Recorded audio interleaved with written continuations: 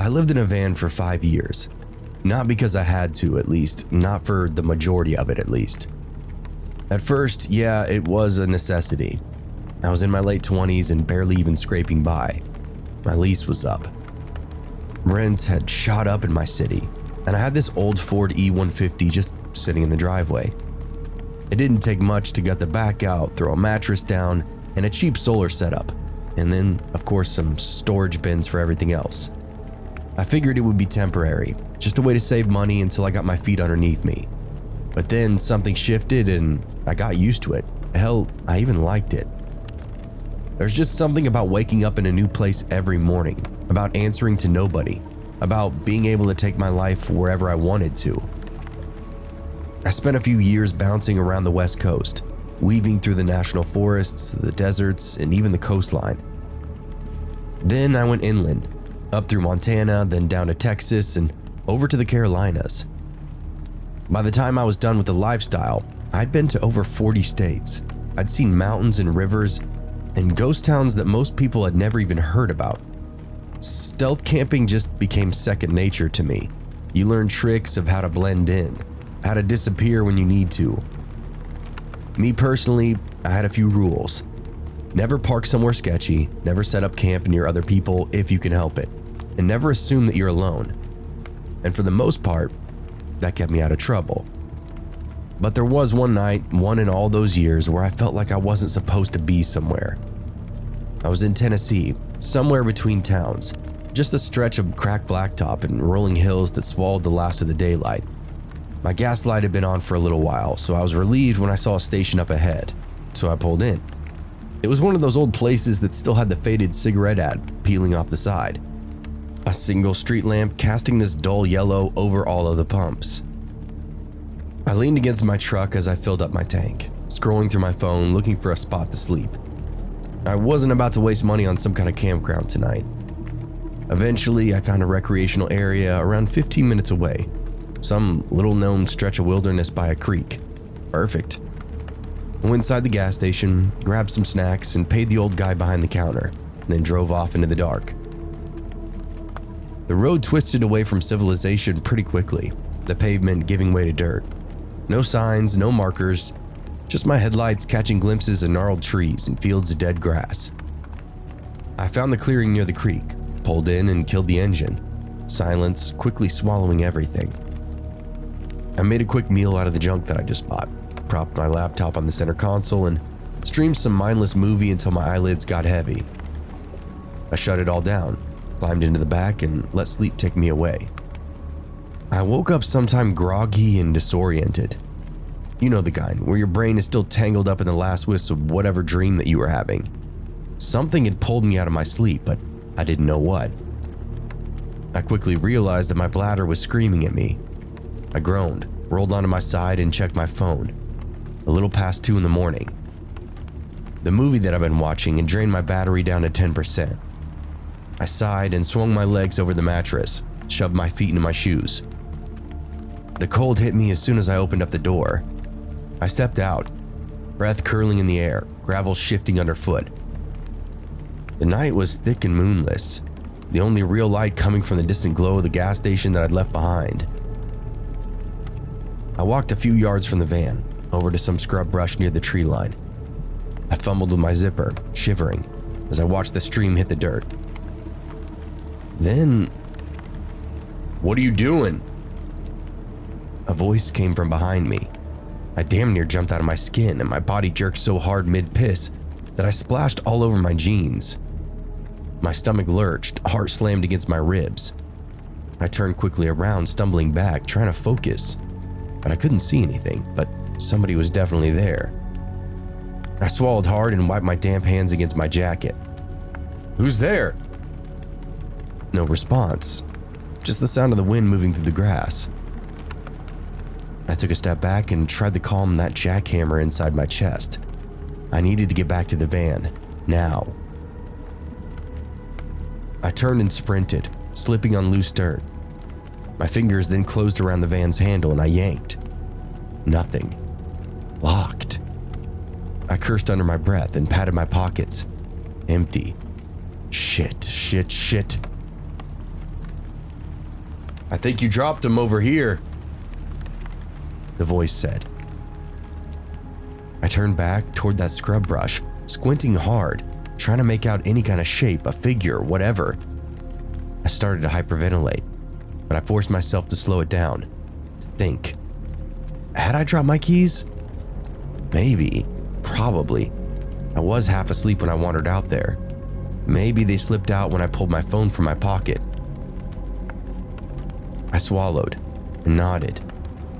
Yeah, maybe. I took a step toward the brush. Something moved. Just the smallest shift in the dark. My throat then went dry. "I don't see him." Why the hell was I talking to these people? A low chuckle. "Oh, they're there." I bent my hand down and ran my hands over the dirt, over the weeds. My fingers felt nothing but cold earth and brittle grass. My skin was crawling, gut screaming at me to get the hell out of here, but what choice did I have? I needed those keys, so I kept searching. The voice came once more, smooth, almost casual for the situation. "Why are you out here anyway?" I didn't answer. My fingers scraped over a rock, a stick, but still no keys. "You shouldn't be here," the voice continued. "This ain't a place for people to stay the night. This is private fucking property." My stomach twisted. I licked my lips. "Yeah, my apologies." A pause. Then, "Bad things happen out here, fella." My fingers closed around something cold and metallic. My keys. I snatched them up and spun around, bolted for the van. I was panting by the time I got the door unlocked, scrambled inside, and quickly locked it behind me. I fumbled for my phone and turned on the flashlight and pointed it out the window. Nothing. Nobody. I tried to slow my breathing. Maybe I was just overreacting. Maybe it's just some locals messing with me. Some asshole who saw my van parked out in the woods and decided to have a little fun. Yeah, that had to be it. I exhaled, let my adrenaline settle. Then something small and hard hit the side of the van. A rock. Then another one. The hairs on my arms stood up on end. Then, from the dark, I heard another sound, the sound of an engine turning over. My breath hitched, my fingers tightened around my phone. A second later, high beams exploded to life just ahead of me. A truck, and a big one at that. It roared to life, idling, headlights blinding. Then it shifted gears, rolling forward, picking up speed and then faster, straight toward me. I braced myself, squeezing my eyes shut, just waiting for the impact, but it never came. Tires skidded against the dirt, the truck coming to a bone-jarring stop mere inches from the van's frame. The engine rumbled, a deep, angry growl. My hands were trembling on the steering wheel. My breath was coming in these short, sharp bursts. The truck just idled there for a moment, then as suddenly as it appeared, it backed up, turned, and rolled off into the night. I still didn't move. I sat there gripping my phone, listening to the distant hum of the truck's engine fading into nothing, along with some hillbilly hoots and hollers. What kind of backwoods shit had I discovered out here? I just sat there for a long while, breathing in, fingers gripping the steering wheel. The truck was gone, but I didn't trust it. I didn't trust anything anymore. Finally, I swallowed and forced myself to move, to think, to get the hell out of here. I turned the key in the ignition. My engine then roared to life, and for a second, I was terrified that sound would draw something back toward me, that truck and that voice. I threw it in reverse, backing up far too fast. The tire skidded in the dirt, but I didn't care. I just wanted to put some distance between me and this place. I spun the wheel and got myself pointed back toward the road. The whole time I kept expecting those high beams to reappear, for that truck to come barreling at me from the darkness, but thankfully, it didn't. I drove faster than I probably should have, bumping and rattling down that dirt path. The forest around me felt deeper. The trees were pressing in, twisted limbs scraping against the van as I passed them. I constantly kept checking my mirrors, eyes darting to the edges of the road, looking for any movement. I saw nothing, but I still felt like I was being watched. By the time I hit pavement again, my knuckles were white on the wheel. I let out a breath that I hadn't realized I was even holding, but I didn't slow down. I wasn't stopping, not until I was somewhere safe, somewhere with people, somewhere I could see. I drove until I saw the glow of streetlights, the familiar red and blue of a Walmart sign in the distance. I pulled in and weaved past a few scattered cars and semis, finally parking under a lamp in the far corner of the lot. The bright, artificial glow poured in through my windshield, flooding the van with light. I killed the engine and just sat there, adrenaline slowly burning out of my body. I reached for my phone. Battery was now at 4%. I pulled up the Notes app and forced my fingers to type. I wrote down everything, the voice, the rocks, the trucks, the way it just stopped inches from my van. And really, I don't know why I did it. Maybe I just needed proof that it really happened. Something to read in the morning, to remind myself that I wasn't truly crazy. Also, potentially something to report to police if I was still feeling brave when I woke up. I double-checked the locks, crawled in the back, and laid down. But I didn't fall asleep. Not until sunrise.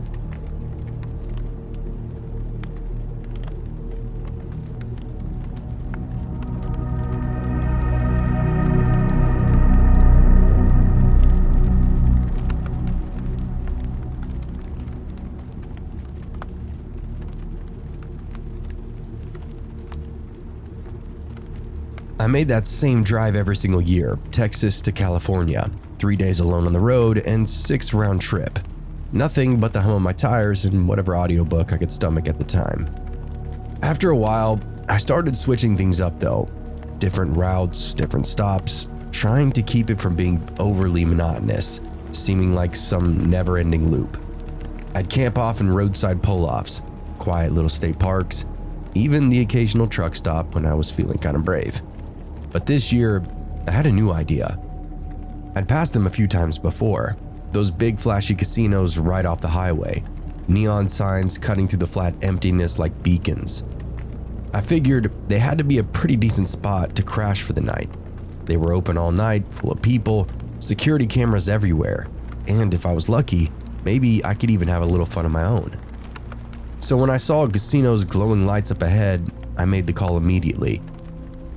It was a lot bigger than I expected it to be, rising up out of the desert like a mirage. Not like Vegas big, but big enough. A multi-level parking structure stretched off to the side, but I stuck to the main lot, winding past rows of cars until I found a spot near the edge. One of the sides was blocked by a landscaping island, decorative boulders, and some sad-looking shrubs, giving me this extra little bit of privacy. Perfect. I killed the engine and stretched out my legs. The parking lot was packed, more cars than I would have guessed for a place this far out. Maybe there was some kind of event going on. I reached into the back and pulled out a fresh shirt, dug my toothbrush out of my bag and scrubbed the road scum out of my mouth, using a water bottle for my cup holder. A quick once over in the mirror, then I'm heading inside, the dry desert air cutting into my skin. And this place was something. It was a little warm, a little dated, but alive nonetheless. 100 different sounds hit me at once. Slot machines ringing, laughter bubbling from the tables, the low murmur of conversation and clinking glasses. I made my way to the slot machines first, ordered myself a cocktail from a passing waitress. I wasn't a gambling addict or anything, but there was just something about those flashing lights and spinning reels that would make my pulse jump. I lost my first $20 in under a minute. Thankfully, I got it back 10 minutes later. Casinos did something weird to me. I was dimly aware of the night creeping in outside, but inside, it could have been any hour. I played a little longer and let the free drinks keep coming, then grabbed a steak dinner at the attached restaurant. By the time I made my way back out to the car, I was full, a little buzzed, and ready to crash. It was around 11 p.m. I climbed into the back where I had a whole setup, folded down seats, a sleeping pad, blackout curtains.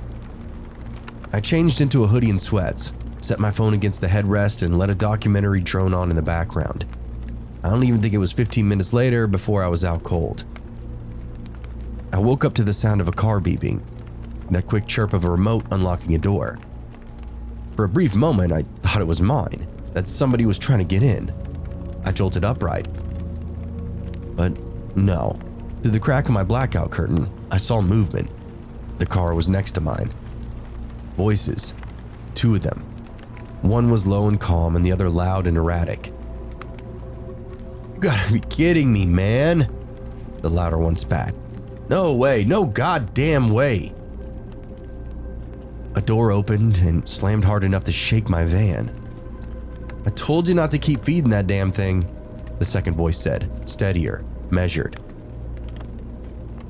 I had it, you saw it. That machine was about to hit. I could feel it. You felt it, the second guy laughed. Yeah, well, your feelings cost us literally everything. A cold dread settled in my stomach.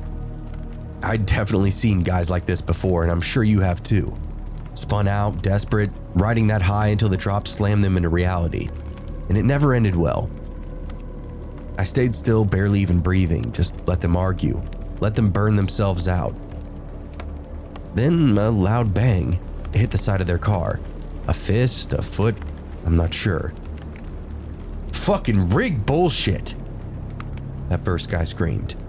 Another bang, then another. Something sharp and metal slammed down against the hood, that sound splitting into the night. I reached towards the glove box, fingers closing around the heavy-set taser that I kept there. I didn't want to use it, I just wanted to know that I had it. Let's just go. It's done, all right? Just let's go. Go where, huh? Huh? You tell me, genius, because I sure as shit can't go home. The next hit wasn't on their car, it was on mine. A heavy slam against the side panel, rattling the whole frame. I tensed, my jaw locked. Another one, and this time it was against the window. That was it. I grabbed my shoes and laced them up fast. I slid out of my van before I could even talk myself out of it. The parking lot lights cast these harsh white pools on the asphalt, shadows stretching long between them. Those 2 men froze immediately when they saw me, their heads snapping toward me like animals caught in a trap. The one closest to my van was a mess. Wild hair, sweat glistening on his face.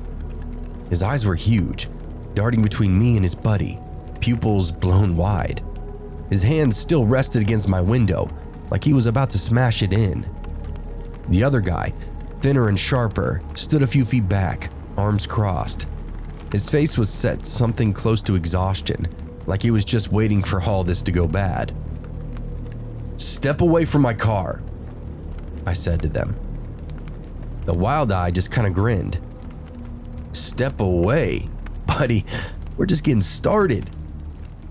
I held up the taser, a silent warning. The second guy's eyes flicked to it, his jaw clenched. Hey, let's just go, man. Shut up, the first guy snapped. And then he looked to me. Look, buddy, you got no idea what kind of night I just had. I don't give a shit. Step away. His grin then twitched and he took a step closer to me. I thumbed the taser on, the electric snap, crackle, and pop in the night. He stopped, and then he laughed, this deep, shaking laugh, like he just heard the funniest thing in the world. You think that scares me? He lunged. I barely dodged the swing. His fist whooshed right past my face, and before I could think, before I could process, I jammed that taser into his side and squeezed the trigger, a full charge. His whole body then locked up. A strangled scream tore out of him as he collapsed to the pavement, writhing around. The second guy bolted. I stepped back fast. The guy on the ground stopped twitching, and for a second, I thought he passed out, but then he pushed himself onto his hands, His face was now twisted into something that wasn't quite pain, something that looked a hell of a lot more like hunger. A deep heaving sound built up in his throat, not a growl and not a scream. It was a laugh, low, bubbling, and broken. He slowly staggered to his feet, head lolling around. His eyes then met mine, unfocused but somehow sharp all at once. He looked like the undead, clearly high out of his mind, probably drunk to boot. Add the Electra buzz that I just gave him, and the guy was probably really out of his mind. He was still laughing. He turned and then stumbled off into the night, vanishing between the rows of cars. I stood there, chest heaving, fingers still locked tightly around my taser. The parking lot was silent again, like it had all been a dream. I just stood there listening to that laughter fade off into the night, pulse hammering in my ears, every muscle in my body locked up, like I was waiting for something else to happen, but nothing did. No more shouting, no footsteps, no headlights swinging back around for revenge. Just the quiet hum of the parking lot, the low flicker of the casino's neon sign reflecting off the asphalt. I exhaled hard, then forced myself to finally move. My legs felt stiff, shaky, but got back into my van, locked the doors, and checked them twice. I pulled my phone from the charger, 3% battery, not even enough to Google what the hell I was supposed to do now. I didn't call the cops, and maybe I should have, but what was I gonna say to them? Hey, some guy had some kind of meltdown next to my van and tried to punch me, so I tased him. Then he laughed and wandered off. What were they gonna do? Drag the whole damn casino looking for one cracked out lunatic in a sea of other cracked out lunatics? No, I was done. I'm not dealing with that tonight. I just wanted some sleep, then get the hell out of here in the morning, and never make the mistake of staying in a casino parking lot ever again. I turned the key, pulled out of my spot, and drove across the lot, putting as much distance as possible between me and that last place that I ever wanted to be. I parked under a different light, closer to the entrance, where more cars were still moving in and out. I killed my engine and just sat there, watching, waiting. Nothing. No sign of the guy, no sign of his friend. I climbed back into my bed, phone still in hand, battery circling the drain. I thought about plugging it in, but the weight of exhaustion was already just dragging me under. My body still hummed with leftover adrenaline, but my brain was just done. I lie there staring up at the ceiling, listening to the sounds of the casino, the muffled music, distant laughter, occasional rev of an engine. The man's face then flitted across my mind, the way he looked at me after being tased, like it didn't even faze him, like he'd felt something beyond pain, something that I was doing to him personally. I closed my eyes and at some point I fell asleep. By the time I woke up, the sky was pink with sunrise. The parking lot was quieter. Most of the late night gamblers were either gone or passed out in their own cars. I sat up and stretched, checked my phone. Dead, of course. I wasted no time, started up my van, pulled out of the lot, and got back on the road. I think a few miles out, I finally began to breathe normally again. And in that moment, I knew one thing for sure. I'm not doing that again. Casinos were off the reservation list.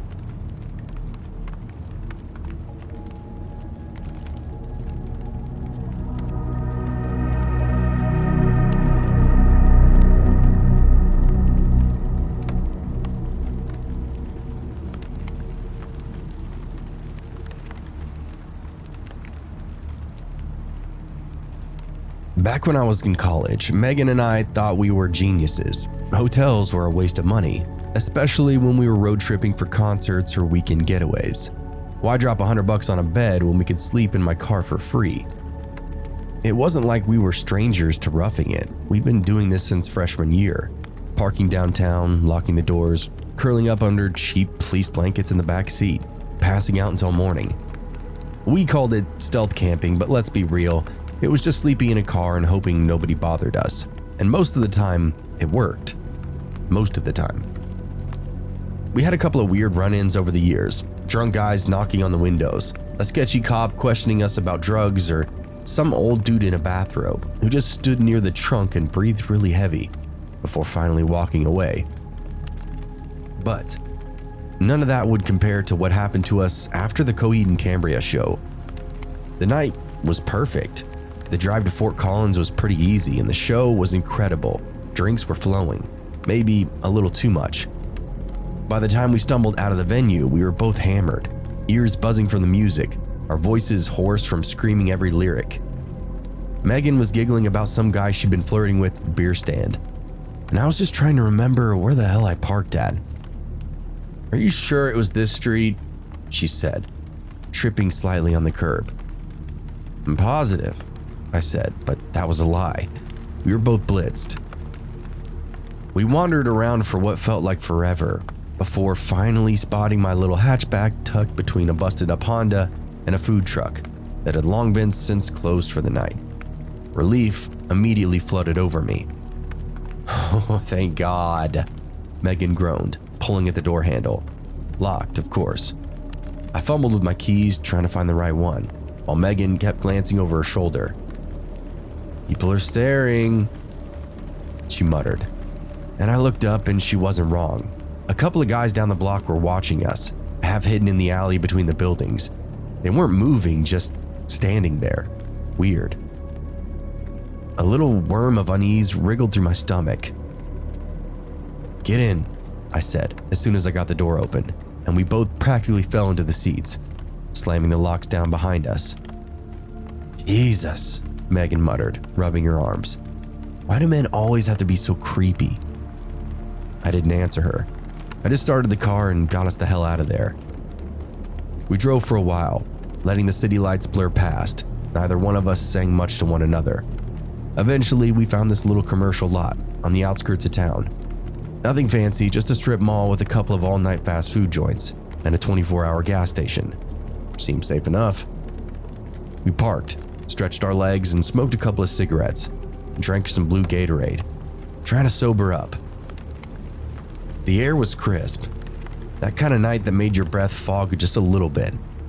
We sat on the hood and stared up at the stars, letting the post-concert high settle into our bones. "Good night," Megan said, nudging me with her knee. "Good night." We climbed back into the car and locked up, and burrowed into our blankets. I pulled out my phone and found a playlist, and let the soft hum of the music fill the space, as we whispered about the best songs of the night, best crowd moments, and the best looking guys. Then out of nowhere, this shadow passed over the windshield. I went silent and Megan did too. More movement, a second shadow, then a third. I turned my head, heart suddenly lodged in my throat. There, standing just outside the car, faces barely visible through the glass, were three people, a woman and two men, watching us. And they weren't smiling. Megan pulled her blanket up like it would shield her from what was going on, and I just stared, frozen in the moment. The three of them stood close, way too close. The woman was in the middle, a little older than us, maybe mid-30s, dark hair hanging limp over her shoulders. The men flanked her, one tall and lanky and the other shorter but thick, like a bulldog.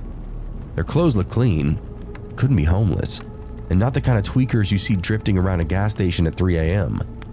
But there was something wrong with them, something definitely off. They weren't saying anything, just staring at us. The lanky guy leaned down, pressed his forehead against the glass.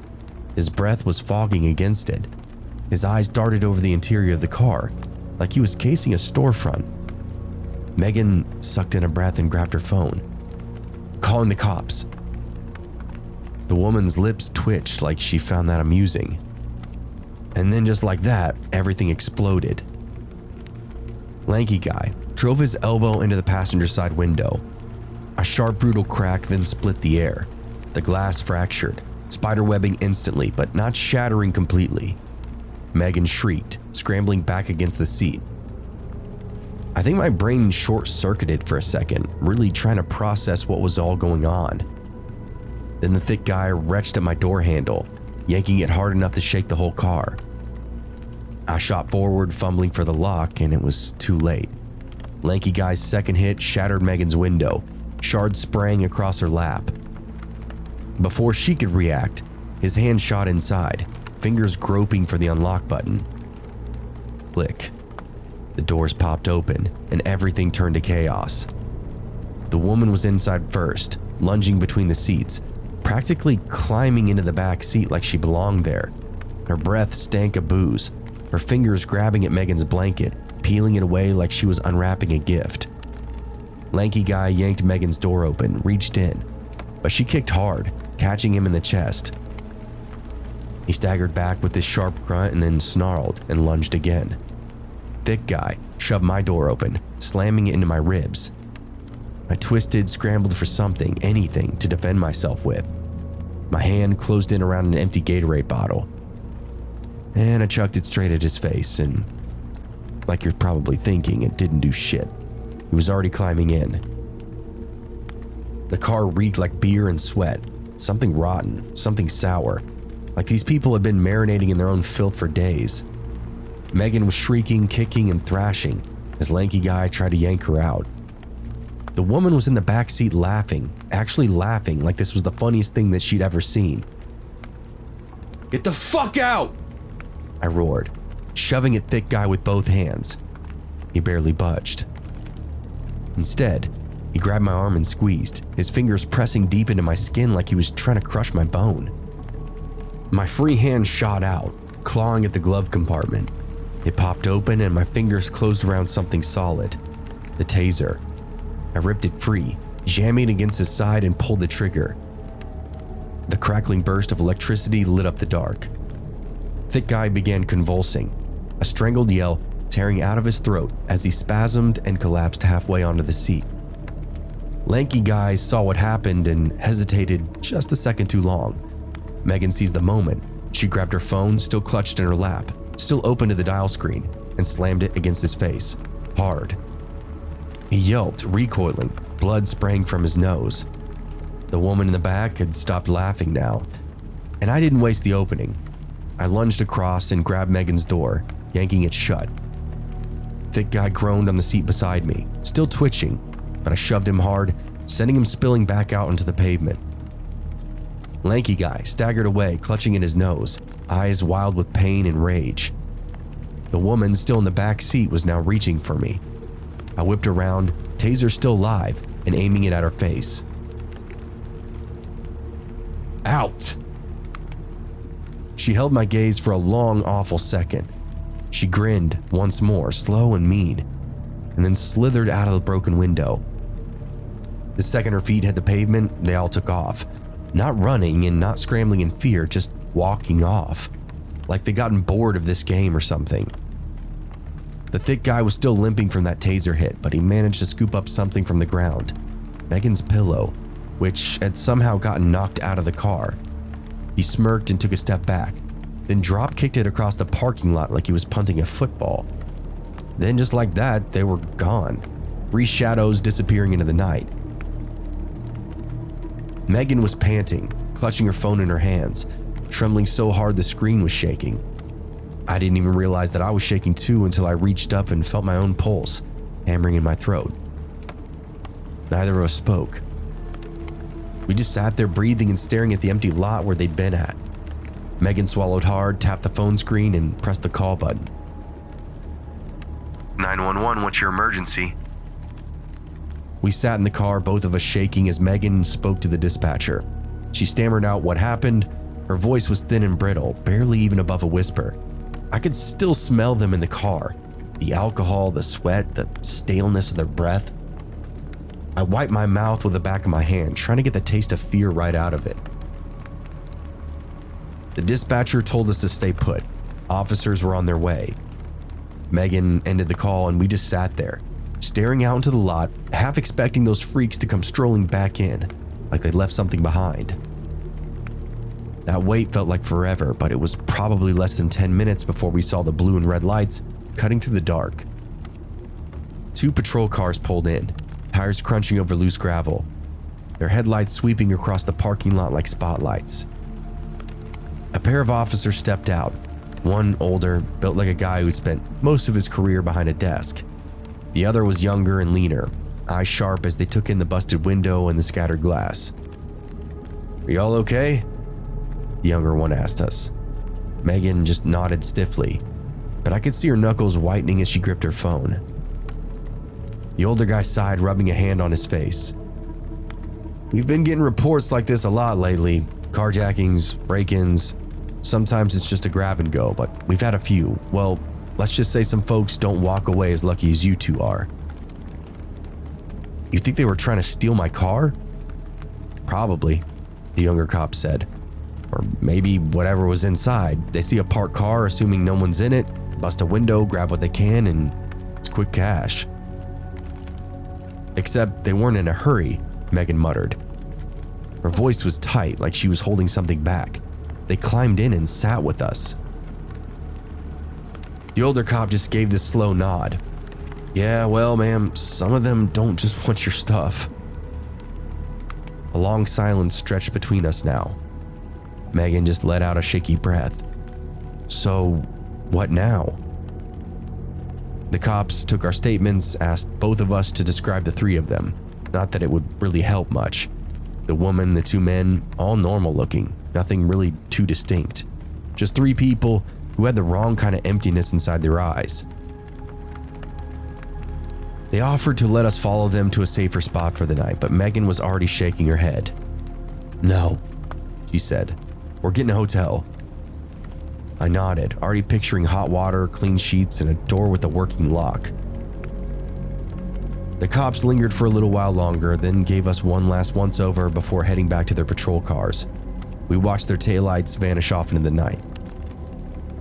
Megan exhaled, long and slow. "All right," she said. "Let's go." The drive to the hotel was pretty silent. We found a cheap place off the highway, checked in without saying much. The front desk guy barely even looked at us, and we didn't care. We just wanted to be inside. The room was pretty standard, stiff comforters, bad lighting, a TV bolted to the wall. But it could have been a palace as far as we were concerned though. We showered and took turns letting the hot water beat against our skin, scrubbing that awful night off of us. We then collapsed into our beds, exhausted, drained, both of us way too wired to sleep though. The last thing I remember was staring up at the ceiling, the weight of the night just pressing into my chest. At some point, I finally passed out. When I awoke, the sun was slanting through those cheap curtains, warm and golden. I stood up and stretched, rubbing my face, feeling like maybe, just maybe, it had all been a weird dream, an awful, weird dream. Then Megan made this small, strangled noise from across the room.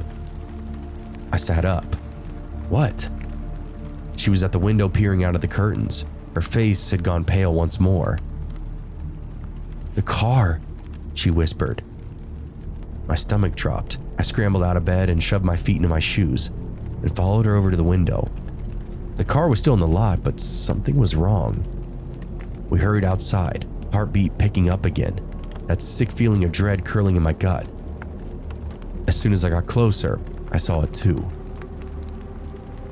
The broken window was still shattered, obviously, but somebody had been inside. The glove box was open, papers were everywhere. Our bags were torn apart, clothes and toiletries scattered across the seats. And the radio, gone.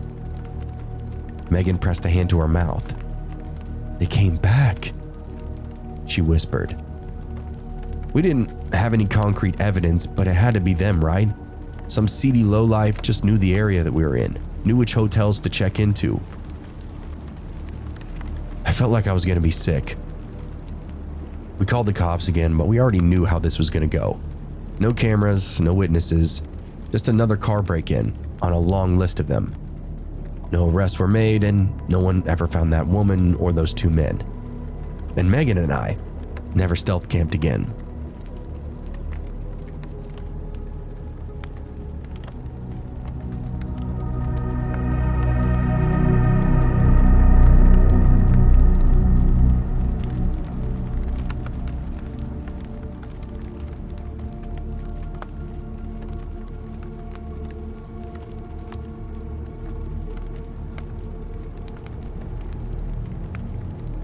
When my wife and I first got married, We would take seasonal trips down to Florida once or twice a year, mostly for the great weather and also to get a little surfing in.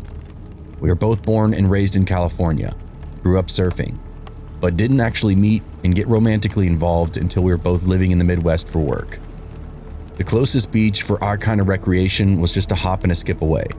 We didn't have friends or family in Florida, so these trips were literally just for us, to satisfy our beach cravings, our desire for seafood, and even the urge to be out in the sun. Because we didn't have family to visit, we would just randomly select a different coastal town each trip and stay somewhere brand new every time we went down. Being young newlyweds, we weren't making a ton of income, and our savings were all but non-existent. We had to be cheap on these road trips, which meant no hotels, period. Not on the journey and not after arriving in whatever town we picked previously.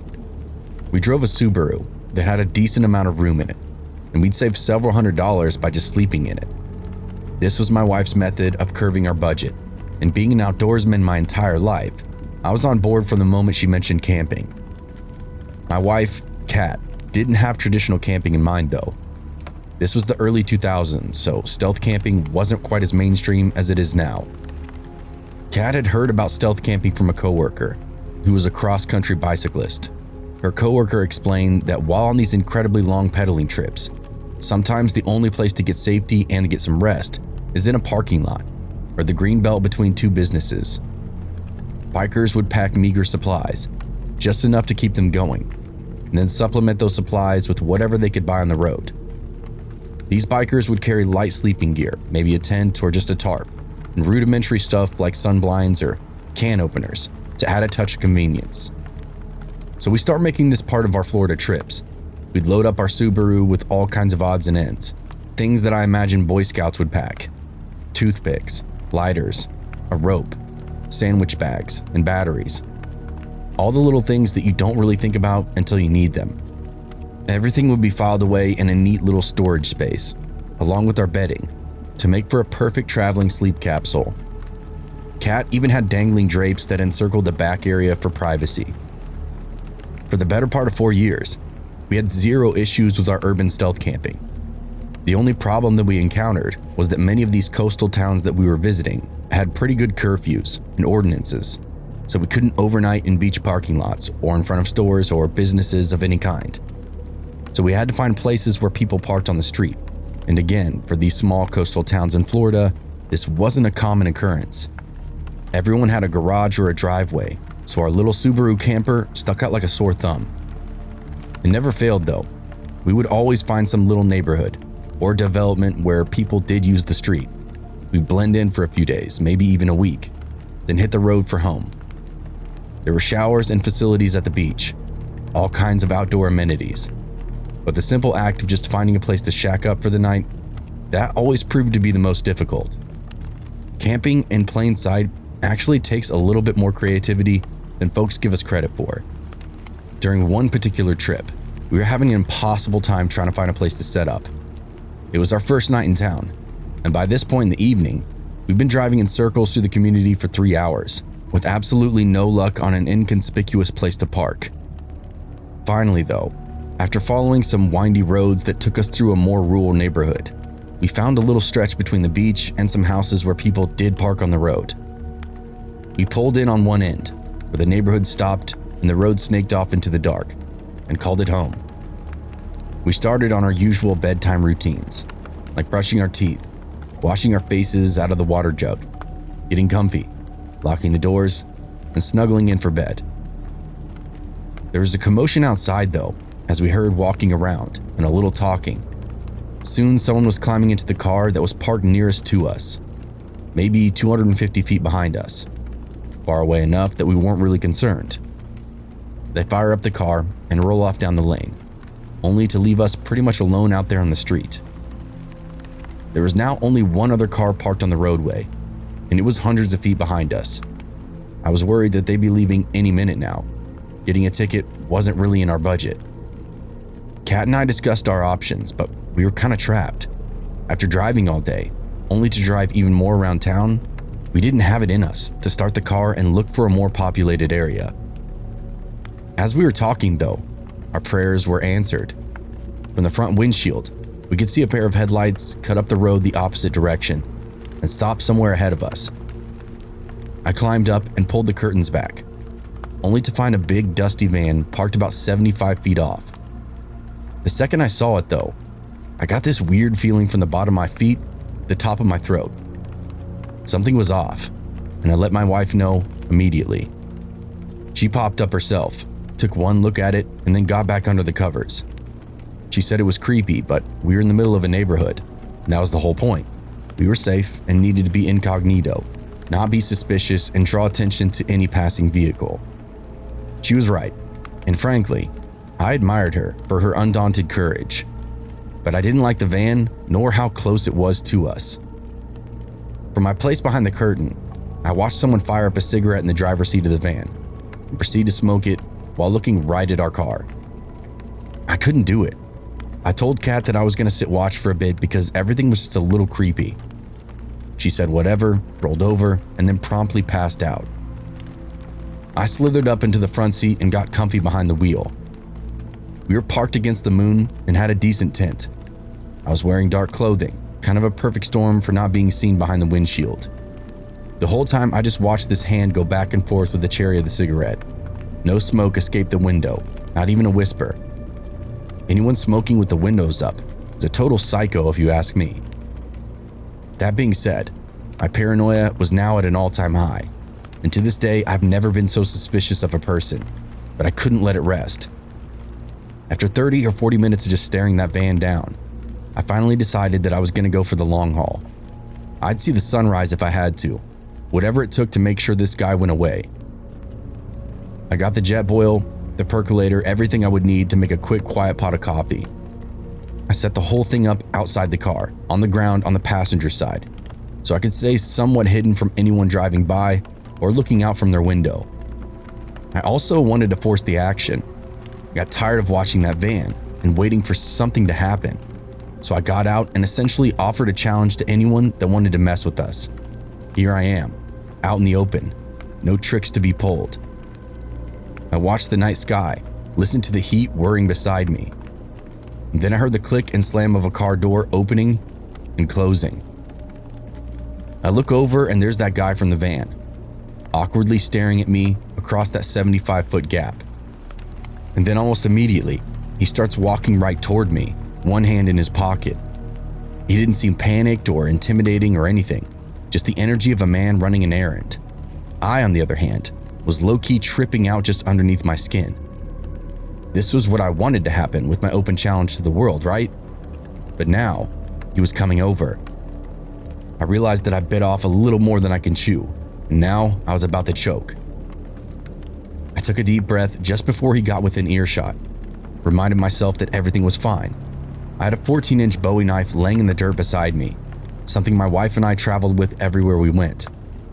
I was going to use it, hopefully to scare this guy off at the first sign of trouble, and if not, bury it in his chest before he could kill me or my wife.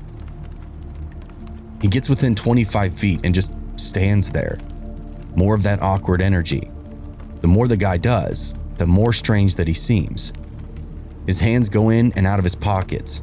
He pushes his hair back a few times, and then finally comes over within talking distance. He says, "Hello," and asks me how's it going. We share some very brief small talk before he asks me for some matches. The only matches that we had are in the car, but I do have a lighter for the Jetboil, so I hand it over and explain that he can just keep it. He seems blown away by this, like he's never received a kinder act of generosity, continues to thank me over and over again. After a string of thank yous comes to a final end, he goes back to just awkwardly standing there. That's when it occurs to me how big this dude is. 6'2" at the very least. He's broad too, a well-built fella. But it was so dark that his dimensions were hard to discern at first. Now that I sized him up, I was a little uncomfortable again. His awkwardness came off as apprehension, like maybe he was about to jump me or something. You better believe that I had that knife tucked in my waistband, just underneath my shirt. It was still in the sheath, so honestly, it would have been a pain to get out and use, but having it close was relieving. I poured 2 cups of coffee in the disposable throwaway cups that me and my wife used. I offered up one to the guy. I told him that I was staying awake for a bit for a photography shot, as I was an amateur photographer. This part was actually true, but there wasn't any shot that I was looking for. This was just an up and down lie, short of the being an amateur photographer part. That's about the time that this guy decided to dive into his backstory. The stranger told me his name, something I still don't remember, and that he'd very recently been released from prison. He was moving along the coastline on his way to Miami, where he had a job lined up. I nodded along, more interested than you could believe. I could have easily earned an Academy Award with the performance that I put on. Like, I was this guy's old high school coach, and he was catching me up on his life or something. Honestly, I wasn't paying attention to what he was saying at all. I was all caught up in a panic, letting one hand rest near the knife in my waistband while looking for signs of aggression in his body language. None ever came, but I was still on high alert. I told the guy that I wished him luck and was going to be turning in soon myself. He said thanks again, then milled around the area for a little bit longer before climbing back into his own van. I saw him light another cigarette, just went back to lounging in the van. For whatever reason, continued to stare at us. Red flags and alarms had been going off in my head all night, but here I was, somewhere around 2 in the morning, and hadn't slept any yet. My interaction with that guy was very creepy, but nothing so scary that I needed to run in the other direction. I convinced myself that he was a guy just down on his luck while I put my coffee supplies away, then slipped into the front seat. I watched the area for a few minutes before deciding to turn in. But just as I turned to climb back into the bed space with Kat, something caught my eye. I saw movement along the vegetation between the road and the beach. A shadow at first, but soon I could make out the undeniable figure of a man, one even larger than the guy that I was just talking to. He skulked along the underbrush until he was level with the van, then crossed in front of it and climbed into the passenger seat. He was very careful with the handle, as I couldn't hear it open nor latch when he silently pulled it closed. Guy was going the extra mile to make sure that no one knew that he was out there. Great, not one but 2 ex-convicts roaming around not 100 feet from where my wife and I are trying to sleep. I slammed the key into the ignition and flooded the area with my high beams. Right there in front of me, I could see both guys sitting in front seats of the van, and they gave me a creepy, rotten grin through the glass. The driver held up the lighter and waved it back and forth at me. My wife asked me what the hell was going on, but I just shifted the car into drive and whipped around to get deeper into town. The logical thing would have been to blow right past them, so I hadn't been down the stretch of road, and that was literally where they'd come from, but we were definitely more familiar. If I was going to have an advantage, it would be to go where town thickened up and more people could intervene. I'll never forget looking up through my rear view and through the flailing fabrics of the blind, seeing that van peel off the shoulder and come rolling after us. They didn't turn their headlights on, but simply followed along in the dark. I could only see the grille and the headlights by the glow of my red backlights. It was a very haunting visual. I did my best to quickly explain to Kat what the hell was going on, all while she's sliding from wall to wall in the back of the car. I told her that the guy in the van was released from prison this week and had a friend that he didn't mention sneaking around in the dark around our car. As he didn't mention him, I assume his intentions were probably not good. He was likely casing our situation, seeing if we had anything of value, that kind of thing. It only took Kat one peek out of the back window where she saw the glowing silver grille of that van coming up right behind us for her to agree that I made the right call. It was time to get the hell out of there, and we had to do it now. Fortunately for us, the neighborhood led right into a well-lit community. Suddenly, that dusty piece of shit van wasn't so scary behind us. They actually looked like assholes, racing and squealing around. They backed off after barely a quarter of a mile and looped back into the darkness near the beach. I drove us to the nearest pharmacy, parked under a light pole, and did my best to fall asleep. The worst case scenario would be waking up to a ticket, but at that point, I was just lucky to not have been robbed. We lucked out yet again, as Kat and I just snoozed away the morning and woke up without incident. We caught the best lunch that we've ever had in the local surf deli. The cold cuts were unbelievable. We didn't see that van again, and frankly, kind of lost interest in stealth camping. It's been hotels and Airbnbs for us ever since.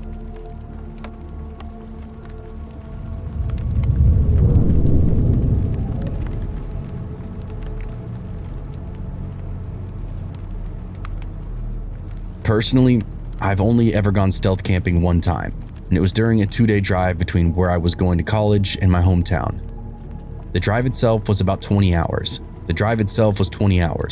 And the town that was smack dab in the middle of that drive was Moab, Utah. I had never been to Moab, but I guess maybe driven through it once. But I'd heard about it just like we all have, that it's paradise for rock climbers, rock crawlers, off-roaders, and outdoorsmen in general. I grew up hiking and camping, so I was kind of excited to see what the town would have to offer for a passerby. As I was planning this trip, I was trying to keep it as cheap as possible. As I mentioned earlier, I was in college at the time, and this was my first trip home for the holidays. I was kind of feeling everything out in terms of what this trip would cost, so I could properly budget out for the future.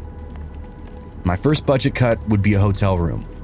I was driving my old Jeep Cherokee, and Moab was such an outdoor-friendly community. I figured there would be a plethora of campgrounds in that area. I'd just roll into one for one quick overnight for 5 or 6 hours. The day finally came. I packed up my Jeep and hit the road. Everything went exactly to my plan, cutting through the miles until finally, right down at sunset, I got within 10 or 20 miles of Moab. It was so plain out there. No trees or forest from what I could see in the fading sunlight. I didn't worry though. I figured I'd be sleeping in my car anyway. I didn't need trees or forest to do that. By the time I got into Moab though, it was completely dark. I didn't have any idea where to go in terms of camping. This was well before smartphones, so all I had were the Google Map printouts which I had used to piece together a rough idea. Soon I had a campground pegged, one just outside of town along the beautiful stretch of the Colorado River. To my memory, it was called Goose Nest Campground, something like 2 miles east of the town limits. Yes, I'd Googled if there were campgrounds, but what I failed to learn was that these were paid for, highly sought after campgrounds. I couldn't just roll into one and use it. The second I did this, I had multiple campers from other units walking me down with flashlights, asking to see a permit or some kind of paperwork, anything saying that I paid to be there. It was probably to keep out the riffraff, and after this happening to me 2 or 3 times, I was too spooked to stick around. I didn't feel friendly, and I thought I was ruining a peaceful night for all these campers, not expecting a stranger to come driving through their area. After getting ran out of those campgrounds, I cruised back into Moab, decided I would just sleep in the parking lot, something like a Walmart or a Denny's, where there's a 24-hour bathroom. I didn't really need comfortable living, I just needed basic stuff to get me to morning. I was really banking on sleeping in the middle of nowhere, but my experience thus far had me hesitant to even go off-roading. Who knows what kind of shit I'd come up on out there. There was no luck for me in town either. The place was crawling with crackheads and weirdos. Every parking lot that I investigated had at least one unsavory looking guy, if not 5 or 6 of them, shuffling around, up to no good. This was not what I had in mind for such a well-known destination. Absolutely defeated, I decided that I would sleep in the middle of nowhere. I got my Jeep back on the highway and rolled maybe 3 miles south of town and hooked onto the first dirt road that I saw. There was a little cattle guard laid in between some barbed wire fencing, but aside from that, the place was wide open. There were some bluffs that I couldn't see over, so I just decided to park along the little ridge that partially blocked my car. Still very cautious of my surroundings, I decided to drape one of my blankets that I had across the windshield and the front windows to keep unwanted eyes outside of my cab. Then I insulated myself up front, with my legs across the console and butt in the driver's seat, my back against the door, and placed my feet in the passenger seat. It definitely wasn't the most comfy thing ever, but I had a lot of stuff packed in the back. Plus, I wanted to be ready if anything got weird.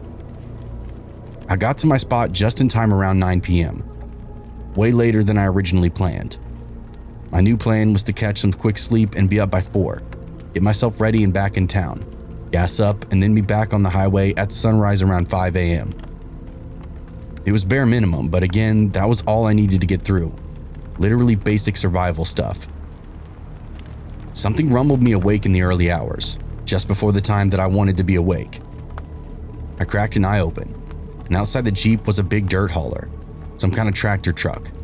It was idling, and just around the blanket curtain that I'd put up, I could see a guy looking down at me from the cab. Not a minute later, he rumbled off into the desert, around one of the bluffs, and then disappeared. I didn't put much more thought into it and just tried to go back to sleep. I figured it was some kind of laborer of some kind, and this was his pickup route. A truck that size wasn't up to anything spooky. Not but 30 minutes later, I hear banging on the passenger side window. I crack an eye open and check my watch, just shy of when my alarm was going to go off. I assumed that I was about to get shooed off by the police or maybe the Forest Service, as the timing would line up with the truck that just drove off by earlier. I yanked the blanket down to find an old beater Chevy outside, with a guy staring holes through the glass at me. I started to wave, but before I could, someone bangs on the window directly behind my head. They banged on it so hard that it rattled my teeth, and I slowly began to realize that I'm completely surrounded. I turn, and sure enough, there's another guy that looks a lot like the first. Plain t-shirt, Levi's, boots. They both start hollering for me to get out of the car. For whatever reason, I obliged. I wanted understanding, just to let these guys know that I was just passing through. I meant no harm. This turned out to be a huge mistake on my part. The second that I unlocked the vehicle, the guys yanked both doors open, pulled me out of the car by my arms and my shoulders. Once they had me on the ground, one sat on me while the other went through everything that I had, starting with my glove box. Saying it was a thorough investigation would be an understatement. I watched while this guy turned my front seats upside down, dumped my glove box and console in the dirt, pocketed anything that I had of value, coins, electronics, you name it. I swear I even saw him take my push-in lighter just because it was shiny. I explained to the guy that was holding me down, I'm a college student. I'm from out of town. I didn't mean any trouble. I was just lost and trying to get some sleep before hitting the road again. The guy literally mocked everything that I said, repeated it back to me in a stupid voice, even slapped me a few times, all while laughing. He didn't care who I was or where I was from. After a few more minutes, the sun crested the hills. Everything was lit up. I don't know how, but I could tell that that made these guys nervous. I could hear cars on the highway, which I thought were closer during the night, and now that I could see it, it was a good quarter mile away from the main stretch of road. How these guys had found me, I couldn't really be sure. I thought I'd done a pretty damn good job of hiding out. Eventually, after 10 or 15 minutes of being pinned to the ground, they just took off. They instructed me not to follow them, not to call the police or do anything stupid, because if I did, they'd come back and kill me. They were very, very clear about this when they said it to me. Either way, I'd already made up my mind. They didn't really take much from me, mostly just some food and what little cash I had in front with me. After making sure I was okay and intact, I got back in my Jeep, whipped back towards Moab. It took me a bit, but after making a couple of laps, I found the police department, went in and made a report.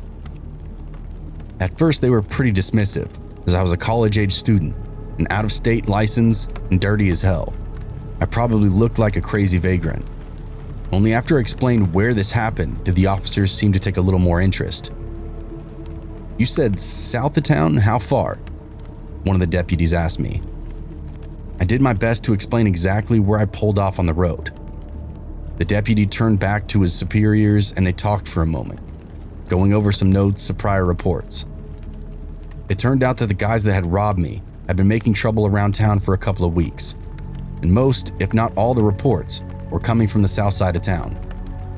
Furthermore, the dirt road that I pulled off on to get some sleep, well, that road led to a pretty big ranching outfit, and I don't mean a dude ranch resort, but a real agricultural facility. They even had a mine out there on the property, hence the Big Mac truck that rolled by me in the early morning hours. Well, a couple of guys that had been sneaking in and out of the ranch, usually in the middle of the night. They would come in empty-handed, stumble around the property until they turned on some lights or tripped an alarm. Then they would go scurrying back out into the desert with whatever they could grab. Tools, copper, raw ore, building materials, literally anything they could sell into turning a couple of bucks. My misfortune turned into a stroke of luck for the local police department. I took them out to where my incident took place, and from there, the sheriff's department was able to track these assholes down by the end of the day. They found them holed up in a little cave in a wash that intersected with the river.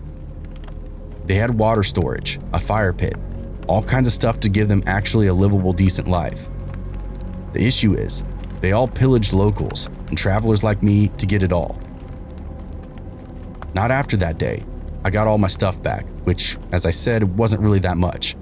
Maybe $50 total, along with some of my personal stuff like blankets. I have no idea what happened to all those men, but I'm sure the camp was cleaned up, missing items returned to owners, and everything else dumped in the trash. From there, I'm sure those dudes got locked up, and I went about my business. Like I said in the beginning, this was my first and only time stealth camping, and I can confidently tell you, I'll never ever do it again.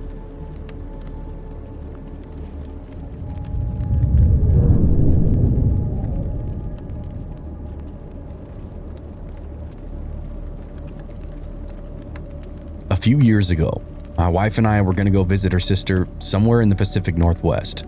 We're an older couple, but not ancient, not even retired, so we make up all trips like this pretty often. Recently though, or at least within the last 5 years or so, we've been hearing about a new fad called stealth camping.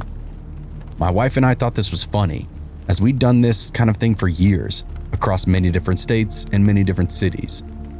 I'll admit we were fascinated though.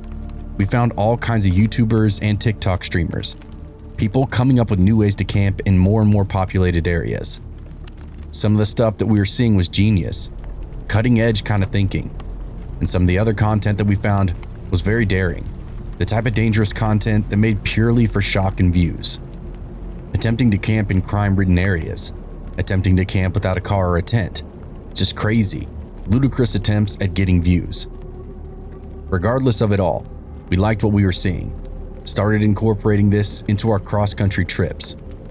We started simple at first, just sleeping in the car in well-lit parking lots, then slowly transitioned into more isolated methods of camping. Instead of sleeping in a Walmart parking lot, we'd find a luxury condo, or maybe even a gated community, somewhere with a little more security. We'd follow someone inside, find a nice, non-reserved parking place, and sleep away the night without anyone knowing. Dawn would come and we'd get ourselves ready, roll right out the exit gate as if we'd lived there our whole lives. It was a lot of fun, and always made for some mild excitement. Now, stealth camping isn't quite the same as boondocking, which was something else that my wife and I had done. Boondocking is just breaking camp in the middle of nowhere, generally public land, and that doesn't have services or any amenities. It's essentially just typical camping.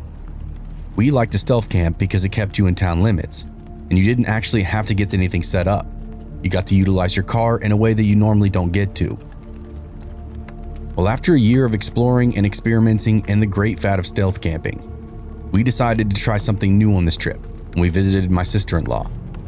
Instead of just using a car, we were going to actually find a place within town and city limits to set up a little camp and sleep outdoors. We'd seen enough videos and practiced enough on our own to feel confident we could get away with it. Looking back, I don't know what the hell we were thinking. This was some ultimate bored, middle-aged white people activities if such a thing ever existed. Everything on this trip was going good at first. We stopped 3 or 4 nights at this point, all of which were successful outdoor ventures. Now we were actually in the city, needed to be careful with the place that we chose. After getting some food and stretching out our legs, we started shopping around for a place to set up. It wasn't long before we spotted this quaint little green belt behind a Target store. It had ominous fencing that didn't actually have a warning of any kind. There was grass and a line of trees, even a little hill to offer a vantage point. By and large, it seemed absolutely perfect. It would make for the most high-profile stealth camping adventure for us yet. Now, you can't just go in and start setting up full camp with people around.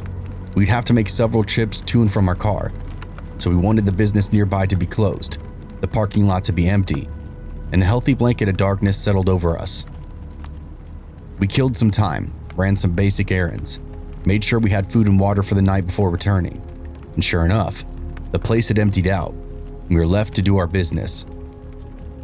We didn't have a ton of supplies or anything, but we liked to be comfortable. and didn't want to have to return to our car for any reason. As I've been saying, we took it pretty seriously, compared every step of our camping to some videos that we'd seen. We knew all of this had to be safe and secret, so we held ourselves to a certain standard. At the end of the day, though, it was a lot of fun and something to tell our friends about. The camp itself was tucked into a thicket of trees about halfway up that hill, which kept our tent out of view from pretty much every direction.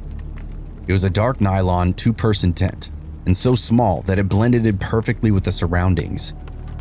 Up where the trees were a little flat area to put the tent, which also had a two-person cot inside. It was very comfortable and kept us off the ground, which did preserve our backs a bit. Again, we're older. You can't blame us for preventing the aches and pains, if able to. We settle into a couple collapsible chairs that we brought along. We spared no luxury with the isolation that we had back there. We talked in hushed voices, shared a snack and had a little wine, and just watched the sky. It was relaxing, very mellow. You almost couldn't tell that we were in the heart of a major metropolitan area. Somewhere behind us, we could faintly hear the drone of the highway. But then we heard something much closer, tires squealing through the parking lot. The hill wasn't so high that we couldn't see over the Target building, but it was obvious that some kid just whipped in the lot, was doing donuts or something to that effect. Every time that we thought it would stop, they would just cut the wheel and gun it in the other direction. It was very off-putting, but not quite enough to be scared or anything. Our car was parked out there, but there were a few other cars too. Random lot overnighters, maybe even graveyard shift workers. There was a stretch in numbers that hopefully whoever this was would be careful enough not to crash into any of the cars. It quieted down after a while, and soon my wife and I were getting ready for bed. There's something about sitting in the dark, especially outdoors, that just drains my battery. It could be 7 p.m. and I'd tell you it was midnight. I just lose all sense of time and want to be asleep the whole time I'm out there. Just as soon as we're getting ready to break down the chairs and go inside our tent, we hear that same car come ripping through the parking lot once again. Except this time, it comes to a screeching halt. My wife and I look at each other. That's new. Then we hear a car door open and shut. A second one. Then we hear footsteps, voices. Everything is getting louder. My wife and I look at each other in total terror as two strangers pull the fence back and start wandering right into the green belt that we're hiding in. We can hear them clearly now. They aren't talking about anything nice or friendly. Mostly violence and drug use. I couldn't believe this was actually happening. My wife starts to get up, but I stopped her, whispered for her to stay put. The trees had us totally blocked from view. The only way that we'd be found was through sound. The less movement, the less likely that we'd be caught. She sat back, put a hand over her mouth and just waited. Thankfully, those voices slowed down as the two strangers stopped short of where we were lingering, down in that flat area before the hill. There was a big fallen tree down there too, bigger around than a car tire, and made for a good bench. I considered camping next to it earlier, but found it too close to the fence for comfort. And thank God that we didn't do that, or we would have been discovered almost immediately. Now we just listened to these guys talk for a while. Obviously we didn't know their names, so I'll just refer to them as Guy 1 and the loud guy. Guy 1 was only a little softer spoken, but talked at such a fast speed that we had a hard time keeping up with him. I'll try to recreate as much of the conversation as I can remember. At first they were just talking about doing drugs and getting high, partying, but eventually the talks turned into violence. Stuff they'd done, stuff they wanted to do, and this eventually led them to why they were out there in the first place. Damn, dude, what time is it? Is he even coming or what? The loud guy asked. Yeah, he said he'd be late. He's always late. Can't wait to do this, Guy 1 said. Yeah, me too, man. Dude's a scumbag, loud guy agreed. Now they start trailing off about how they were supposed to meet a third person, a drug dealer of some kind. They were gonna rip him off right back here. Apparently, they'd bought from this guy pretty regularly, but his prices went up and his consistency had gone down. Addiction turned to desperation, and both of those turned into anger for Loud Guy and Guy 1. Anger that they planned on using to utilize to rob the person that was causing their problems, or at least so they reasoned. We definitely didn't like what we were hearing, but our options were limited.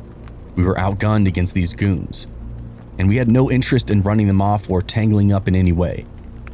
I had a gun naturally, but that was an absolute last resort. It was an unspoken agreement that we could just hide, stay quiet, and wait out whatever the hell was about to happen. The second it was clear, we'd call the police and get the hell out. The two goons kept talking about all kinds of creepy, colorful stuff. My wife ended up covering her ears because it was so gross, beyond locker room talk, but the truly heinous daydreams of the criminally deprived minds. After a while, we heard footsteps approaching from the outside. I prayed for a security guard or someone, but it turned out to be the long-awaited drug dealer. Showtime. They all started exchanging pleasantries, shaking hands. This part actually felt almost cool, as my wife and I were the only ones privy to what was really going on, or at least so we thought. The conversations then turned to business. Loud guy starts to inquire about their purchase, and drug dealer pulls a gun out of his jacket and points it right in Loud guy's face. "What the hell, man?" he screams. "You didn't say he'd have a gun." "There's a lot I didn't tell you," guy one says. "Now empty out your pockets." This whole exchange was a double setup, as guy one was never going to rob the drug dealer, but was actually in cahoots with him. Then the second gun came out. They shouldered up, and Loud guy immediately realized that he was done for. His only option was to get louder and louder, which for him came pretty easy. They didn't let it happen though. My wife almost gave us up when the drug dealer pistol whipped that Loud guy not once, but twice. It got really quiet. Guy one rolled him over, started working him over, checking his pockets, then literally hog-tying him. Loud guy started to grumble again. How we thought they were friends. It wasn't supposed to be like this. Guy one took a filthy rag from the culvert ditch and stuffed it inside his mouth. Talk about cold-hearted. After that, drug dealer and guy one went through the contents of Loud guy's pockets. They even took his shoes and his socks off, where I guess the real haul was found. From what we could hear, they came upon $900 in cash, half an ounce of cocaine, and also had piano wire in his pockets, apparently a tool of his. Then the worst thing that you can imagine happened. My wife's whole body lurched, her eyes went wide, and she let out the loudest sneeze that you can imagine. I froze, totally shocked at what just happened. My first instinct was to say something like, "What the hell?" But I knew that would only add to the fire that we just started. She put a hand over her mouth and nose and did her best not to breathe.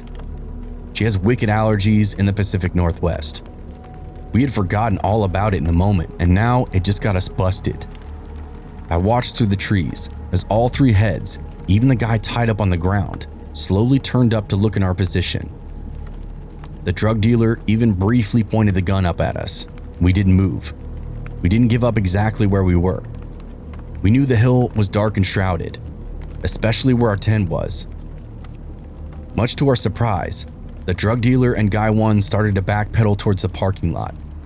They shouted a few threats, talked some tough guy shtick, and even threw some more shade on Loud guy, who's still tied up on the ground. My wife and I kept still as they slowly disappeared through the fence and around the side of the building.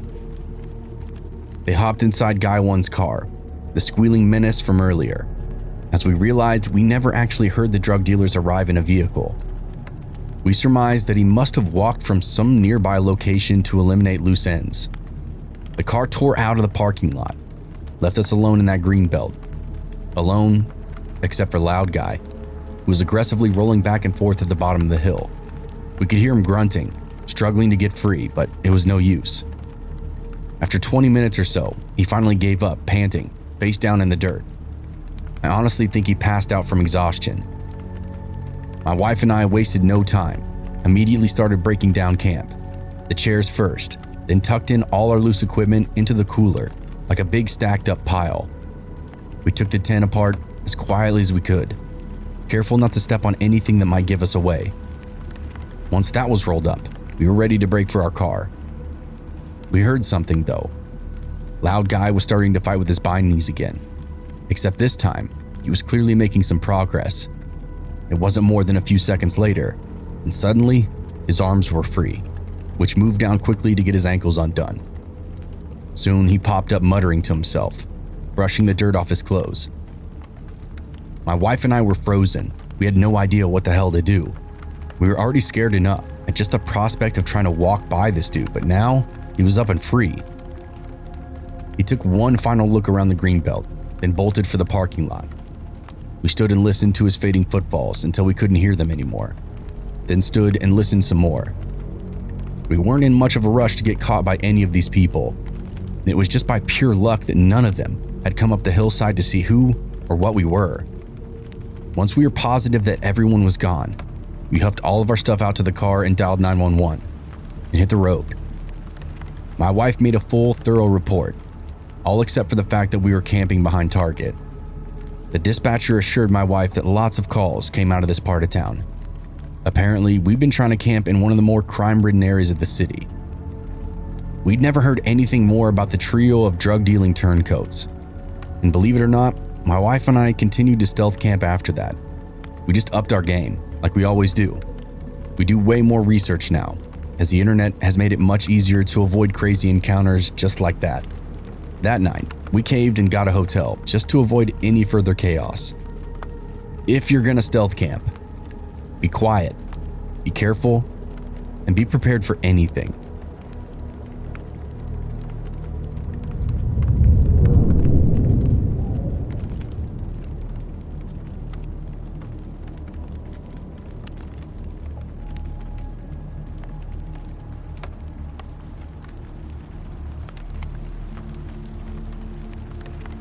I have a road trip story, but it's extra weird because it wasn't on a road trip that I even wanted to be on.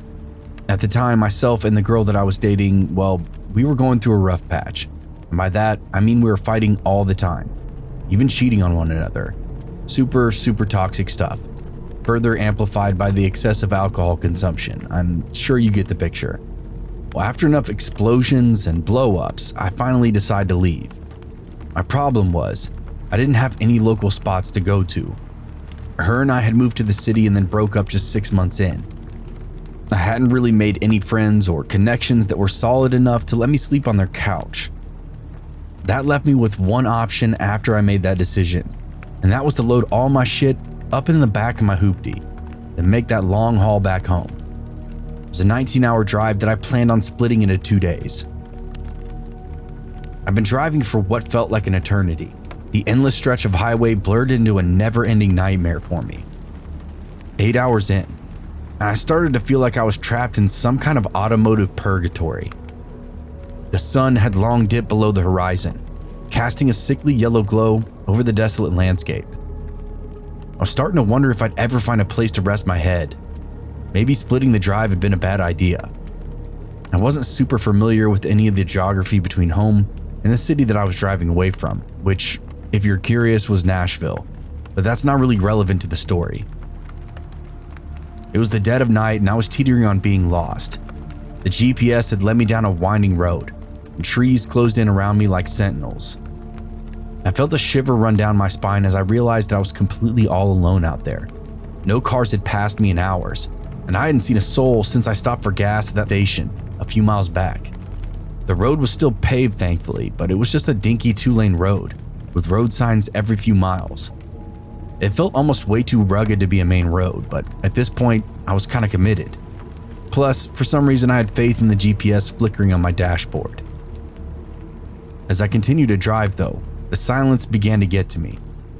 I turned on the radio, but all I could find was static and white noise. I tried to focus on the road itself, but my mind kept wandering back to the strange feeling that I was being watched. This was also probably due to the come down from my lack of drug use. My ex and I were definitely drunks, but since moving to Nashville, we started dabbling in what drugs we could find on Whiskey Row. Now that it was drying out of my system, I felt anxious and weird, a constant stream of sweat pouring out of my forehead. I'd only been on this trip for a few hours, and I was starting to feel like I was losing my grip on reality. The miles blurred together in a haze of exhaustion and just complete boredom. I'd seen nothing but fields and forest for hours. I was starting to wonder if I'd ever find civilization ever again, which was important to me. My paranoia aside, I wasn't brave enough to just pull over and camp in the middle of nowhere. I wanted to camp somewhere with streetlights, like a park or Walmart in the next town that I passed through. As the darkness deepened, I began to feel a creeping sense of dread. I was alone, vulnerable, and completely at the mercy of the road.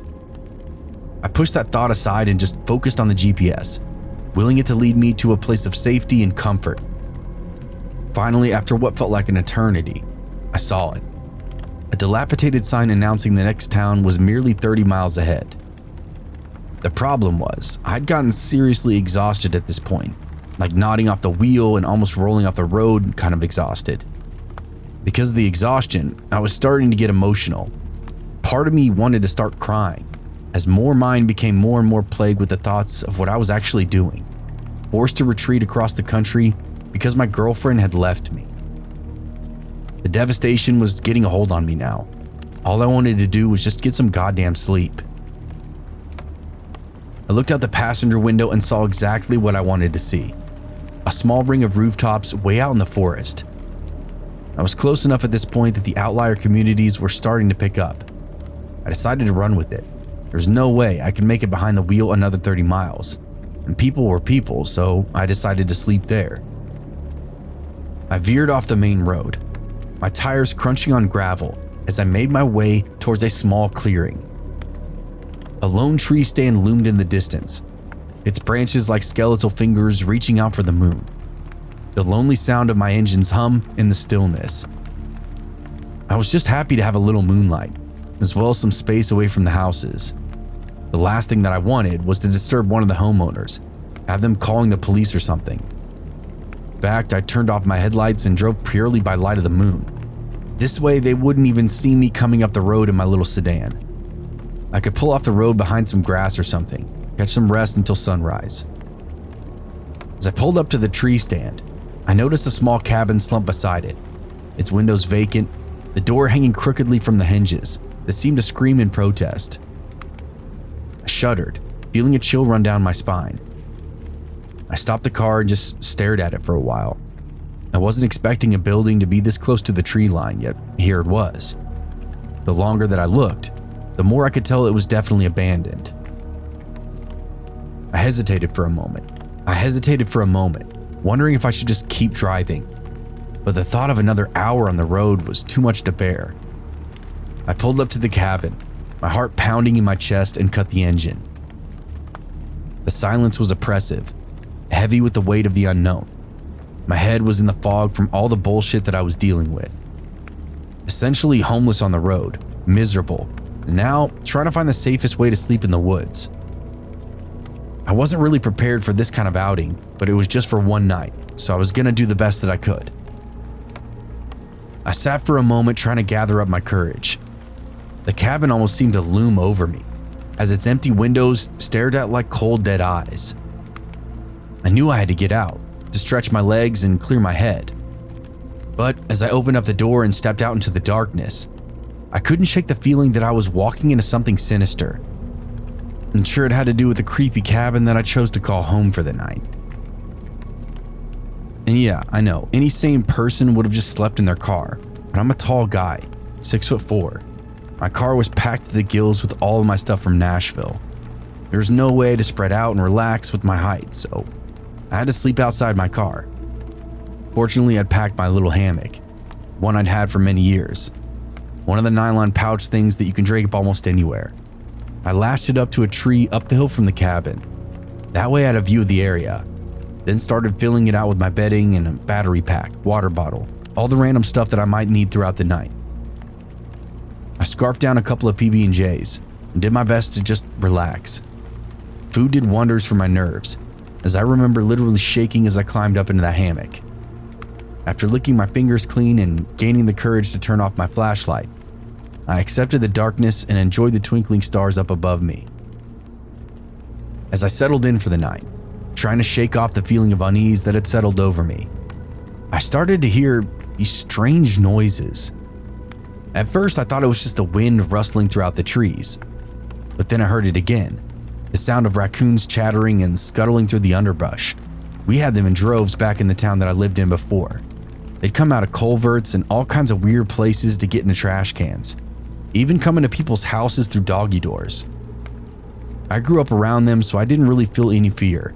More irritation that these raccoons probably were going to bother me all night. I plugged in some headphones and did my best to just ignore them. The noise changed, however. I started hearing thumping around the inside of that cabin that I thought was abandoned. I was stricken with horror at the sound, but after a few breaths, I told myself it was more of those raccoons or just some other nocturnal animal banging around on the inside. I mean, it didn't have doors or windows. Literally anything could be inside there.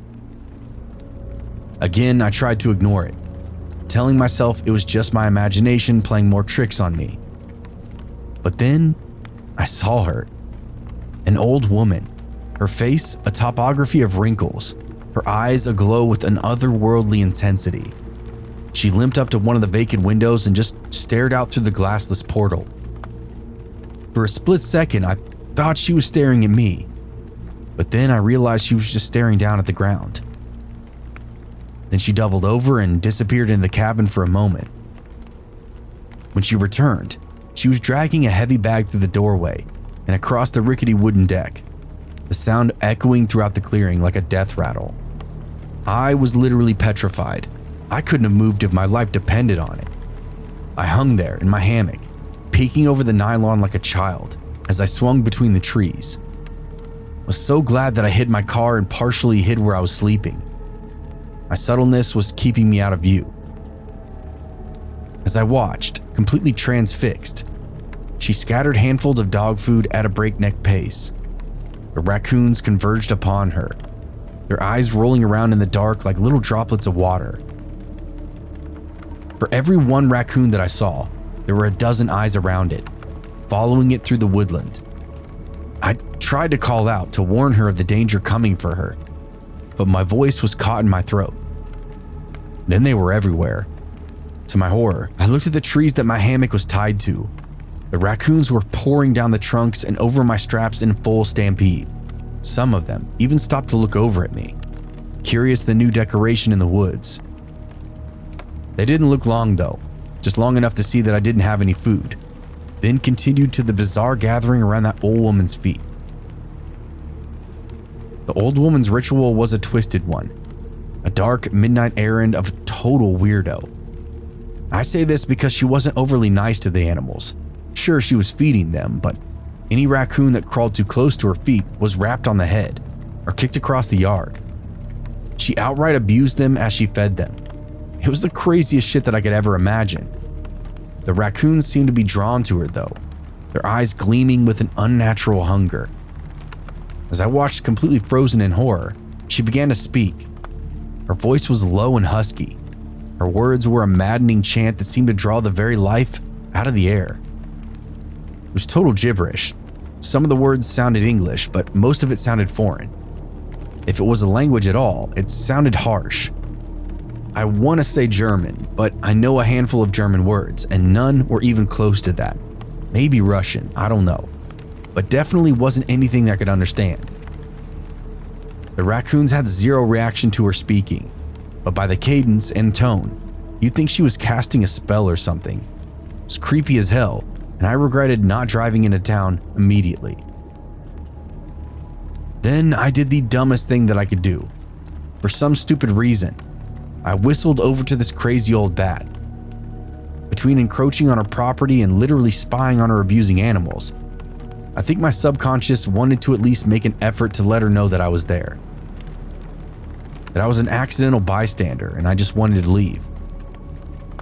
She had no reaction to my whistle, as it wasn't super loud.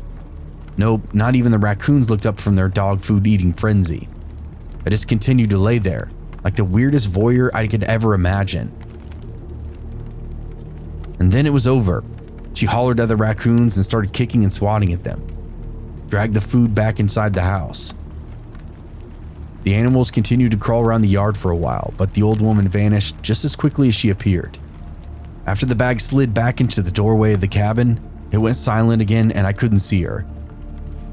After 20 minutes or so, even the raccoons started to peel off, slink back into their trees. This seemed like to be my time to escape, but I couldn't do it. I couldn't move. You might be catching a theme that I'm a huge coward, and you'd be correct. I laid there, told myself some stupid story about how I'd leave the second the sun came up, because there's no way in hell I was going to try to break down my meager camp in the dark. Not with some creepy-ass lady a mere 40 feet away from me, doing God knows what inside the darkness of an abandoned cabin. Although I guess clearly it wasn't abandoned. She had to have lived there, as she had a massive bag of dog food that she kept inside. I imagined some crazy old hippie lady living off the grid and slowly losing her shit. Whatever the case, I was counting the minutes until sunrise. By my calculation, I had about 4 hours to kill. During that time, I just laid there. I think I fell asleep a few times.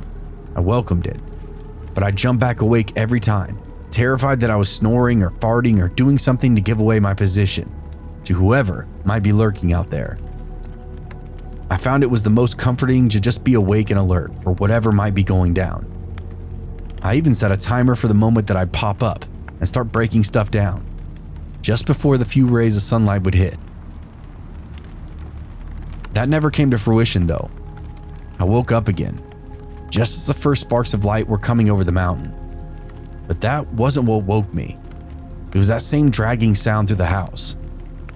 I looked and sure enough, the old woman was hauling the dog food back out onto the porch. The raccoons came scuttling out, now to a lighter forest. I could see that there were even more of them now. It sounded like something out of a movie, dozens and dozens converging on this strange old lady. She'd throw out handfuls as fast as she could, the shit out of the raccoons that got too close.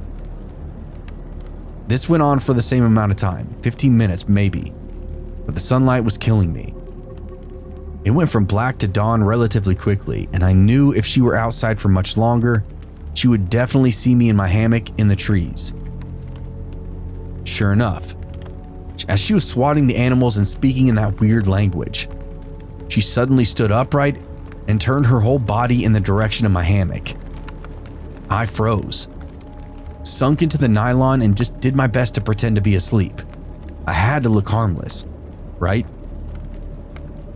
Then she did the creepiest thing ever.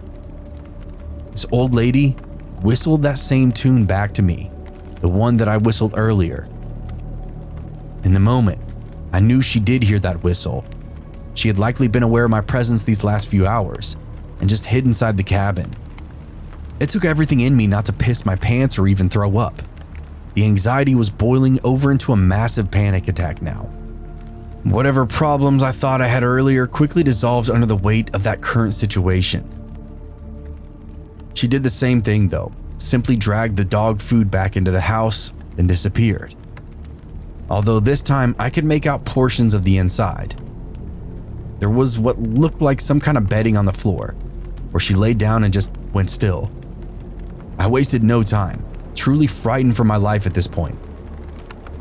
Didn't bother with any kind of organization, just simply undid the straps and rolled everything up into that nylon hammock. From there, I ran as quietly as I could through the tree stand until I found my car, parked exactly where I left it, still locked thankfully and not messed with. I started to build a little confidence. I might actually live and get out of here. I threw my hammock and all my shit in the trunk, jumped into the driver's seat, and it wasn't long that I was rolling through the tree line and back toward the main road. The morning light illuminated something though. It wasn't just one little crappy cabin. They were all over, dotting the woody hillside. Smoke even drifted out of the chimneys of a couple of them. I could see candles flickering in some of the back windows. As I drove by the nearest cabin, the one that I slept by, I could see that old woman. She crawled out through the open back door and across the deck, howling at me like a dog. It was insane to watch, but I was glad that that was all she did. I continued to bump down my slow descent away from madness, and as I did, I cast long looks in the rearview mirror behind me. Eventually, I saw a trio of people walk up to the highest hill crests, backs to the rising sun as they looked down at me. They had that same disheveled kind of clothing, wild hair. They pointed at my car, but never chased me. I figured they were part of whatever commune that I accidentally disturbed. And that's what they had to be, right? Too creepy to be Amish. too established to be homeless. It just gave off this weird cult vibe. And that's what I left it as in my memory. If you're ever driving northwest outside of Nashville, keep an eye out for the dog food raccoon cult.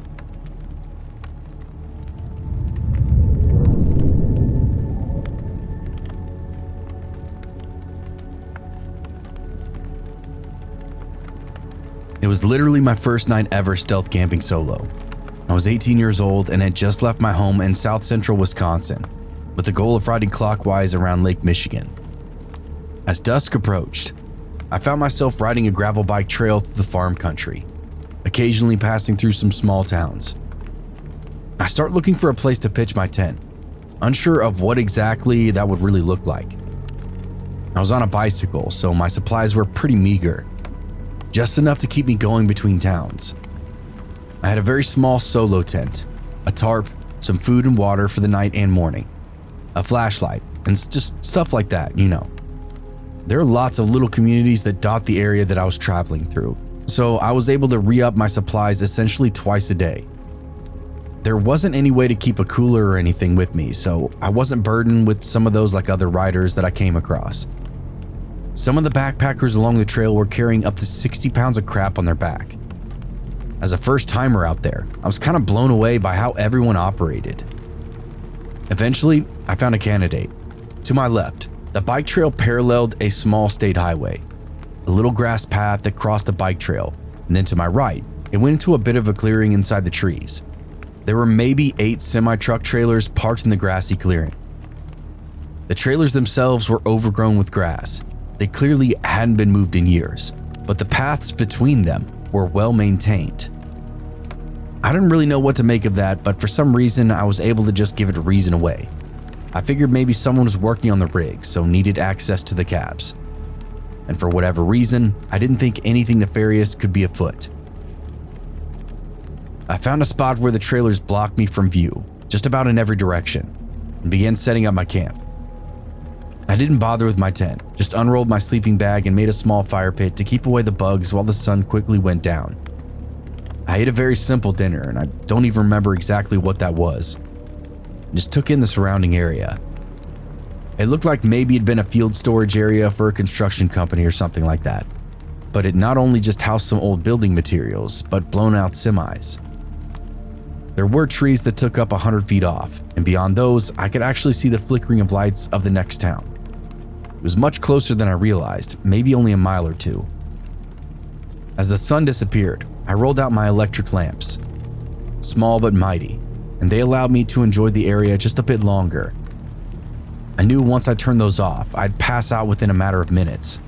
It's the nature of being out on the road.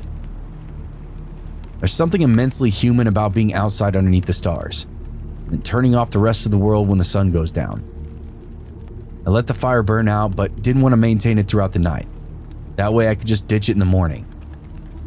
It fizzled into smoke after an hour. I was satisfied and ready to go to bed. Shortly after dark, I turned out my lights and laid down in bed. Now it's worth noting that this whole situation kind of gave me the heebie-jeebies, but in a bit of a fun way. Like I said, I knew the semis were weird, but I didn't feel threatened by them. The dark washed over my camp like a liquid, heavy, almost even suffocating to a point.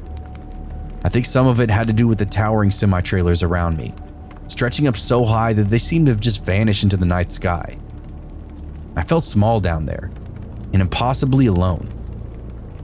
That wasn't my first night camping out, but it definitely was the first one where I started to miss home. Regrets and worries were starting to seep in, just as I started to teeter off to sleep. Just a few minutes after falling asleep, however, I heard something that completely changed the whole vibe. The squeaking of an old hinge, followed by a loud banging sound. I waited and then heard the footsteps, thudding down the cab ladder before padding under the mowed grass below. I can't express to you how panic-stricken I became. My arms and legs knotted up. My body refused to even take a breath. Every part of me wanted to scream bloody murder, but there was no way I could with my lungs being so empty. Thank God. The guy coughed and cleared his throat, then hawked the nastiest loogie I've ever heard. From there, he took a few more steps, at which point I could see him underneath the trailer. He was 2 semis over, so maybe 35 feet from me. He stopped, unzipped his pants, and started to take a leak. I could see a stream glistening in the moonlight, and after almost a minute, I watched this guy cover his own boots in piss. Right then, I felt sheer terror, like this person was deranged, totally psychotic. I know it's weird, but that little detail said all I needed to know about whoever this person really was. They walked around the edge of the trailer and wandered towards the woods outside of town. It clicked this was a homeless guy or something, and now he was going to do whatever it was he needed to do at night in town. Beg for money, score drugs, get food, whatever his lifestyle was.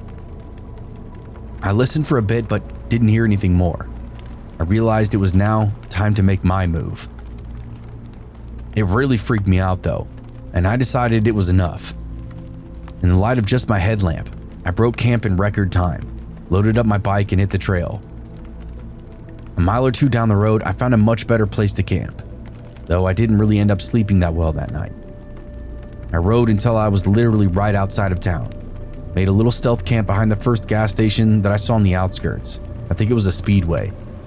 There were glowing lights from the parking lot, the road sign. I didn't get a lot of sleep, but I did feel safe. I never saw that guy again, and I'm glad he didn't discover me, although frankly, I have no idea how that was even possible. I wasn't being quiet when I made camp. I even had a fire and torch lamps glowing between the trailers. He had to have known that I was there. Perhaps he knew this sudden presence would be enough to scare me off. And if that was true, he would be correct. If somehow he didn't know I was there, my only conclusion is maybe he was just some kind of junkie, nodded off in the back of the semi. Whatever the case, I'm super grateful to have never actually met the guy. If you'll also indulge me, I have another story that comes to mind. A couple of years later, I set off on what would most likely end up being a 7-month, 5,300-mile tour on all the western US, mostly stealth camping along the way.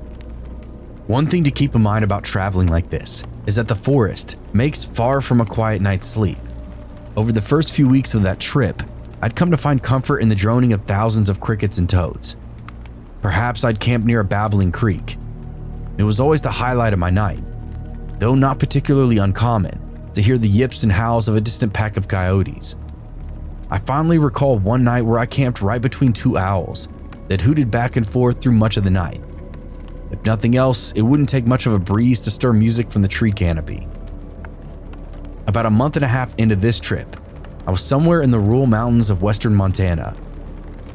For those that don't know Montana, parts of it are the most remote that you can get in the continental US. That wasn't the case on this night. I was hidden in some trees just outside of town again. After turning out my light and laying down in bed, I came to a disturbing realization. There was not even a single cricket chirping, nor toad croaking, certainly no coyotes or even owls. Even the dead air was still, with not the slightest breeze through the dry leaves of early autumn, still clinging to its trees. It was truly, completely silent. And that, to me, was terrifying. I can only describe it as the loudest silence that I've ever heard, and it felt as though the entire forest was hiding from an equally silent predator. The occasional snapping of a twig, a common sound normally lost in the cacophony, and on this night, rang out like a gunshot, thoroughly crushing any half-sleepiness that I might have been feeling. And then there was this massive silhouette of a grizzly bear. It shambled up out of the meadow, huffing and scraping at the earth. The crazy part was, I was only a quarter mile outside of town, and one of the few sounds that I could actually hear was the random traffic drifting by. The grizzly didn't give a shit about any of that though. Fortunately for me, it was still about 50 feet away, but even at that distance, the thing was enormous, rocking back and forth as it walked. It looked over at me, huffed a bit more, and then just continued on its merry way. I'd learned the next morning that that bear was a local nuisance, who made sure to amble into town and visit the local dumpsters a few times a week. When I rode into town the next morning, there was trash everywhere, people cleaning it up and bitching about the bear. I couldn't help but laugh. No wonder it didn't even bother with me. It had a full buffet just down the road. The locals themselves were actually scarier than the bear. Many of them had seen my little camp outside of town, so not so stealthy. They generally give me the cold shoulder and did their best to usher me onto the next town. Throughout the rest of that trip, I camped in sub-freezing temperatures. It made stealth camping in or near town an absolute necessity. If something bad happened to me and I found myself too far from help, there was no way I'd be able to navigate the distance and temperatures below freezing. The climate and scary encounters weren't the end of my troubles though. One night, I had a hostile bunkmate above me who talked in his sleep. The guy in the bed next to me loudly snored. This sounds pretty typical, but because it was a hostel, these dudes were both strangers to me and each other. I couldn't just shake one of them up and hope for the best. I had all kinds of images in my head of gently shaking one of them, only for him to attack me in his confusion or something like that. The guy above me would go from nonsense to some pretty cryptic shit. Start saying a girl's name over and over and over again, then apologize.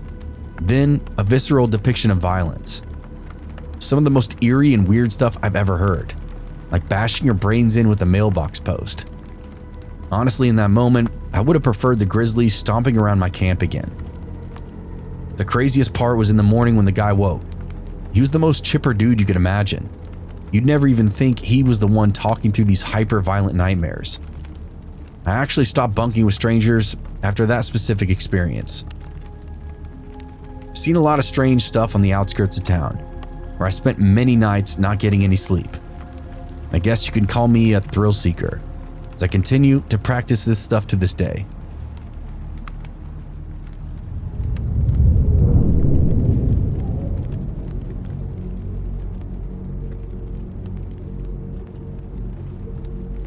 I will never forget the autumn that terror came to our suburban community. It was the season of crisp air and vibrant colors, but also of unspeakable horror. I am a police officer. I've seen my fair share of crime scenes, but nothing could have prepared me for what we found behind that cluster of mom and pop shops.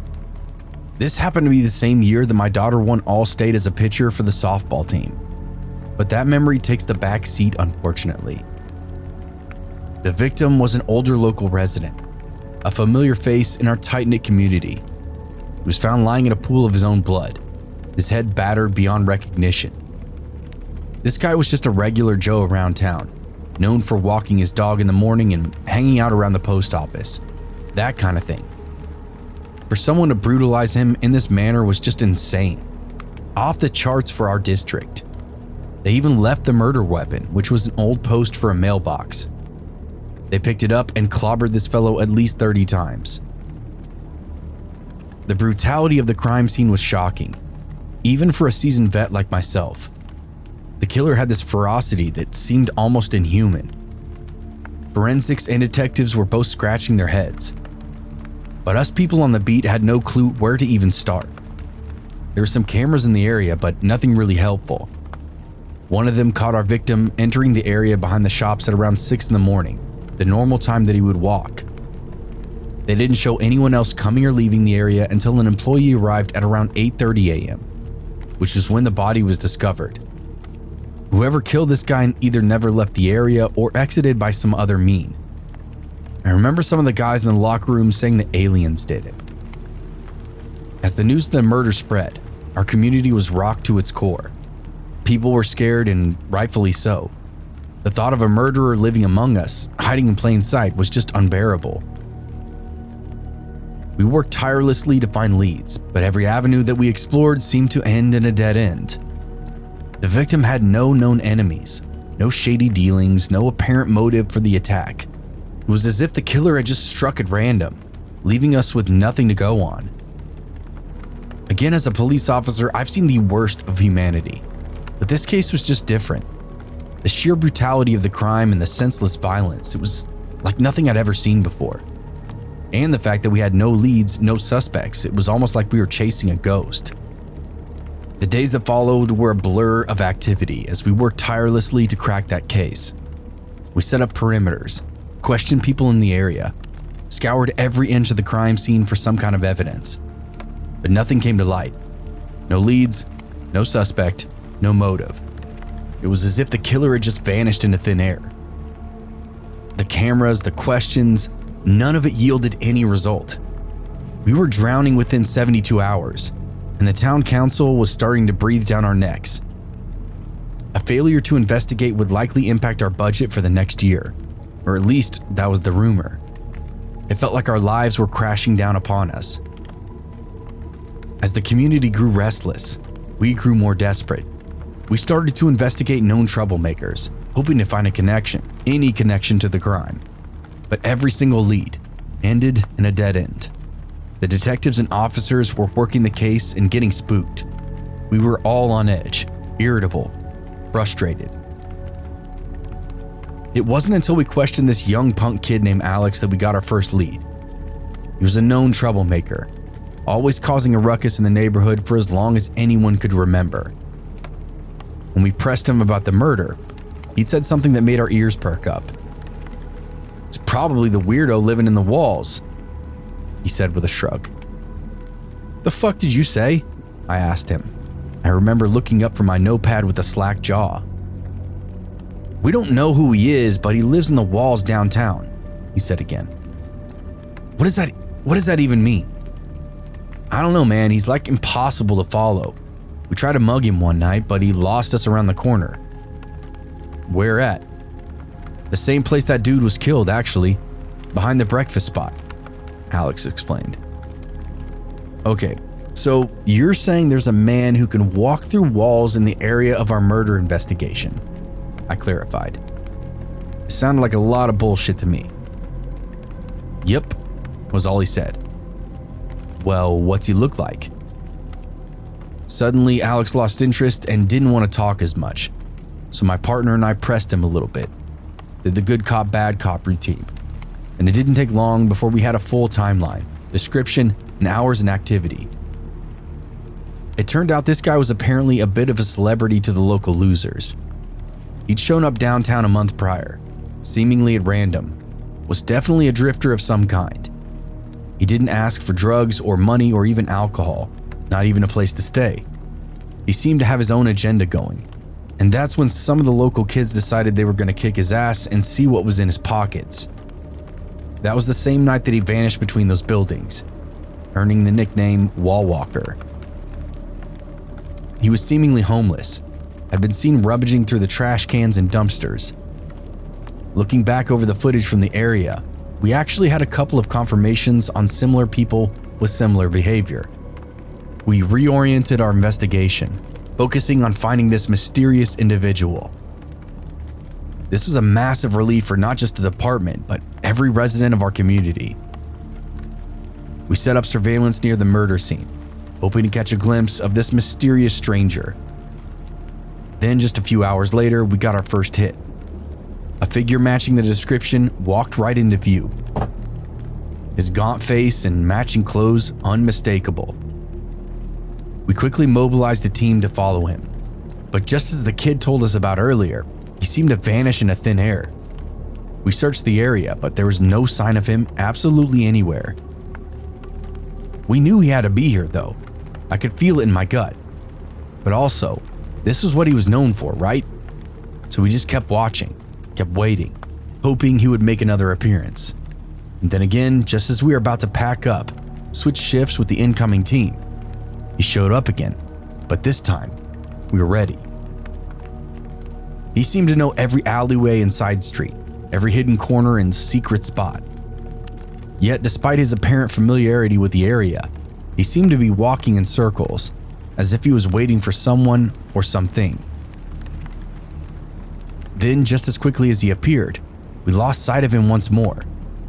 And this was the second or third time that he vanished, I guess? Well, here's the thing. He did it in the exact same area every time. There was a long building that contained two different businesses, and across from that was a large exterior walk-in cooler for the breakfast place, big locked steel container, and then the center block wall behind that, running the length of the alley. They converged to meet a second business in a separate building, just lots of little gaps and spaces. My team went down into this area, lit it up with all manner of flashlights, flipped the place upside down, and to our pleasure, we found that man. Behind the cooler unit, where the center block wall was, there was this small hole at the bottom. Just enough space for this guy to get through. On the rear side of that wall was a dumpster that looked to be locked, but actually wasn't. The pull bar was broken so anyone could open it. This explained that guy's disappearing act. As we continued to explore the lot, we found he had a full camp set up back there, tucked into some bushes on the other side. It seemed like he spent half his time hiding in the dumpster, the other half relaxing in the outdoor camp. After we arrested him, we would get the full story. His name was Roger, and he was recently displaced due to some other reason. My takeaway was general mental unwellness. Roger was smart though, like valedictorian smart, but also walked hand in hand with some mental illness or drug dependency, maybe even both. He was too smart for his own good. So after a few years of normal work life after college, Roger ended up going off the deep end and just wandered after that. The thing was, he was pretty resourceful due to his IQ. He did pretty well as he moved around the Midwest. What happened that morning was something else though. Roger had landed in town not by design, but by sheer randomness. He was hitchhiking. They decided they had enough of him in our downtown district. So from there, Roger moved in, tried to find whatever opportunities might be around. And as he lingered in the dark back alleys, he found that hole and that dumpster and started building up his little decoy camp. He would use the secret pass to tail locals and try to pickpocket them, then disappear through that little hole he had, so long as they didn't see him go behind the cooling unit. The electrical box for the cooler did a superb job of covering up the 2 missing blocks. Roger had met our victim after living downtown for a week or two, but that morning something had happened. The victim had brought a scratcher ticket from a 24-hour gas station, and it turned out had won $5,000. He was walking around in complete disbelief, talking to himself out loud, waving the card around. That's when Roger approached him. The victim continued on about his good luck, wandering behind the restaurant to start his journey home. Roger's quick thinking had him snatch the post up and brain the victim, all so he could get his hands on that lottery ticket. We found it in his right front pocket, still yet to be redeemed, probably waiting for everything to cool down before he tried to get the cash. I went back to the scene of the murder the next day, and it was just unnerving to stand there right in the exact same spot as before. Look over and see the top of the dumpster from across that wall. Roger had been hiding in plain sight, what he called urban camping, for the entirety of the investigation. How many times had we walked circles around him in there, as he peered out of the gaps and rust holes, breathing and just waiting for us to move on. He'd been camped out back there for a month. We had no idea. I'm still with the department today, but I've never seen another case even close to that. I'm also thankful that it just took some crackerjack observation to break that case, and that it didn't turn out to be more nefarious. Roger is still serving time today, and will be for the foreseeable future.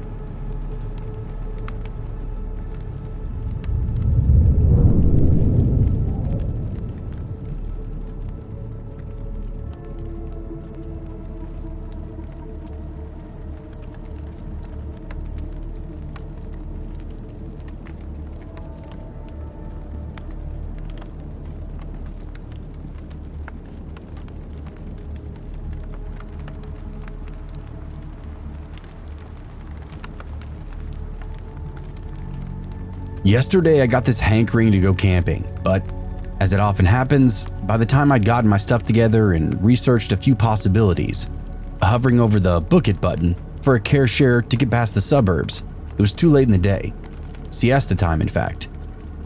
I kind of figured that I lost my chance, but then around 5:30, I got a second wind of yearning for it.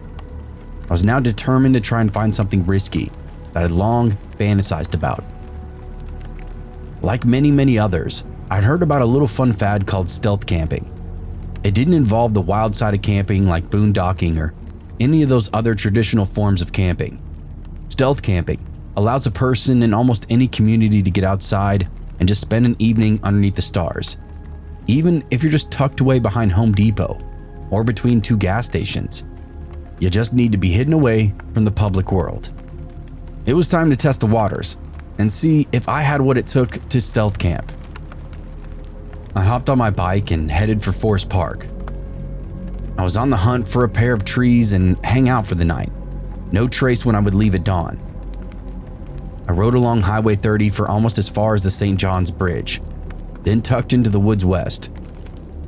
I kept pushing a ways along an overgrown fire road, where the brambles and nettles grew way too thick. I pushed the bike aside and locked it to a small tree out of sight, marking my GPS coordinates. I felt pretty good and I made a lot of preparations. Nothing had gotten me snagged yet. There can be a lot of anxiety when planning trips like this, especially for me, so I was expecting any manner of things just to go wrong. Getting as far as I had without any hiccups, I couldn't help but feel at peace, relaxed, ready to proceed with the rest of my mission. With bags slung on back, I continued maybe a quarter of a mile bushwhacking, scrambling up loose slopes, until the noise below of trucks and Harleys was drowned out by the bird song and wind through the trees. I know it kind of sounds like I'm in the middle of nowhere, but Forest Park is a national park, open to the public, lots of through traffic and framing neighborhoods, and pop-up motorhome parks tucked in all over. It's a woodland, but it's pretty heavily populated throughout the right seasons. I happened upon what I took to be deer trace through the brush, deer prints even, but also boot prints. Didn't seem too fresh, maybe from before the last rains. I nearly stumbled over a mound of dozen pairs of rotting shoes and other clothing, green and black and all collapsing. Super weird, but I guess not the strangest thing I'd find in the middle of the park. Like I said, being open 24 hours, all manner of riffraff found its way through these trees. Onward. None of this concerned me. I wasn't looking for trouble. I was looking for solitude. Investigating a pile of discarded clothing and following faded boot prints seemed like a great way to end up face to face with somebody that I really didn't want to meet. Finally, maybe half a mile from the road and far from the closest trail, two trees nicely spaced, with Mount Hood framed gloriously in a red-orange sunset near an opening in the canopy. I called it perfect. I strung up my hammock. It took a bit to get the angle right though, and I needed to remake my Amsteel utility constructor ropes. They slip under the load and I'm not really sure why. I have to tie knots to prevent the slippage, making adjustments to the straps very slowly. 8-year-old Boy Scouts have a broader knot repertoire than I do, especially when being assaulted by mosquitoes and failing light. After what seemed like forever, I zipped up the bug net with complete relief, finally being able to recline in the woods. Then, moments later, I finally relaxed, surrounded in peace. Only, I'd say about 3 times in 30 minutes, I heard what sounded like snapping sticks, or just an unusual short animal vocalization. Maybe those sticks were falling from trees, or maybe it was just deer. Yeah, I was trying to keep cool, explaining away any doubt or concern that would encroach into my mind. Just as I was getting to relax again, I heard the last thing I wanted to hear. "Hey, why are you here?" Convulsed upright in the hammock immediately, dropping my phone. He approached me in the dusky light, within maybe 3 feet. Long hair, tall, bearded. Demeanor wasn't threatening, but definitely not shy. He was dirty, had obviously been out here for a long time. I just sat there and stared him down, wondering how this was gonna go. Sorry, I didn't know anybody was nearby me." "You're in my path, my camp is right up here. When are you leaving?" He threw a thumb up over his shoulder as he spoke to me. I planned on going at dawn. I mean, no trouble, dude. My name is Todd," I offered, speaking in the same manner that he did. I thought maybe if I matched his energy, he might act a little crazy and just move on. "What's your name?" "I'm not believing anything you say. How did you breach the barrier?" Cubic boron nitrate. The mountain is a sphere of cubic boron nitrate. It's an impenetrable barrier. I don't believe anything you say," he rambled on. "Okay, confirmed crazy here. I don't have to believe anything you say, and if you force me, I'll kill you. I'll kill you right there in your hammock." Holy shit, okay, not good. I shuffled around in my hammock, trying to get into some form of a better position, but it was no use. I hung there, suspended in air, totally helpless to this stranger's bullshit. Look, I don't want any trouble, man, all right? I'm just hiding out here just like you. I don't believe you or anything you say. I know my rights, and one of them is self-protection. Do you understand? I just nodded. With that, he ducked under my suspension and trudged away upslope. Good night, I called after him, and he said nothing more, didn't even look back, which I thought was kind of weird and especially rude, considering he just threatened to kill me.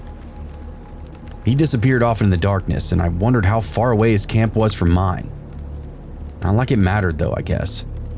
Stone cold batshit for sure. Less than 10 minutes later, I was consulting my phone for the coordinates of my bike in the dark, all packed up. I got an idea of where my bike was, orient myself, and start trudging back towards the slope. As I'm moving with the flashlight, I hear something behind me. I turn and don't see anything. Don't you take anything! The mountain must stay whole for the shield to work! The guy hollered down at me. I tried to shout something back, and instead I got hit in the head with something. God damn, did it hurt. I got my light on it and saw that it was just a random jagged piece of metal. As I was looking down, another one clocked me right in the top of my head. Had me seeing stars. The mountain is mine! I am the mountain! Fuck you! That actually shut him up. I turned back and tore through the trees, desperate for my bike. I slipped the lock off and secured my gear, blasted down the trail like I'd never had before. The guy didn't give me any chase, but I could feel the warm trickle of blood running down my scalp. Definitely not a good feeling, but still, I was safe and on the move away from that crazy asshole. I hit the road by brilliant dynamo light, seemingly so much brighter than the overall lit city. Back home an hour later or so, snuggled up to my cat. Overall, for obvious reasons, one of the worst attempts at stealth camping I've ever had. But I guess doing things like that come with a certain amount of risk.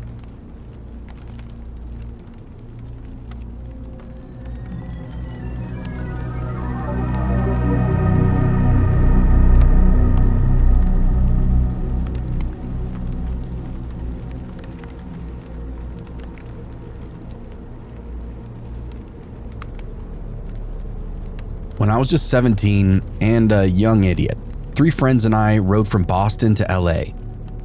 We left on Labor Day and ended up in the Southwest in the fall, when most of the tourist stuff was closed down for the season. We weren't really following any established routes, just more winging it with AAA maps that we'd buy every time we crossed a state line. Generally, we'd figure out a town to go to for the night, and then the morning of, then ride out at our own pace and meet up at a destination. Then figure out where to stealth camp that night. So on this day, we woke up and looked at the map, decided to meet at a town whose name I don't exactly remember. It was about 60 miles from where we camped the previous night. There wasn't much going along the way, so we were hoping there'd be a restaurant or at least some kind of convenience store when we got there. This is one of the many things that people gamble on when stealth camping. Almost everything is a coin flip. Will there even be a gas station? Will someone find me? Will I get arrested? Will somebody steal all my shit? The ride itself goes by pretty uneventfully. We meet each other at a town and then realized it's completely deserted. Literally nothing was open. We didn't even see any people. Most things were boarded up. It seemed like to us the entire town was abandoned. We rode around looking for a place to sleep. We found what looked like an entirely abandoned bar, and for some reason it just seemed like a great idea to move our bikes inside and sleep there. We didn't imagine anybody would notice or care since, as I said before, it seemed like there was exactly 0 people within 100 miles of us. Tumbleweeds, yes. Coyotes, most likely. People, nah. We were also a little demoralized since we were going to be once again eating ramen noodles and nothing else. There was no stores, nothing else to eat, nothing else to get. We start moving our bikes inside, and as we're doing that, we hear "And I help you boys," in a very deep voice behind us. We turn around and there's this very, very tall guy in a cowboy hat, looking at all of us quizzically.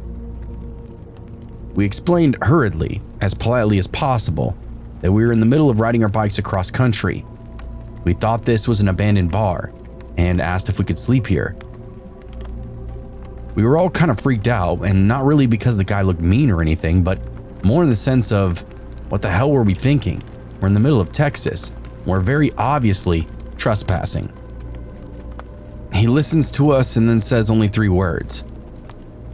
"We right here," as he drove away. The 4 of us were obviously concerned, but it wasn't like we could really go anywhere. It'd be pretty easy to find 4 bike tourists inside this deserted Texas town, so we just did what he asked and waited. I didn't really know what to expect. Cowboy hat, the ghost town. Honestly, it kind of reminded me a little bit of Texas Chainsaw Massacre. But I was trying not to let my mind wander into such a crazy, horrific possibility. Also, kind of thought about the movie Deliverance, which doesn't take place in Texas, but anybody out in the middle of nowhere is going to be scared when they see a hick or hear a banjo. About 10 minutes later, he came back with a much shorter guy and a pit bull. We had a moment of, oh no. But then they introduced themselves, and I cannot for the life of me remember the 2 men's names. But I will never forget that the pit bull was named Shithead. Then they dragged a cooler out of the truck, which was full of beer and steaks. The little guy turned out to be the owner of the bar.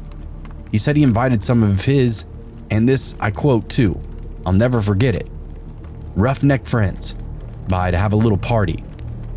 And that's exactly what happened. We all drank free beer, we ate free steaks, we met some roughnecks, and we slept on the floor of this very, very generous man's bar. It went from being very spooky to absolutely rad in the space of 15 very concerning minutes. As the night wore on, we switched from beer to whiskey and really started getting hammered. They joked about how we wouldn't be able to ride our bikes straight the next day, which we all kind of thought was hilarious. They asked why we wanted to do such a thing, which we all had pretty lame answers for. I don't remember everything about what we talked about. I just remember drinking more and more, getting so hot that I was sweating my ass off. By 2 a.m, none of us could even stand anymore. The cowboy hat fella said he needed to legally close anyway. No big deal. Quick sweep up and switch off the lights. My friends and I got comfortable on the floor and just settled in for the night. All those roughnecks shuffled on, outside into the cool night air, saying goodbye as they did. Only the barkeep was left, and he locked the door behind himself as he went out, explaining that he'd be back in the morning. We blacked out like you can't imagine, just dead sleep. I don't remember hearing anybody come back, but I remember waking up in the dark to vibrations in the floor. I thought maybe it was one of my buddies who just gotten up to take a leak, but I squinted and it looked like they were all just lying on the floor next to me. Plus, whoever was walking around had boots on. I could hear them scuffling along the floor. None of us were definitely wearing any shoes of any kind. Hello? I asked out loud. Hey! It was the cowboy guy. The next thing I know, a light hits me in the face. It's blinding. It rolls down my body in the sleeping bag. I start to get up thinking something is wrong, or maybe it's later than what I'm thinking and it's actually morning. The others start squirming around underneath that beam of light, and we all look up to see what the hell's going on. What the fuck? Aiden said. What? He's naked, dude. What the hell? We all turned back and squinted through the light, and sure enough, cowboy guy has got no clothes on, just the hat and boots. Quickly checked my watch, and it had only been like an hour. This guy came back in a drunken stupor, got naked, and for what? None of us knew, and I don't know if we really wanted to know. Come on, let's have a little fun, boys, he slurred. Hell no, dude, I hollered out. We scrambled and got our stuff together, blast out the door. Thankfully, the guy was seriously hammered, so he was struggling just to stay upright at this point. We got our bags, our bikes, and all of our stuff and just barreled out into the dark. There was the guy's truck, parked like shit with headlights on, still running with the driver door swinging open. Unbelievable. We slung our stuff over our shoulders and cycled off as quickly and as best as we could, which was not very fast at all. Half our belongings were slipping off of our backs, and we were still drunk to boot. We only made it a mile away before crash landing into a big empty barn outside in this clearing. It was definitely unused, full of rotten hay and old farming equipment. We hid our bikes in the back and climbed up into the rafters. Got the shittiest night rest I've ever had. We all laid in there for 3 hours, drifting off every now and again, till the sun came up. Outside, a lone truck drifted up and down those dirt roads. It was that same creep, probably looking to smooth things over, but he had no interest. We properly secured our gear and sailed off for the next town the moment the coast was clear. We definitely tried to keep away from people as much as we could for the rest of that trip.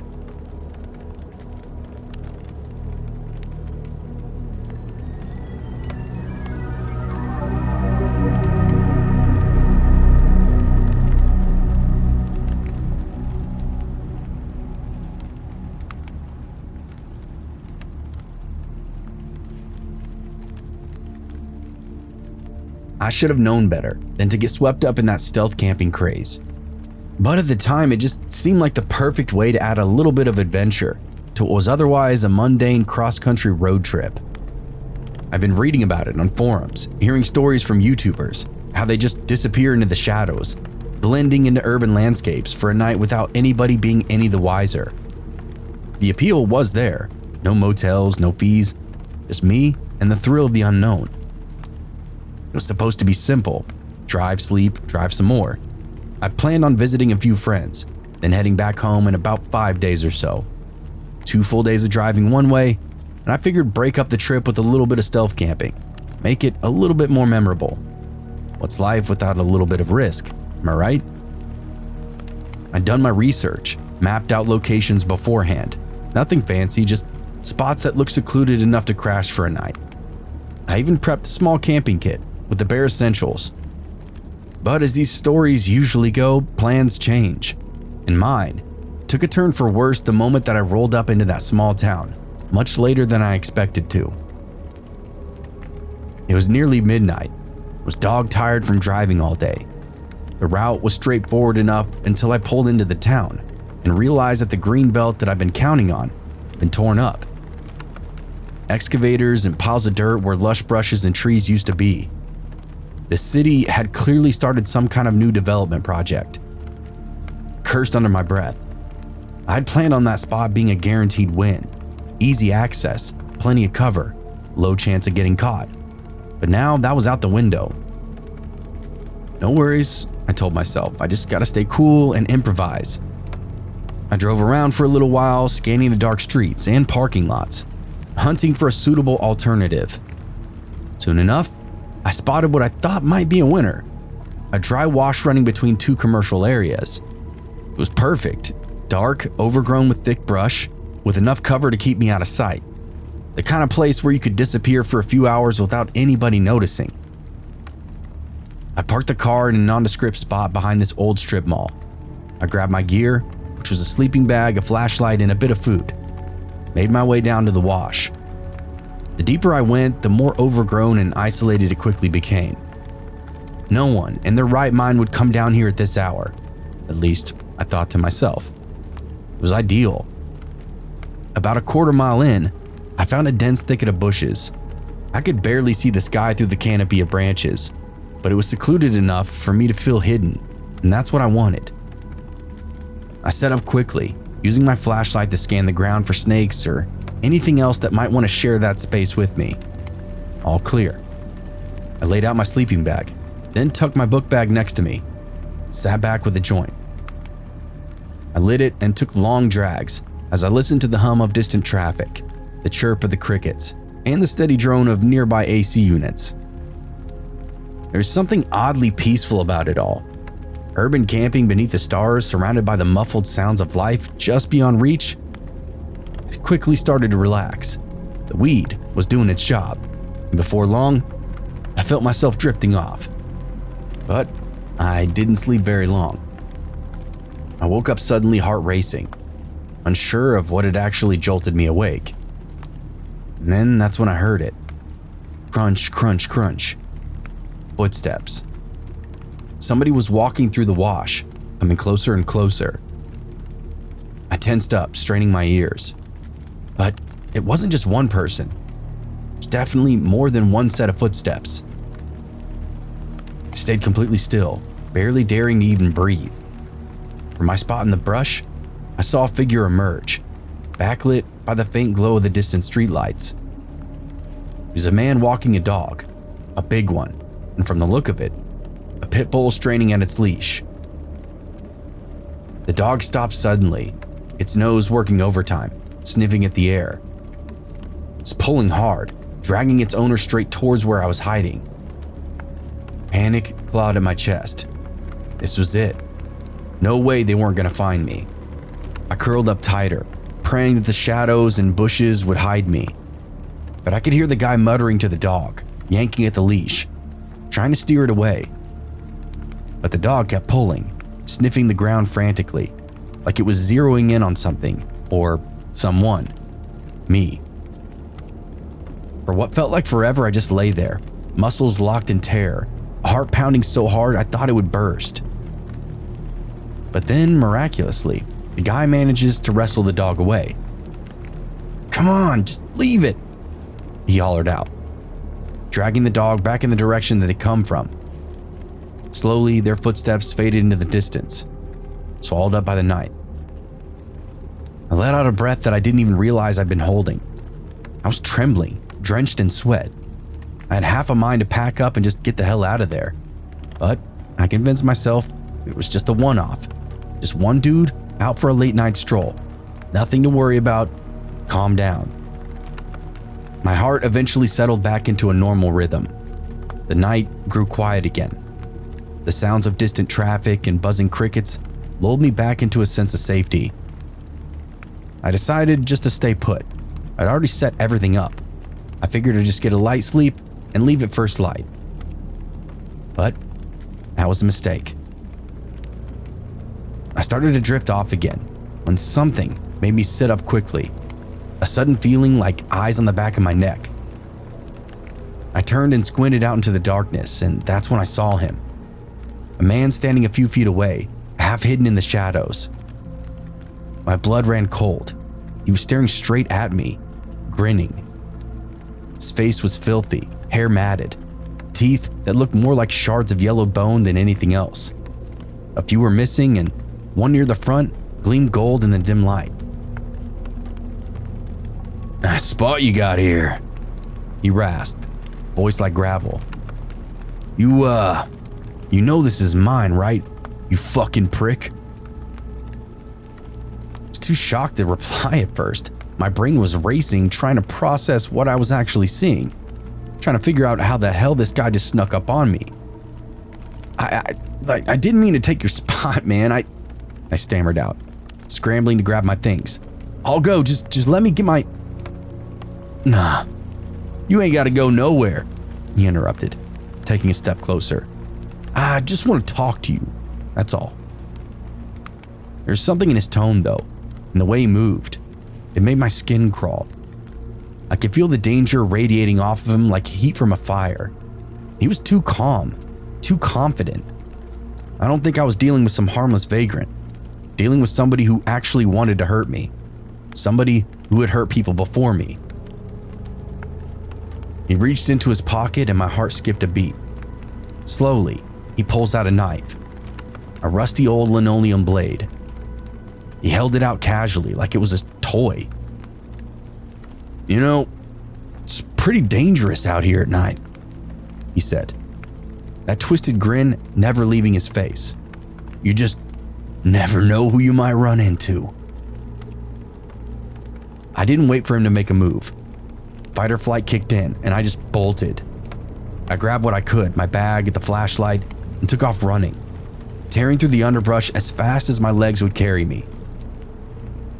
Behind me, I could hear him laughing, high-pitched, almost like a childlike giggle. He was chasing me, skipping along like it was some twisted game. He was humming some kind of eerie off-key tune that sent shivers down my spine. I ran like hell, adrenaline surging, lungs burning as I made for the spot where I'd parked my car. I could hear him closing in, his footsteps light and quick, just behind me. The wash was a maze of shadows and debris. I stumbled more than once, nearly face planting into the gravel, but I kept going, fueled by that sheer terror. When I finally reached the bridge, I risked a glance over my shoulder and he was gone. Just vanished into the darkness like he was never there. I didn't stop to question it. I just dashed up the slope, scrambled back into my car, just floored it out of there without a second thought. It wasn't until I was miles away, with heart still beating, I let myself breathe again. My hands were shaking, my mind racing 1,000 what ifs. What if he caught me? What if I hadn't woken up in time? What if he was still out there, lurking in the night, waiting for somebody else to stumble into his little stupid game? I remember that crooked edge of that knife and shivered to myself. I've never been so relieved to see the glow of a highway sign in my life. I kept driving until the sun started to rise, until I was far, far away from that cursed place. I did not stop until I reached a crowded truck stop, surrounded by the comforting noise of people, light, and civilization. Stealth camping? No, never again. I'll take a cheap motel over that death trap in the dark any day. Whatever thrill I thought I'd find out there wasn't worth the horror that I narrowly escaped. And to this day, whenever I hear the faint hum of a distant tune, it brings me right back to that night. The man with a knife and that awful grin, waiting in the shadows.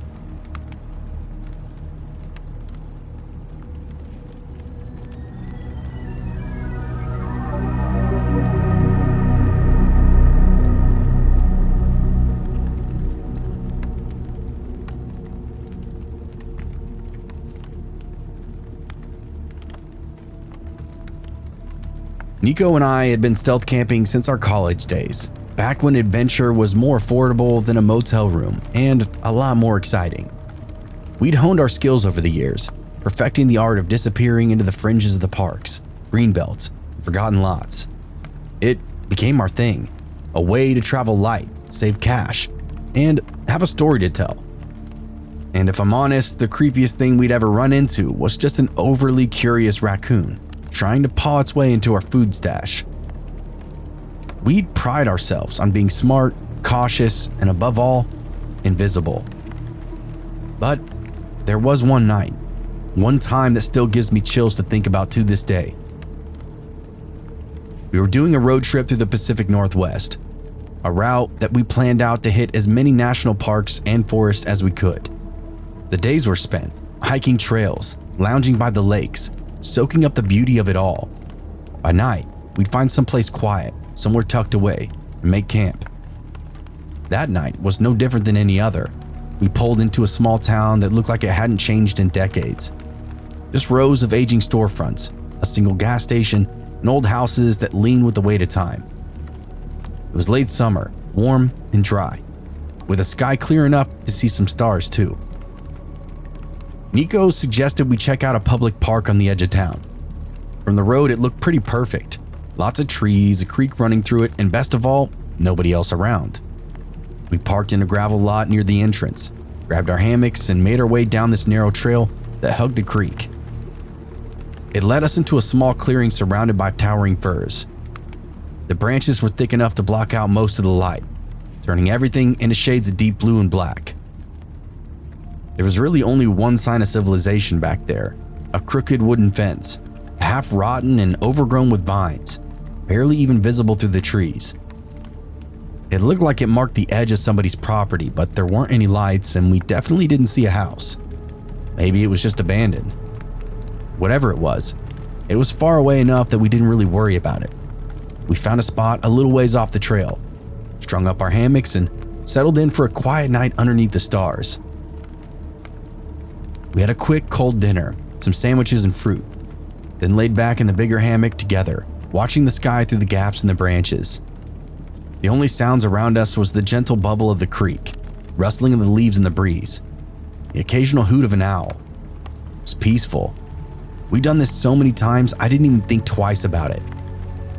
Stealth camping was second nature by now.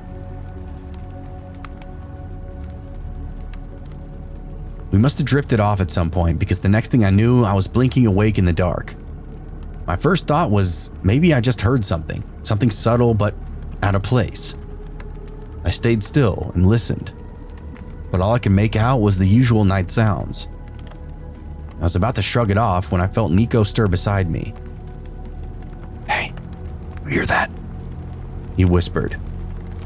I nodded, even though I hadn't heard anything specific yet. His voice was low and tense, the kind of whisper that puts your nerves on edge. "What is it?" I asked, barely even daring to breathe. "Been hearing footsteps for a while now." That woke me up fast. I strained my ears and caught it. A faint shuffling sound, almost like somebody dragging their feet. It was slow and deliberate, definitely not an animal. My heart started to thump in my chest as I scanned the darkness around us. The trees cast long shadows that seemed to shift with every gust of wind. Then, in the pale light filtering through the branches, I saw movement, a figure, hunched, stumbling between the trees. It was an old woman. Her hair was wild and matted, her clothes hanging like loose rags. She moved erratically, lurching forward a few steps, then doubling back, her arms hanging limp at her sides. For a moment, I thought she was lost or confused. Maybe she'd wandered off from somewhere nearby. But there was just something about the way she moved, something jerky and unnatural, almost like she was being pulled along by invisible strings. We didn't dare make a sound, we just lay there, watching as she staggered closer, her face barely visible in the dim light. I held my breath, hoping she'd pass by and just leave us alone. But she didn't. Instead, she stopped near one of the larger trees, glanced around nervously, then crouched down like she was trying to hide. She pressed herself against the trunk and went completely still. We lost sight of her. The silence that followed was suffocating. My mind was racing, trying to make sense of what we were just seeing. Who was she? Why was she out here in the middle of the night, acting like that? And more importantly, where was she now? I couldn't shake the feeling that she was still there, just out of sight, watching us. Minutes dragged by. I could feel the tension building in the air, thick enough to choke on. Nico's grip on my arm tightened. I could tell he was just as freaked out as I was, but neither of us wanted to make a move until we knew she was gone. Then out of nowhere, there was more movement, this time louder, heavier. Two men appeared, striding out of the park and into the trees like they knew exactly where they were going. They were dressed in this dark, rough-looking clothes, and the way they walked was with purpose and intent. Made my stomach knot up with dread. They weren't out here for a casual stroll. They were looking for something, or someone. Nico and I huddled up together, barely daring to peek over the edge of the hammock as they got closer and closer. They stopped near the tree where the old woman had hidden. I heard them muttering to one another, low and urgently, like they were arguing back and forth. One of them raised a hand and motioned toward the tree. Then, without warning, they started beating at the underbrush, kicking at the bushes, all the while whispering harshly to one another. I clapped a hand over my mouth, terrified they'd hear my breathing. Finally, after what felt like an eternity, one of them barked something, and the old woman crawled out from her hiding spot. She looked even more pitiful up close. Her body was trembling as she pulled herself to her feet. One of the men reached down and yanked her up by the arm. She wobbled, barely even able to stand. They didn't seem to care. They patted her off and dusted dirt from her clothes. One of them slapped her across the head, hard enough to make her stumble, She didn't even cry out, just flinched and then kept her head down. "Keep in sight this time," one of them snapped. His voice was gruff, with an edge of cruelty that just made my blood run cold. They marched her back the way they'd came, forcing her to stay between them as they headed towards the park. But before they left, they paused and scanned the area, their eyes sweeping over the trees, the bushes, us. I felt their gaze like a knife, even from that distance, searching for something or making sure nobody was watching. When their eyes finally settled on our hammock, I thought my heart would stop completely. They stared at it, whispering to one another again. And for a terrifying moment, I thought they were going to come over and check it out. After a tense exchange, they shrugged it off and kept moving, leading that woman away, back into the shadows. We stayed frozen, barely even daring to breathe until we were sure that they were gone. My mind was racing with 100 different questions, none of which had any good answers to. Who were those guys? What were they doing with that woman? Why the hell were they out here in the middle of the night dragging her around like that? The second that they were out of sight, Nico and I scrambled to break down our camp. Both our hands shaking as we grabbed our gear, packing it up as quickly as we could. Neither of us spoke, didn't even dare to turn on the light. The whole time I kept expecting them to come back, to find us, and do God knows what. My chest was tight with fear, my breath shallow and ragged. I never felt so exposed, so vulnerable. We bolted back to the trail, and the night now feeling far more menacing than peaceful. When we got back to our car, Nico fumbled with the keys, dropping them twice before finally getting the door unlocked. We jumped in and locked the doors, and sped out of there like the devil himself was on our tail. It wasn't until we were halfway down the highway we even dared to talk about what had just happened. We agreed we needed to report it. I don't know what I expected when I called the local police, but the response was lukewarm at best. The dispatcher took down our information, said that they'd send somebody out to check it out, but that was it. No follow-up, no questions. I got the distinct feeling they weren't surprised by what we just described, like it was just another mess-up incident of a long list of things they'd already seen. We didn't stick around to find out though. We drove until we hit the next town and found a cheap motel. That night, we lie awake, replaying those events in our heads, trying to make sense of it all. But the more we thought about it, the more unsettling it became. The old woman's hollow eyes, the way she moved like a puppet on loose strings, the cruelty of those two men. It was a nightmare made real, one that we could barely even process. It wasn't really just the strangeness of the situation that haunted us, but the implication. What if we hadn't stayed silent? What if we tried to intervene, or even just made our presence known? Those guys clearly weren't out there to help her, they were controlling her somehow. Who knows what they were planning or how many others they'd helped before. The thought of getting caught in their sights made my skin crawl. The next morning, with the sun bright blazing, as if nothing was wrong in the world, but the fear still clung to us. We were quieter than usual as we packed up our things to hit the road. The radio played softly in the background, but it did nothing to cut through the oppressive tension hanging over us. It was Nico who finally broke the silence. "You think that was some kind of trafficking thing?" His voice was low, like he really didn't want to hear the answer to that question. I shrugged, even though I wasn't sure he was looking at me. Maybe, or something worse. I just can't get her face out of my head. "Yeah," he paused, fingers tapping the steering wheel. "But you want to know what bugs me even more than that?"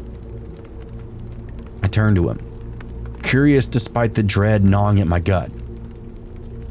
"What?" He just kept his eyes on the road, but I could see the tension in his jaw. They looked at us. They knew we were there, but they just left. It's like, I don't know, they didn't care. That sent a fresh chill down my spine.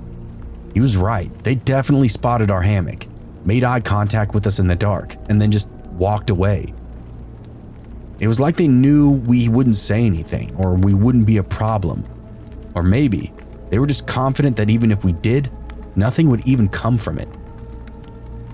Either way, it made me feel small, insignificant, like we'd gotten a glimpse into something much more bigger and sinister than we could even understand. We didn't stop stealth camping after that. Like I said, it's our thing. It's the majority of the time, but it's still the best way to sleep underneath the stars, far from prying eyes and overpriced campsites. But I will admit that night changed something for us. We're a lot more cautious now, more deliberate about where we camp and what we look for in a site, and how long we stay. Nico and I kind of have this unspoken rule now. If either of us feels in the slightest unease about a spot, we just leave. No second guessing, no gut checks. We trust each other's instincts implicitly because we've seen firsthand how wrong things can go, even in a place that seems safe. I still think about that night sometimes, usually when we're lying in our hammocks, staring up at the stars, listening to the rustle of the wind in the trees. I wonder if that old woman ever got away, or if she's still out there, trapped in whatever dark world those men were a part of. I wonder if anybody else has seen what we saw, or if they got too close and didn't make it out. In the end, I'm sorry there's no real closure to our story. No comforting answer or neatly wrapped up conclusion. Just a lingering sense of unease. A reminder that even in the quietest, most peaceful places, there can always be something sinister lurking just beyond the shadows. And that's the thing about stealth camping. It's all about staying hidden, slipping underneath the radar. But sometimes, when you least expect it, you find out that you're not the only one out there hiding.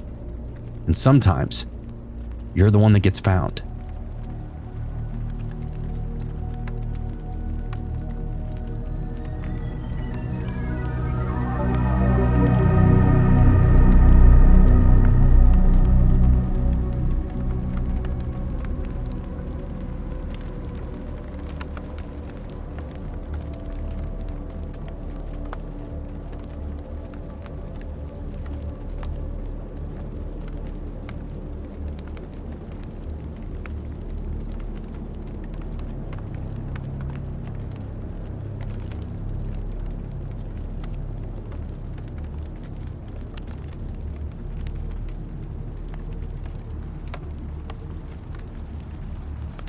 I gazed out at the winding logging trail, my mind flooding with memories of my youth.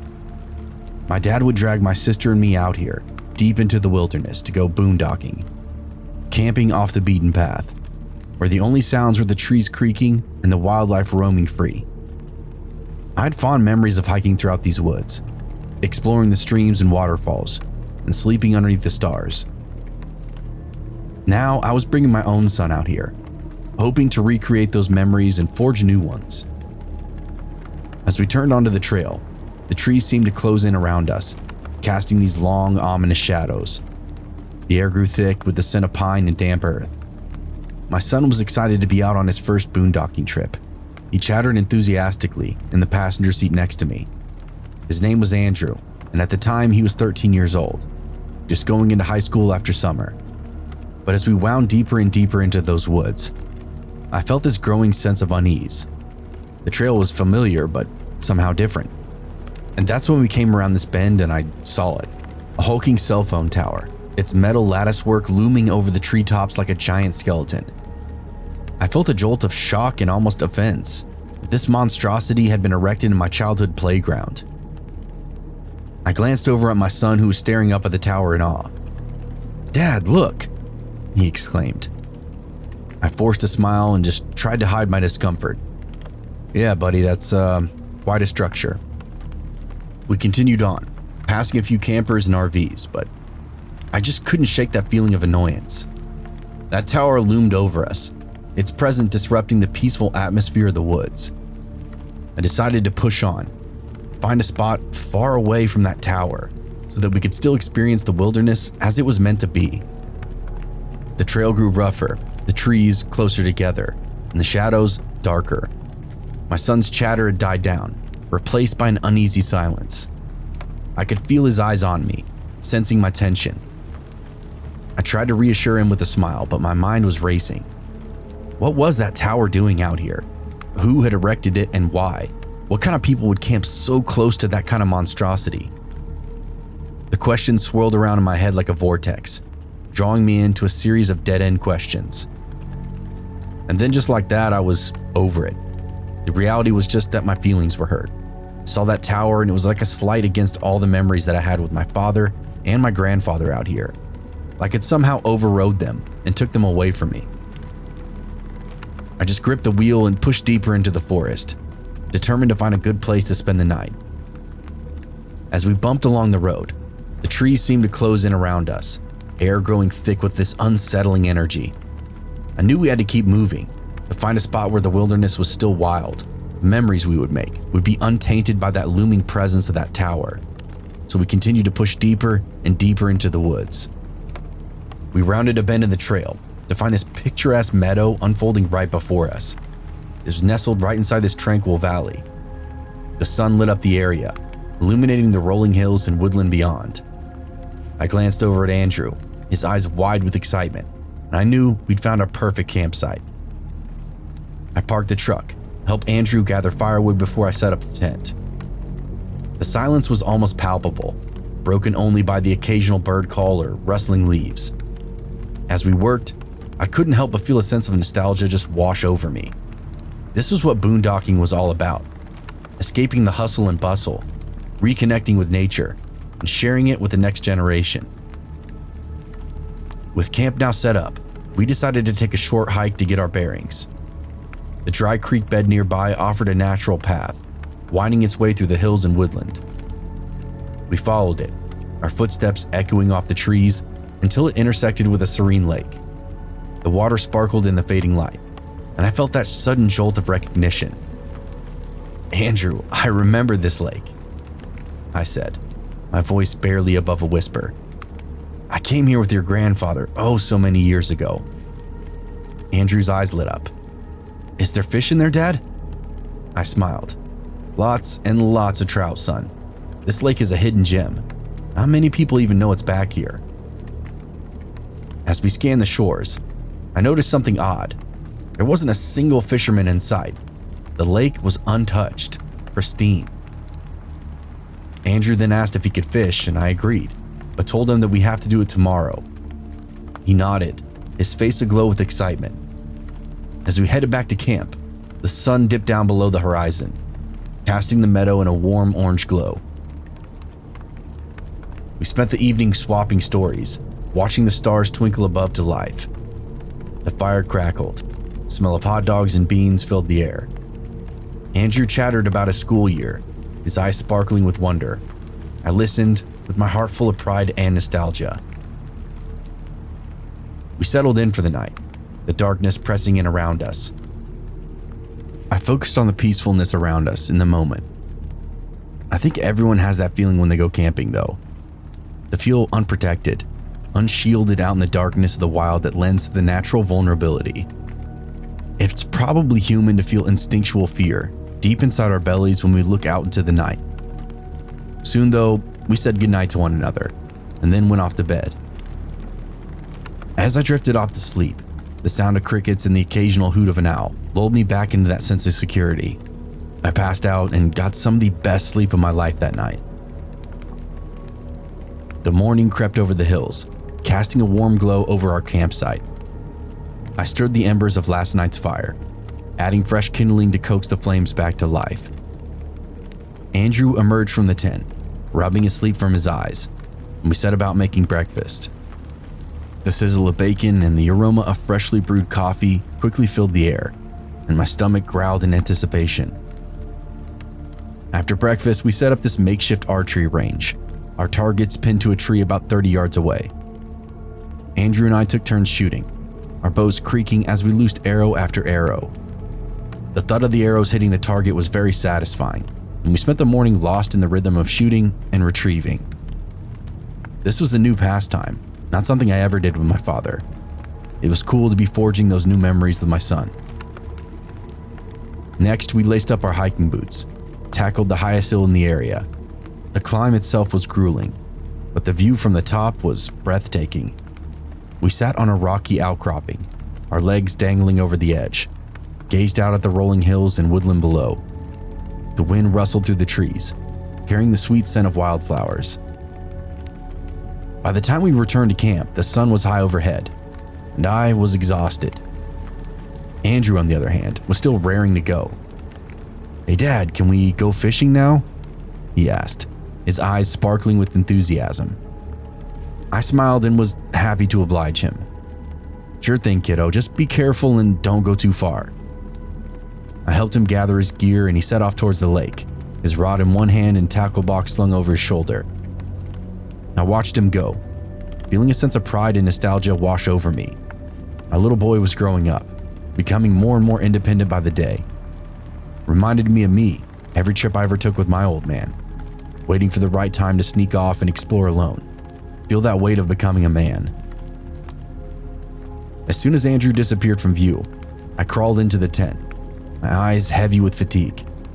I collapsed into my sleeping bag, feeling the softness envelop me. The sound of birdsong and rustling leaves lulled me into a deep sleep. As I drifted off though, a feeling of unease quickly came over me. The woods seemed quieter than usual, the silence almost oppressive. I pushed the thought aside, telling myself I was just tired and I needed to get over it. But deep down, I knew better. The wilderness was full of secrets. I had a feeling we were about to uncover one. Then something woke me up. I wasn't sure what at first, but it was very loud and very abrupt. A shrill sound of some sort. I snapped awake, disoriented, unsure of where I was or what even time it was. The still blueness beyond the nylon of the tent told me that the sun was going down, and as I unzipped the door, I found that to be correct. Andrew was nowhere to be seen, and a panic quickly rised up inside me. I tried to calm myself down, reminding myself that he's handy and capable. He has a flashlight, a small first aid kit, even a pocket knife. He'd take care of himself for a couple of hours. As I exited the tent, I started getting camp together, splitting kindling, getting the fire going, and prepping dinner. But as the time wore on, the forest got darker and darker, and I started to worry again, worrying about my son. I looked over in the direction of the lake and heard that same shrill sound again, a deafening shriek from the same direction. It was a little higher up the hill. It almost sounded like a woman screaming, but after another shriek, I placed it for what it actually was, a mountain lion. They have this incredibly shrill sound that they make, and for a moment, I was petrified. I know Andrew is probably on his way back.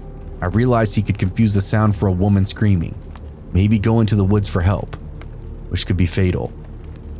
I grabbed my flashlight and my pistol and began the jaunt over to the lake, all while hearing that mountain lion shriek. Soon the water comes into view, just as the last of the sunlight is disappearing, and I can make out Andrew on the far side, getting ready to march out into the woodland. On my side of the lake is all his fishing gear, but across the water, all I can see is his back. He was looking up into the trees, up that hillside, for any sign of what was making the sound. It had lured him all the way around the far side of the lake, and was now coaxing him into the darkness, into whatever trap that animal had set. I screamed for him to stop, and just in time too, then instructed him to come over to me. He jumped, turned, and then slowly started making his way back over. It took him a while, a good 20 minutes or so, to hopscotch the rocks and shoreline, but he finally made it, intact, thank God. "What the hell were you doing?" Andrew admitted he thought those sounds were that of a distressed woman, and I'm beyond relieved that I prevented such a fatal mistake. I explained to him the dangers of the predators in the wild, and we spent the night listening to coyotes and owls, sometimes that mountain lion, until we both slipped off to sleep. Andrew didn't catch any fish, but he did learn a great deal about survival. By the next morning, the area was thick with law enforcement, forest rangers as well, even some game and fish wardens. There was a mountain lion attack during the night, right inside someone's camp, where a man was attacked and his dog was killed. Andrew and I are blown away by our good fortune, decided not to risk our luck for another night. We packed up camp and our senses still on high alert. Made our way back down the mountain, grateful to escape the clutches of that mountain lion's deadly claws.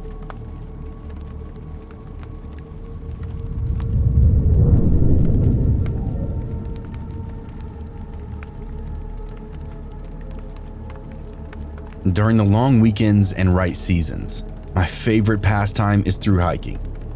Some people call it backpacking, but I like to call it conquering long established distances.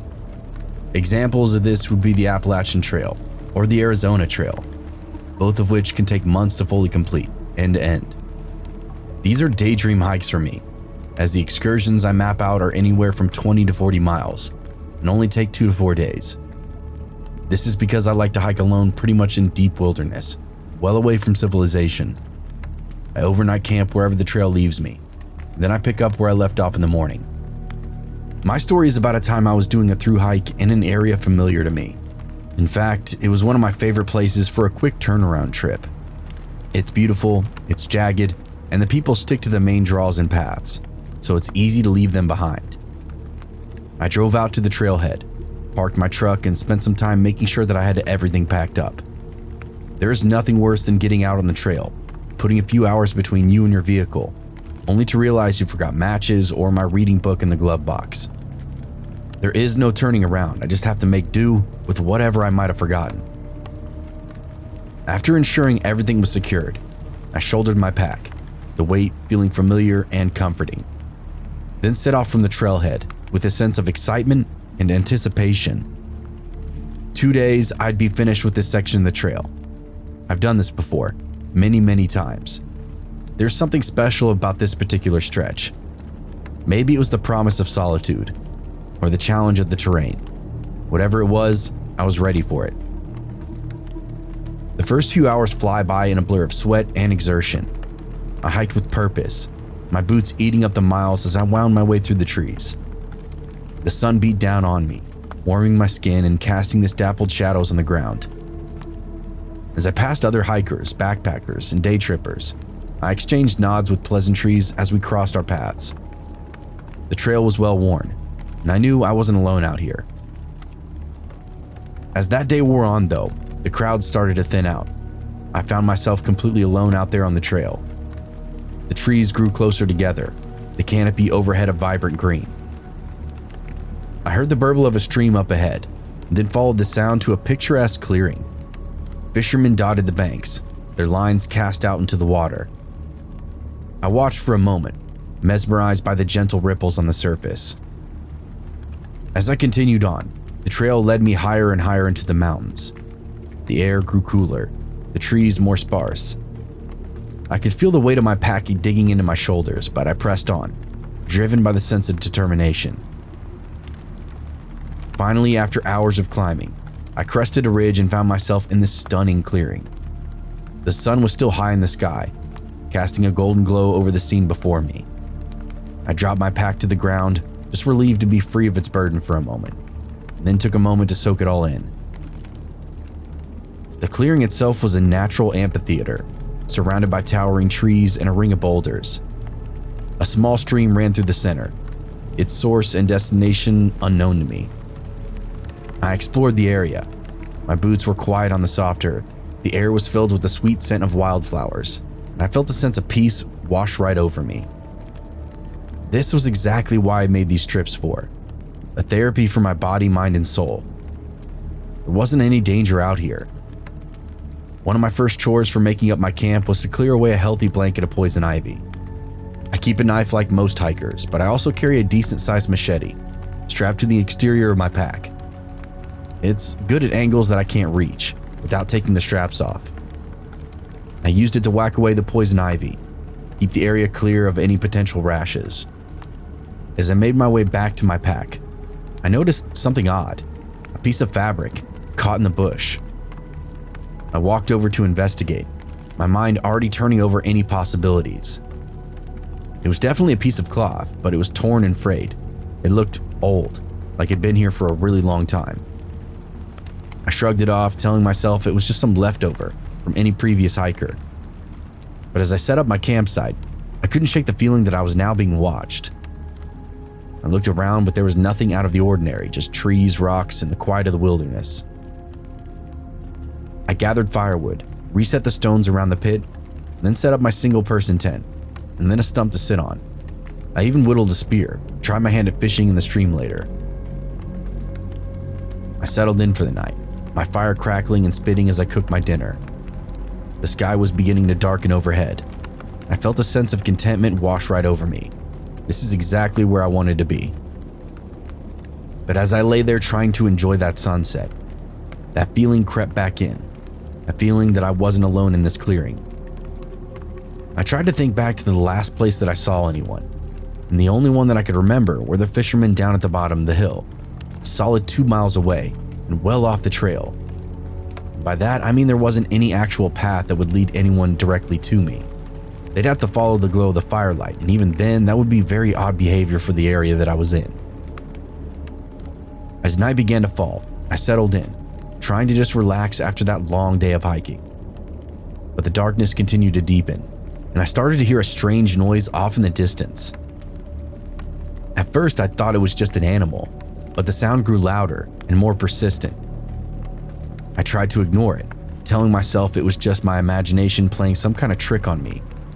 But as the minutes ticked by, the noise grew louder and more intense. It sounded like someone was hurt or in distress. Now my instincts kicked in, and I knew I needed to investigate. It was like a flapping sound. It's really hard to explain. I wasn't sure if it was an injured hiker or an injured animal, but something was off with what I was hearing. I grabbed my flashlight and set off into the darkness, my heart slamming with anticipation. As I made my way through the trees, I stumbled upon more evidence of recent human activity. More fabric caught in branches, discarded hiking gear, even a recent fire pit. My mind continued to race with possibilities. Was someone injured? Was someone lost? I started to entertain even darker thoughts, like maybe someone was disposing of a body out here. I pushed through a thick patch of trees, my flashlight casting an eerie shadow on the ground. And then that's when I heard it. The sound of voices, panicked and urgent. I rounded a boulder and suddenly found myself face to face with a young couple, naked and intertwined in a passionate embrace. And when I say I rounded the corner and they were there, I mean I almost stepped on them as they were rooting around. I almost bumped into their flesh as they rocked back and forth. And to take it a step further, I could literally smell the sex in the air. It was strange and honestly kind of gross. For a moment, we all froze, our eyes locked in a silent understanding. I was the intruder, the unwanted observer. I apologized trying to back away, but they didn't really react well. They both went into a complete panic, but made no effort to dress themselves. I'm sorry, I repeated. I thought someone needed help out here. You're a pervert. How'd you even find us out here, dude? The guy screamed at me. You like sneaking up on people? The girl pressed. You're going to prison. They were up and coming right at me, screaming all types of manner and crazy insults. I had no other option but to keep backing up, try to get away. But as I did, my steps became more and more rapid. I was glad to have my good boots on, with no heavy pack across my back, light and fast, just what I needed to be. Something had obviously snapped inside that couple. They launched themselves at me, rocks and insults flying through the air as they chased me through the forest. And I mean it, they were actually throwing rocks at me. When I saw this, I knew they were crazy and I couldn't let them get any closer. If they were willing to throw rocks, who knew what they would do if they could actually get their hands on me? I ran, my heart pounding in my chest, flashlight casting wild shadows on the trees. I could still feel their rage and anger, their desperation to protect their secret. I knew I was in some kind of danger here. As I stumbled through the underbrush, I could almost feel their breath on my neck, their footsteps closing in, closer and closer. I was all alone, vulnerable, and completely at their mercy. I knew I had to just keep running no matter what lay ahead. I crashed through the forest, my feet pounding against the earth as I desperately tried to escape them. They were gaining ground, their footsteps closing in on me like some kind of predator. I could still feel that rage and that anger, that desperation to catch up. It was such a weird reaction to my accidental intrusion. Any normal person would be embarrassed and try to cover up. It made me wonder what I really discovered out there. Was the girl underage, kidnapped? Who would hike out miles and miles into the middle of nowhere just to have sex? It just seemed very strange. I continued fumbling around in the darkness, my flashlight beam casting these eerie shadows around me. I knew the flashlight was a liability, giving away my position with every step. I needed to get rid of it. I darted around this massive trunk and killed the light, just held my breath. The silence was oppressive, punctuated only by the sound of my own ragged breathing. I could still hear the couple crashing through the underbrush, their footsteps growing louder and louder every passing moment. They were like wild animals, driven by this primal fury. I pressed myself against the tree, my heart racing in my chest. I could almost feel their eyes on me. Slowly, the couple moved off in the direction of my camp, their naked bodies disappearing into the darkness. I let out a sigh of relief, my muscles relaxing ever so slightly. But I knew I couldn't stay here for long. I had to get back to my camp, get my gear, and get the hell out of here before they came back. I continued creeping through the darkness, my senses now on high alert. I could hear the couple's distant shouts, their insults and threats, echoing around the forest. They were still out there, still searching for me, and would continue to do so for many, many hours. This was a crazy, scary experience, and one that stays with me still to this day. Slowly and silently, I left my hiding place and crept back to my camp. There's no one there, no naked assailants waiting for me in the brush. I pocketed my flashlight, grabbed my machete, and proceeded to pack up all my shit as quietly as possible. With shaking hands, I continued to pack, my eyes scanning the darkness for any sign of movement. I knew I couldn't hike back to the trailhead in the dark, not with those two lunatics on the loose. I had to hide, wait for dawn before I could make any kind of move. I got everything secured, loaded it onto my back once more, and then proceeded back into the forest, away from the sounds of that thrashing couple. I moved up the hillside, my eyes fixed on the rocks above, and tucked myself away into the small crevice, heart pounding in my chest. I could hear their footsteps, their labored breathing, as they stumbled throughout the darkness themselves. They were getting closer still, and their anger and frustration very palpable. I figured that if they caught me, they would try to kill me. Why else would you spend so much time and so much energy hunting someone down? As the night wore on, the shouts grew louder, their insults more vicious. They were out of breath still, scratching and bruised, but they would not give up the chase.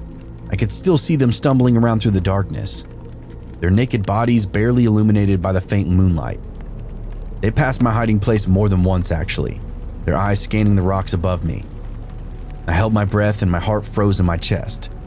They were so close to finding me. I had to stay hidden. I had to wait until dawn before I could make any kind of escape.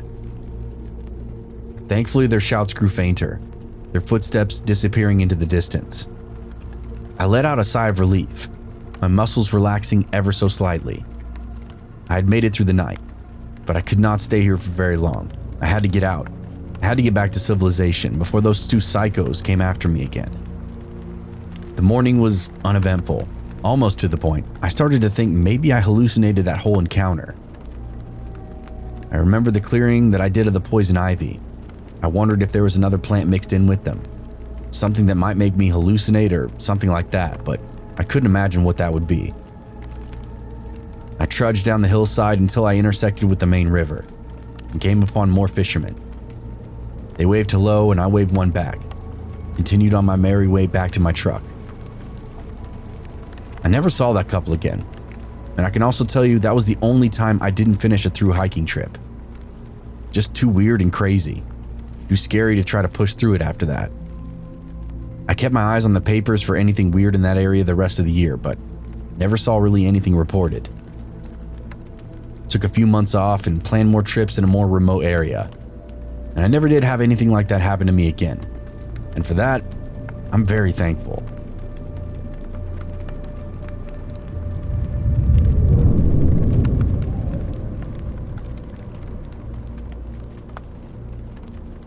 Me and my wife have a mutual love for the outdoors. Hiking, backpacking, even kayaking a couple of times. The thing is, we live in the city, so we don't get to do it as much as we want. Both grew up camping, but not living and breathing it for anything. Just got a basic understanding of what it took to get by. When we camp, we like to do it in those designated camping areas like KOAs you see along highways, stuff similar to that. There's an entrance attendant, slotted, numbered camping spots, and usually shared amenities, bathrooms and dumpsters. It's tailored towards city slicker types, but it's what we were comfortable doing. As I turned off the main road and onto the dirt path leading to the campground, a sense of nostalgia just washed right over me. I'd been out here once before, many years ago with my family. It was a summer camping trip. I had a lot of fond memories about hiking through these woods, swimming in the nearby lake, and roasting marshmallows over a campfire. It was cool to be coming back to a place that I'd used to be before. As we drove further down the path, I noticed something was kind of off though. The entrance gate was now gone, and the established part of the campground was abandoned. The gate was wide open. The admittance booth was boarded up. It was like a serious ghost town now. Very ominous and very weird. We continued driving in anyway though. There weren't any keep out signs or anything. It just looked as if money fell through the campsite and it was just left to its own devices. Boondocking, I think it's called. The outbuildings were locked up tight. The area was overgrown with grass and weeds. A sign hung crookedly from a pole reading campground in faded letters. This was it. I just wasn't sure I wanted to be here anymore. Like I said earlier, we're inner city folks. Camping on our own sounds kind of scary more than anything else. Still, I was with my wife and wanted to spend a weekend away with her. Shelby raised an eyebrow as we pulled up into the empty campsite. "Well, this is cozy," she said, her voice laced with sarcasm. I shrugged. "It's not that bad. We can still make the most of it." And that's exactly what we did. We set up our tent, secured the area, and collected some firewood. The silence was almost palpable, broken only by the sounds of birds chirping and leaves rustling in the wind. As the sun began to set later that night, we got the fire pit mucked out and started a fire, the flames crackling and spitting as we cooked an early dinner. As we sat down to eat, I couldn't shake this feeling that we were being watched. I glanced around, but I never saw anyone, no one in sight.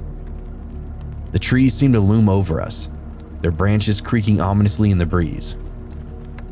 I quickly tried to push those thoughts aside and just focus on the peacefulness of the moment. We didn't really eat anything fancy, just some BLT sandwiches and potato chips. As we grazed, we just watched the sun fade away, and it hit me that I was actually thoroughly enjoying this. No barking dogs, no buzzing flies around the trash, no kids running around hooting and hollering. I could actually see why people like to boondock or free camp, whatever it's called. There wasn't a single disturbance for what seemed like forever.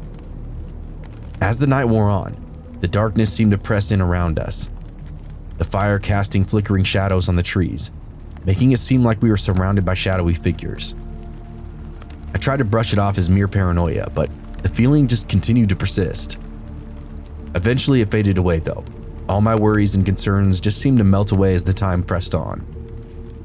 There weren't any coyotes prowling, no signs of bears, no signs of anything scary at all.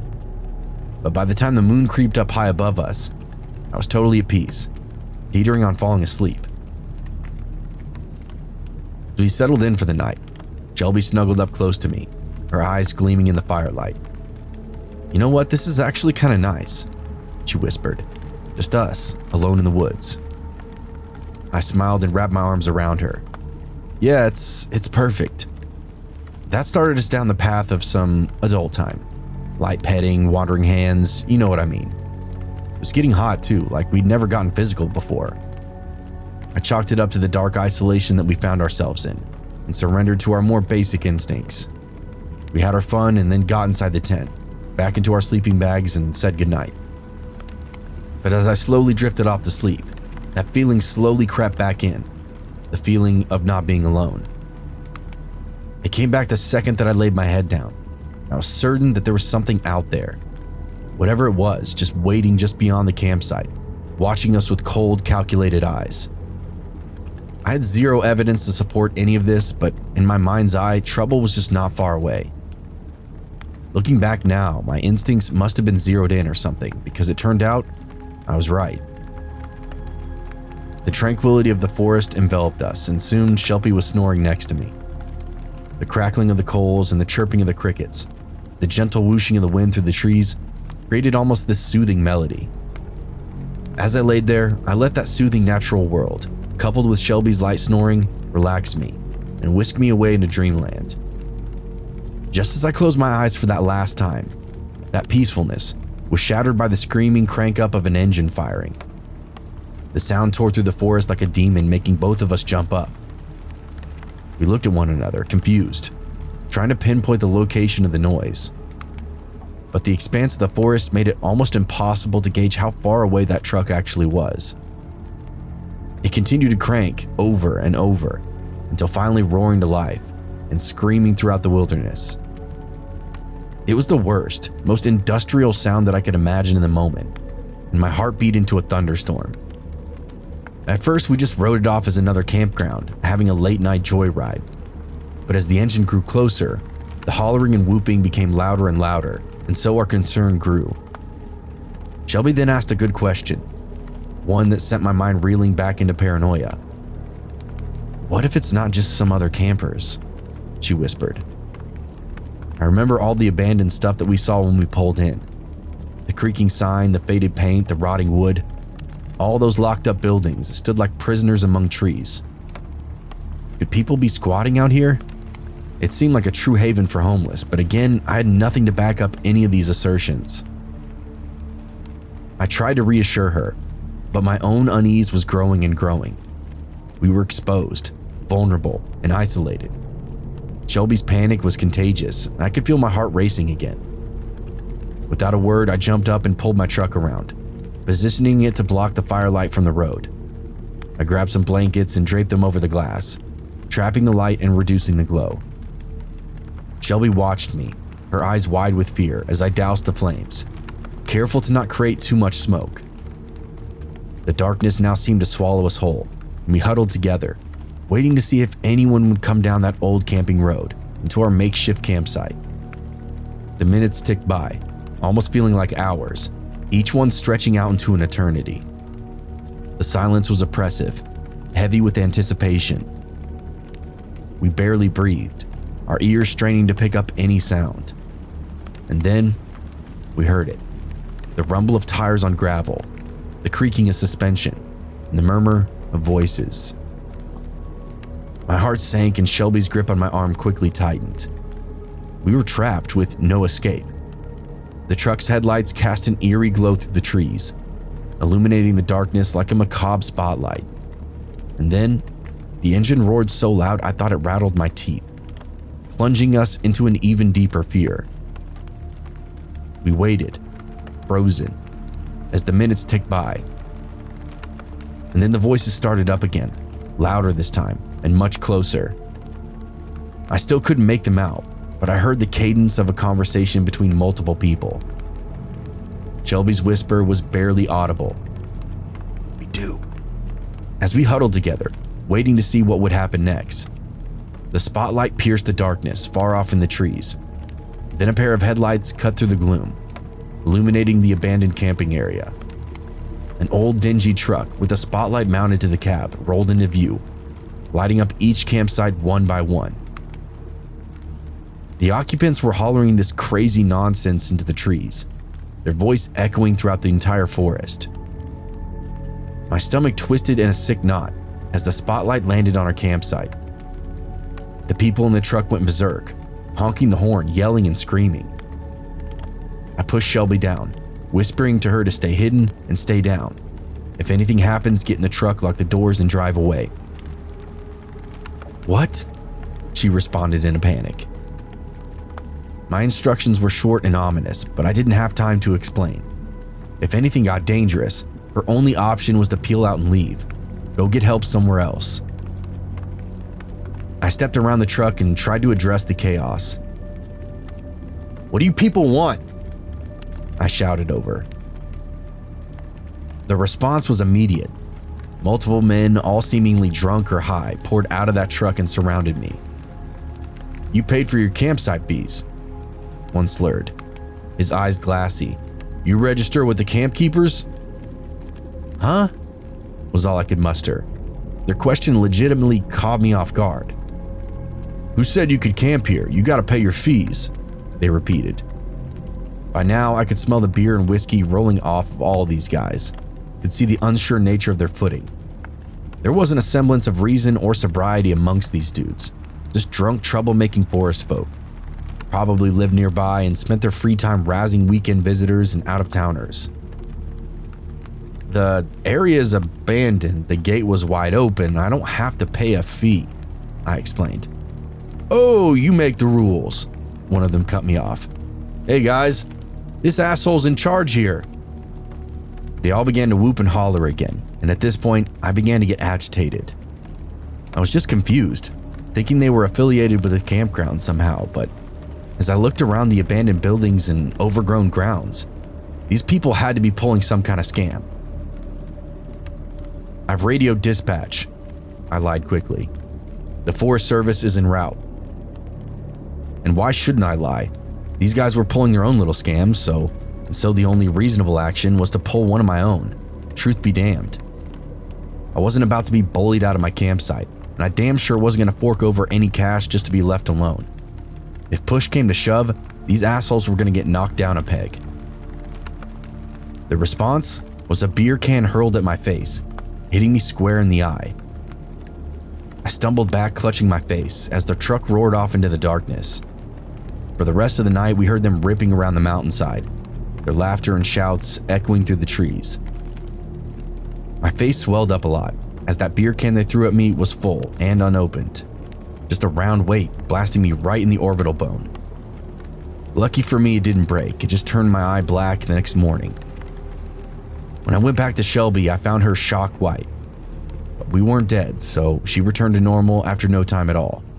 We stoked the fire again to allow some kind of comfort. We were too afraid to sleep in the tent that night, fearing they'd come back and drive right through our camp. The next morning, everything seemed normal.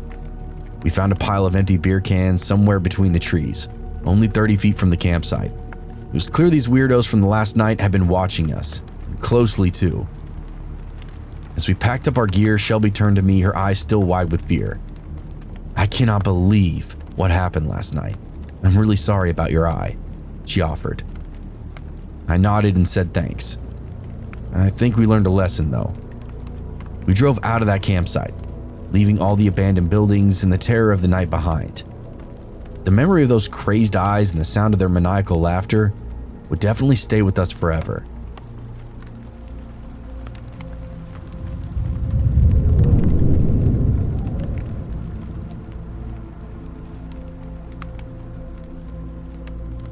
Hello, my name is Tom, and I want to start out by saying my girlfriend and I are huge fans of your channel.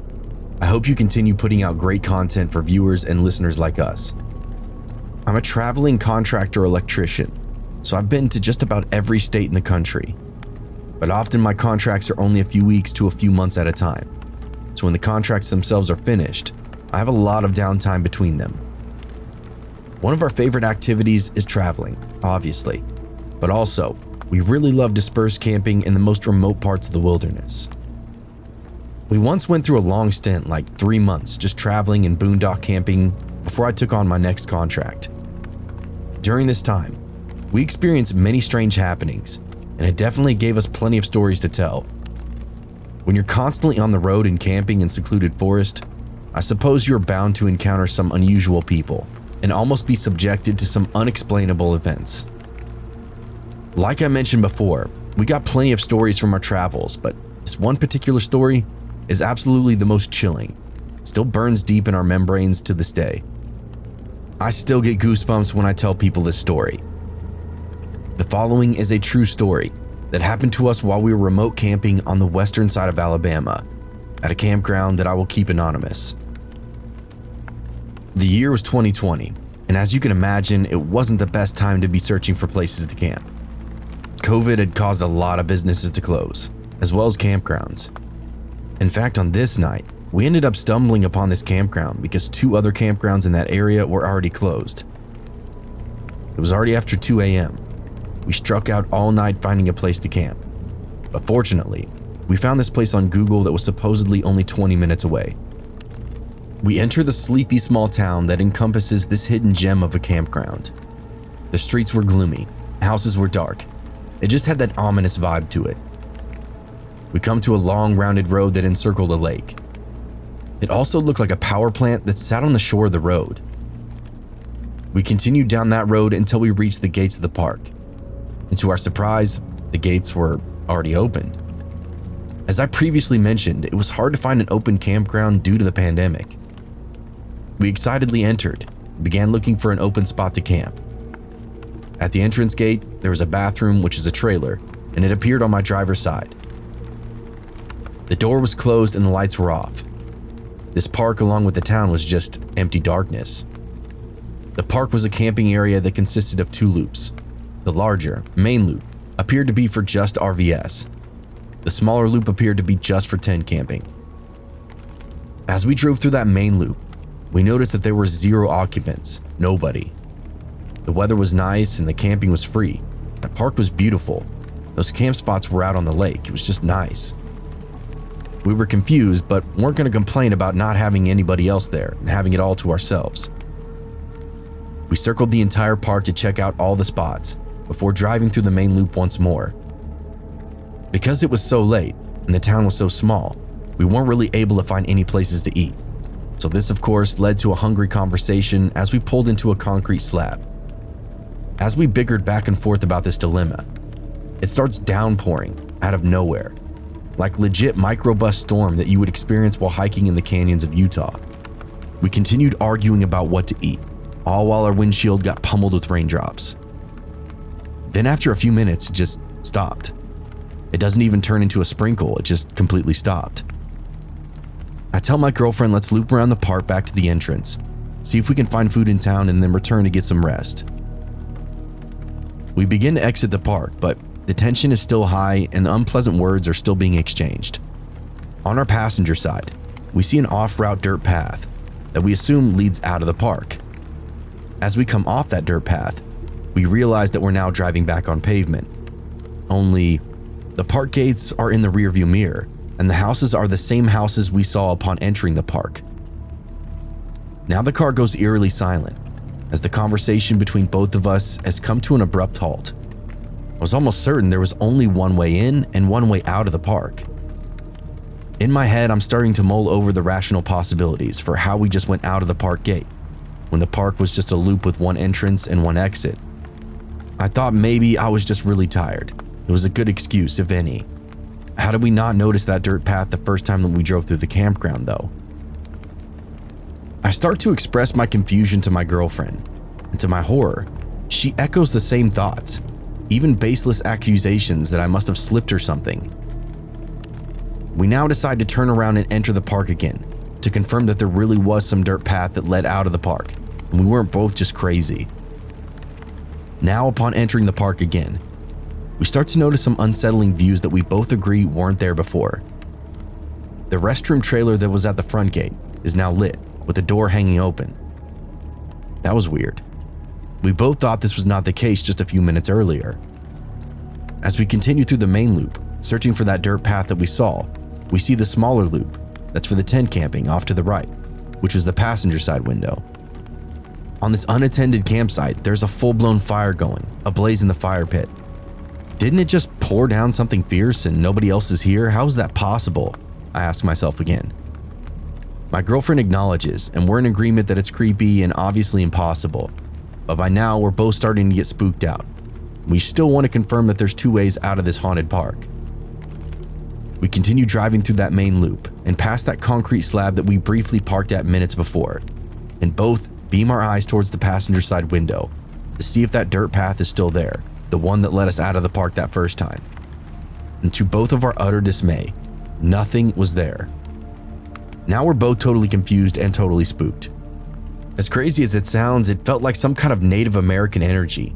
It just scared us right out of the only spot we had to camp at that was within 60 miles.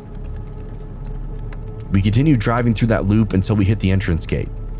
Now we had nowhere to camp, but we weren't about to stay here for another second longer. We sped, or rather hightailed it, around that long rounded road that encircled the lake with the power plant. As I gave one last nervous look through the rearview mirror at the entrance gate. Whatever that was, whatever just happened, we wanted no part of it. The next day we went to do some research of our own. The river that surrounded the park was actually a river that bordered the Choctaw land. This land was the land where some of the Indian removal occurred back in the 1830s. As I mentioned at the start of my story, this was only one of our many strange happenings that occurred to us during our boondocking excursions. Stay safe out there, travelers.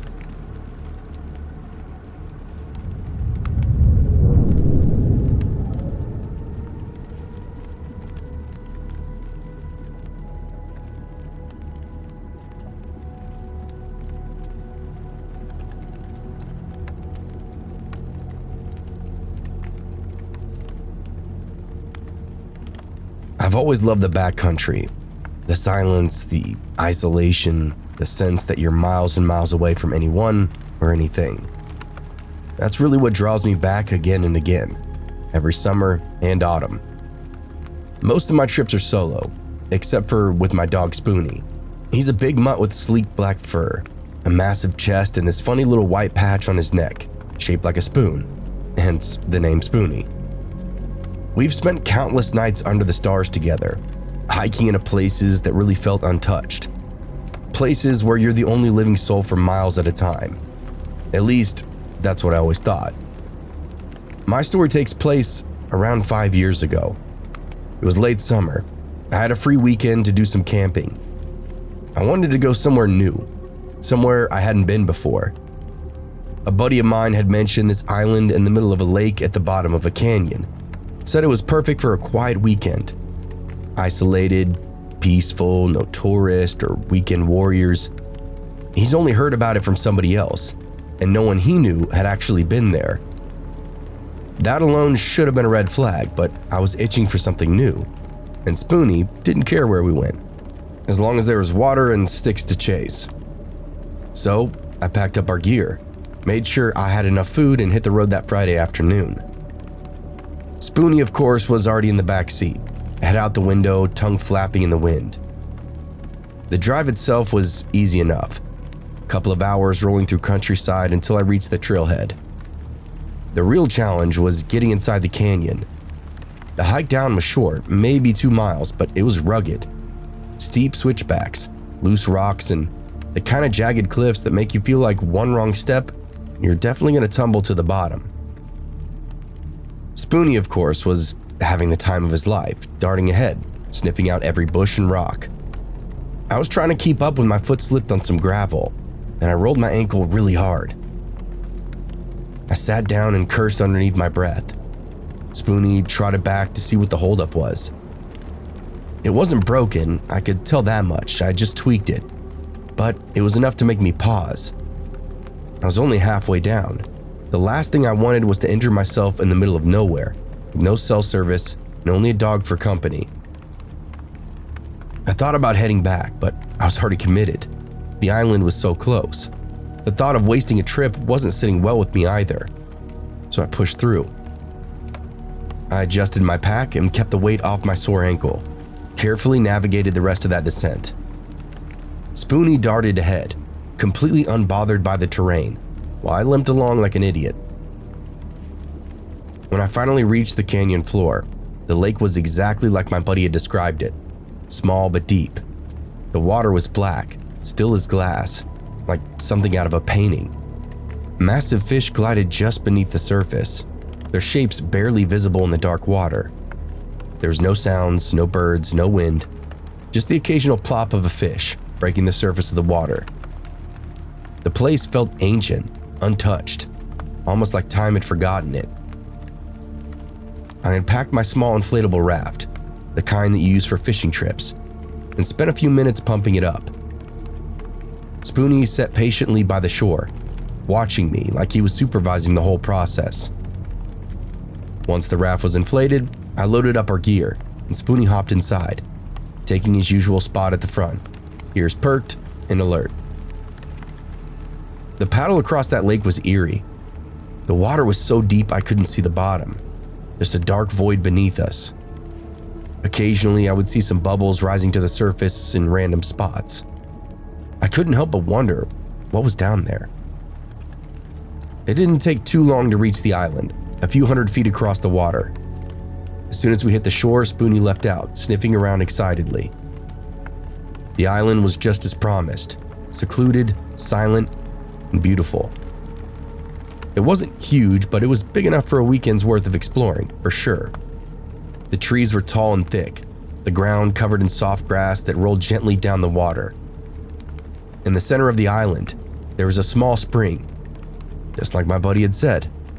It trickled up from a rock formation, clear and cold, creating a tiny stream that flowed down toward the lake. It was perfect.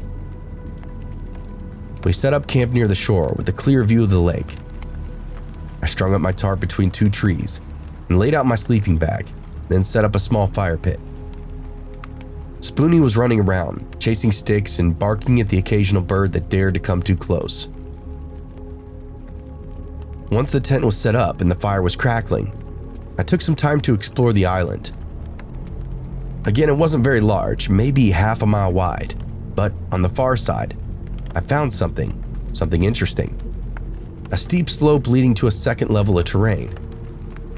It was like a natural plateau, hidden from view unless you knew where to look. I tried to climb up, but my ankle was not having it. I barely made it halfway before the pain forced me back down again. Spoonie, on the other hand, was staring up at the cliffside, barking occasionally, his fur bristling. I figured he just caught a whiff of some kind of animal, a squirrel or a raccoon. But I'll admit, there was something about the way he was acting. It made me uneasy. He wasn't just excited, it almost seemed like he was on edge. I tried to call him back, but he stayed there for a while, staring up at the ridge, just growling softly. Eventually, we made our way back to camp, and I spent the rest of the afternoon fishing off the shore. The fish practically leaped into my hands. I had no trouble catching a few for dinner. As the sun began to set, I fried up those fish over the fire, and Spoonie sat next to me, eagerly awaiting his share. My ankle had now swollen up pretty good at this point, but the pain was manageable. I figured a good night's sleep would help it out. And that's when I heard this rustling sound, just beyond the edge of the firelight, near the trees. At first, I assumed it was the wind, or maybe a deer moving through the underbrush. But the longer I listened, the more deliberate it sounded to me. Something was out there, watching us. Spoonie's ears perked up and he stood, that low growl in his throat. I grabbed my flashlight and shined it out towards the sound, sweeping the beam back and forth, but I didn't see anything. Just the trees swaying gently in the evening breeze. Then I saw them. Two glowing eyes staring back at me from the darkness. They blinked slowly and I froze, heart now thudding in my chest. The eyes were set low to the ground, too low for a deer or even a wolf. They didn't move, just occasionally blinked at me, reflecting the light of my flashlight. Spoonie was going ballistic, barking and lunging at the end of his rope, but those eyes stayed right where they were, unblinking and watching. I yelled and threw a rock and tried to scare whatever it was off, but it still didn't budge. The eyes blinked again and then, without warning, they shot upward. In the span of a second, this creature had climbed a tree and scaled it with its unnatural speed and grace. I watched in complete disbelief as it perched 20 feet above the ground, now staring down at us from the branches. I didn't know what it was, and it didn't make a sound. It didn't move, just watched us from its perch. Was it a cat, an owl, some other kind of wild animal? One that I'd never seen before. But nothing I knew of moved like that. Nothing climbed trees like that, so silent, so effortlessly. After what felt like an eternity, it just vanished. One moment it's there, and the next it's gone, disappearing completely into the canopy without a trace. I stood there with flashlight in hand, scanning the treetops, but it was gone. I tried to calm Spoonie down, but he was frantic, pacing and barking and pulling at his leash like he wanted to chase after whatever that was. Eventually, I had to tie him up to a tree to keep him from running off into the dark, and I told myself it was just an animal, a large owl or something I just wasn't familiar with. But deep down, I knew that wasn't it. Something was off and wrong with this place. That night, I crawled back into my tent with Spoonie at my side. I kept the fire burning low, the glow flickering against the walls of my tent. As I laid there, trying to drift off to sleep, I couldn't shake the feeling that something else or someone was out there, still watching. And then, a shadow moved outside the tent, cast by the firelight. It was not an animal this time. It was tall, human-shaped, creeping slowly around the perimeter of the camp. I held my breath and listened for footsteps, but there was nothing. Just the soft crackle of the fire and the sound of my own heartbeat pounding in my ears. The shadow paused for a moment, as if it was looking directly at the tent, before silently disappearing back into the night. I wanted to believe it was my imagination, that the darkness and the isolation were now playing tricks on me, but I knew better. I held on to Spoonie, feeling his warm body pressed against mine, and just waited for the sun to rise. When morning finally came, I wasted no time. I packed up camp in record time, barely stopping to eat. Spoonie almost seemed just as eager to leave, his usual energy replaced by this tense, nervous silence. As we paddled back across the lake, I glanced back at the island, half expecting to see something watching us from the shore. But the tree stood still, the island silent, as if nothing had ever taken place. I never told my buddy what happened that night or what I saw.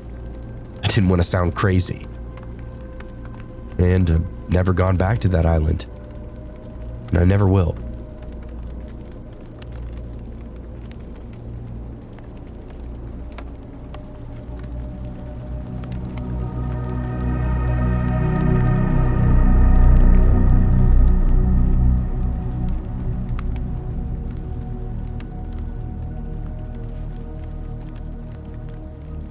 The idea of spending a quiet weekend out in the woods had been gnawing at me for weeks.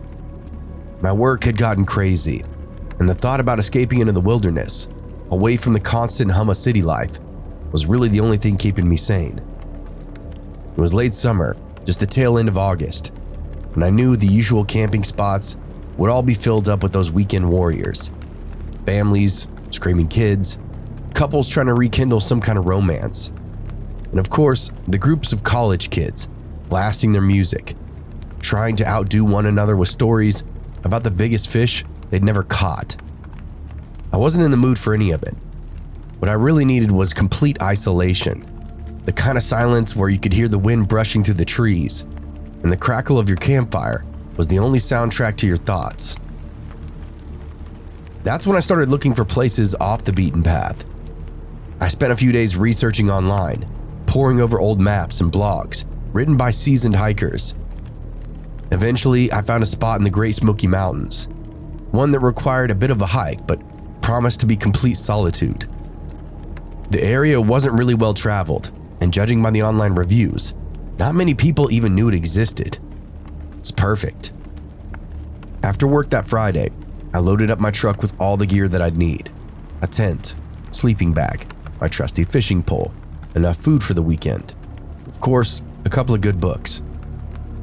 It wasn't a long drive, just a few hours from where I lived. But by the time I pulled off the main road and then onto the gravel path that would lead me closer to the trailhead, the sun was already dipping low in the sky, casting a golden hue over the dense forest. I parked, secured my gear, and hoisted my pack up over my shoulders. The trail started innocently enough, this narrow dirt path winding through the trees. Within a mile, it became clear that this area didn't really get visitors hardly ever. The undergrowth was thick, branches and vines crisscrossing the path, and the trail itself had faded into little more than a suggestion. No footprints, no tire tracks from mountain bikes. It was almost as though I was the first person to set foot here in years. For a moment I hesitated. Maybe this wasn't such a good idea, but I shook that thought away. This was what I wanted, complete isolation, right? Besides, I was a few miles in now. The river wasn't far off. I pressed on, the only sound of the rhythmic crunch of my boots against the dirt and the occasional bird call around me. After what felt like a few hours trudging through those thick woods, I finally intersected with the river. Its gentle rush was soothing, the cool air off the water a welcoming relief after that hike. But this really wasn't where I wanted to set up camp yet. I knew from my research that there was a better spot, a couple of miles further upstream. The land formed this natural inlet. It's perfect for a weekend campout. As I prepared to cross that river, something caught my eye though. A small boat, or at least what looked like one, tied to a tree stump on the shore. It wasn't much more than a patchwork of old logs and bits of scrap metal, held together with some kind of rope or twine. It was pretty crude, like some kind of kid might have built it in his backyard fort. I stared at it for a moment, trying to imagine who might have made it. But the more I looked, the more uneasy I felt. It was definitely out of place and strange, but not enough to send me packing. It was probably just some Boy Scouts troop long-forgotten project, I reasoned with myself. And with that thought, I pressed on. After another hour of hiking, I finally reached my campsite.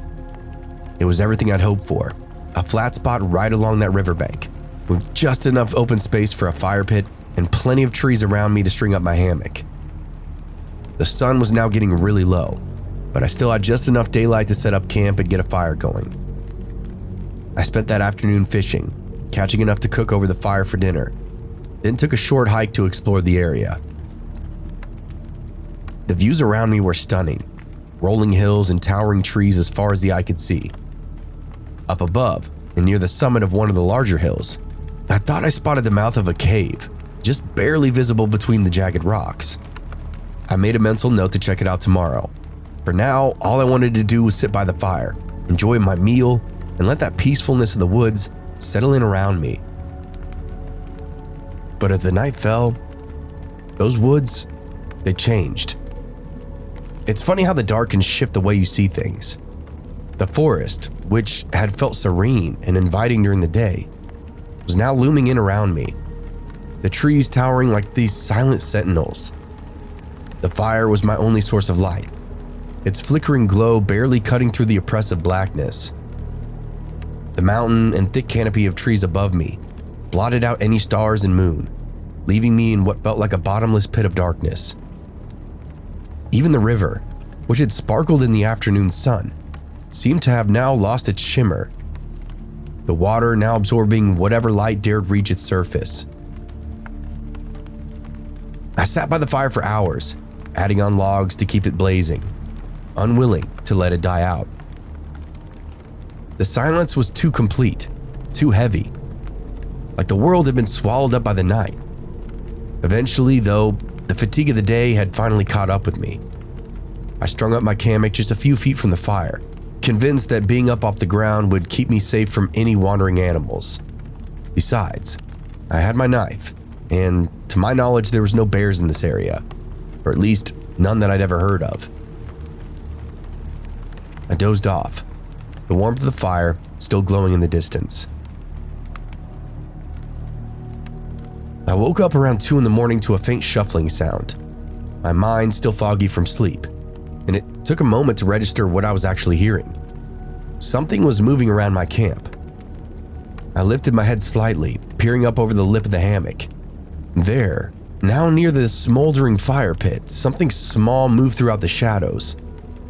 At first, I thought it was just a raccoon or maybe a weasel, scavenging for scraps. I've dealt with plenty of animals like that before. It's nothing to worry about. I figured as long as there wasn't any food left out, it would eventually move on. But then my hammock jerked.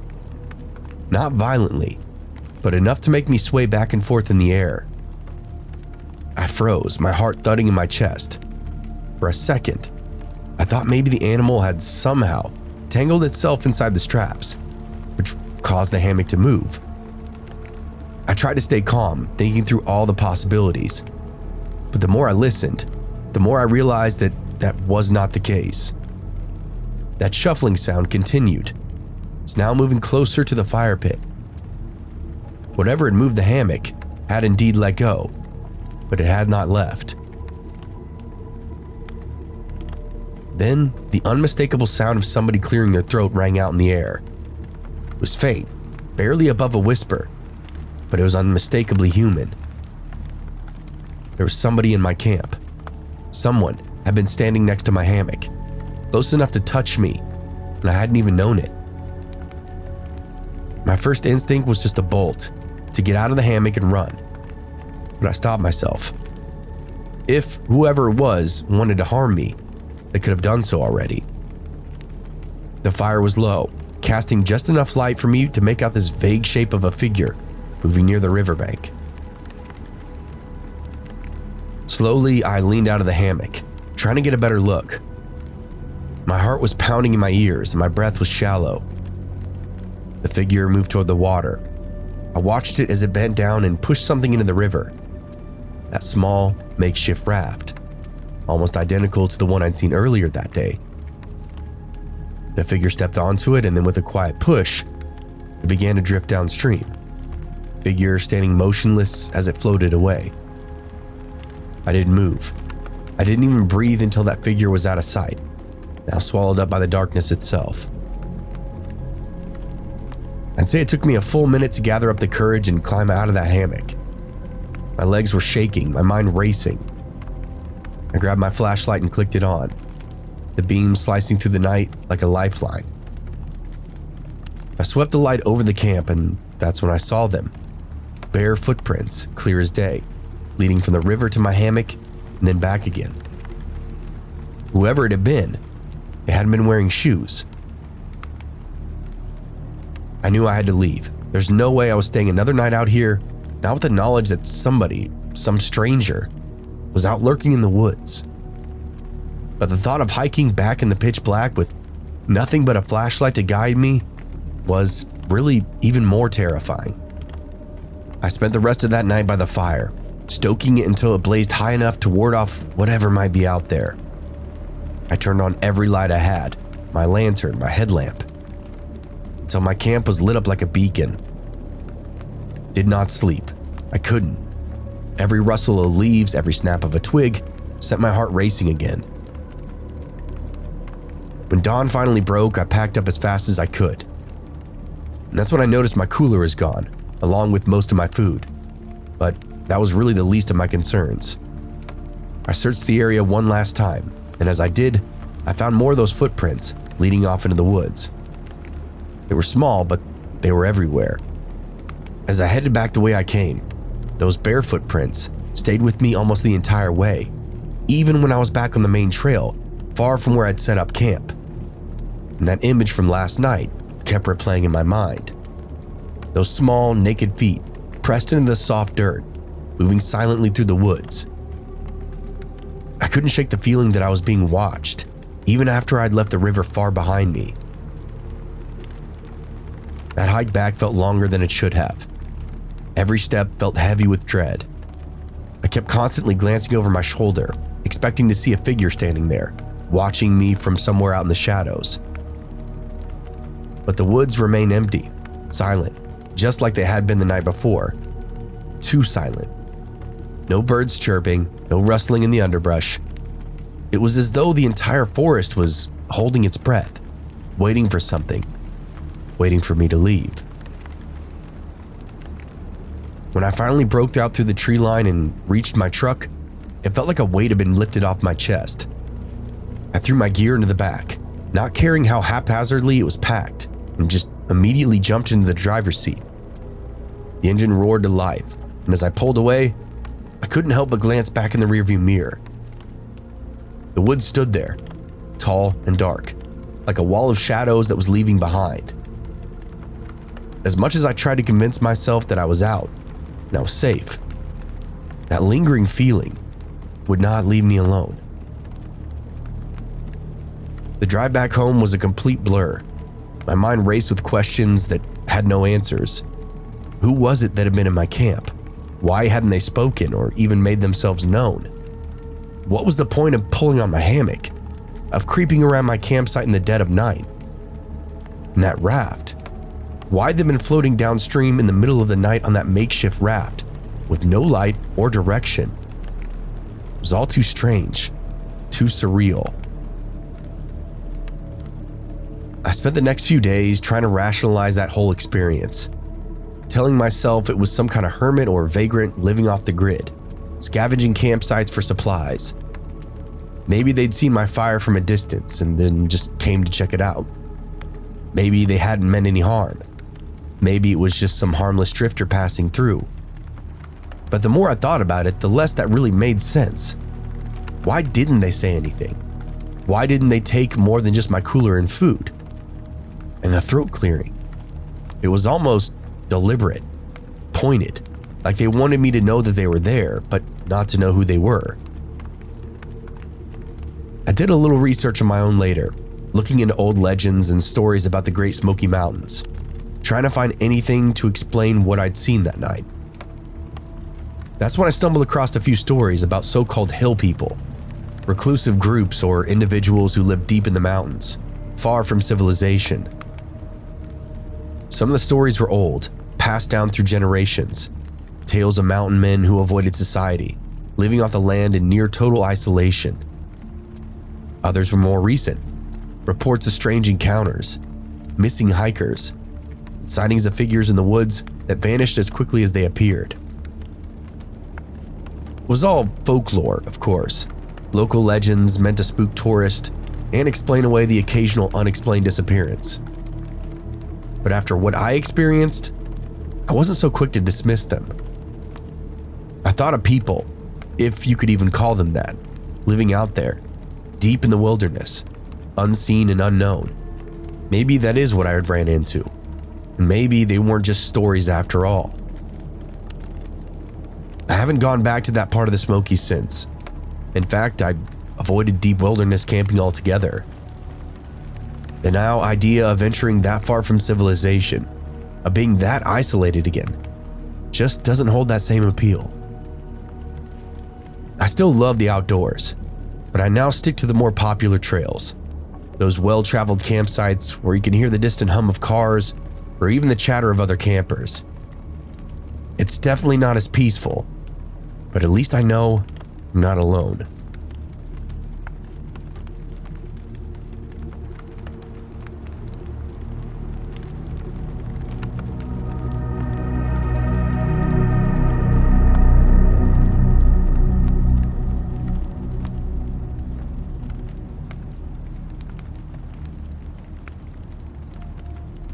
I decided to take a few days off from everything.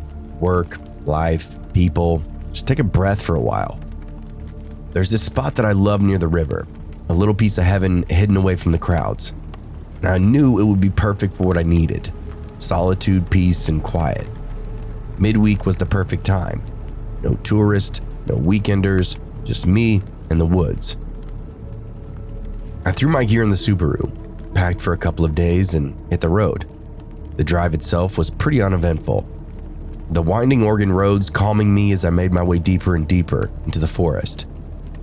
By the time I reached the trailhead, I was already feeling all the stress fall away from me, almost like shedding an old skin. I pulled into the parking lot, completely deserted. Exactly what I was hoping for. Picked out a nice secluded campsite not far from the river. Setting up was easy.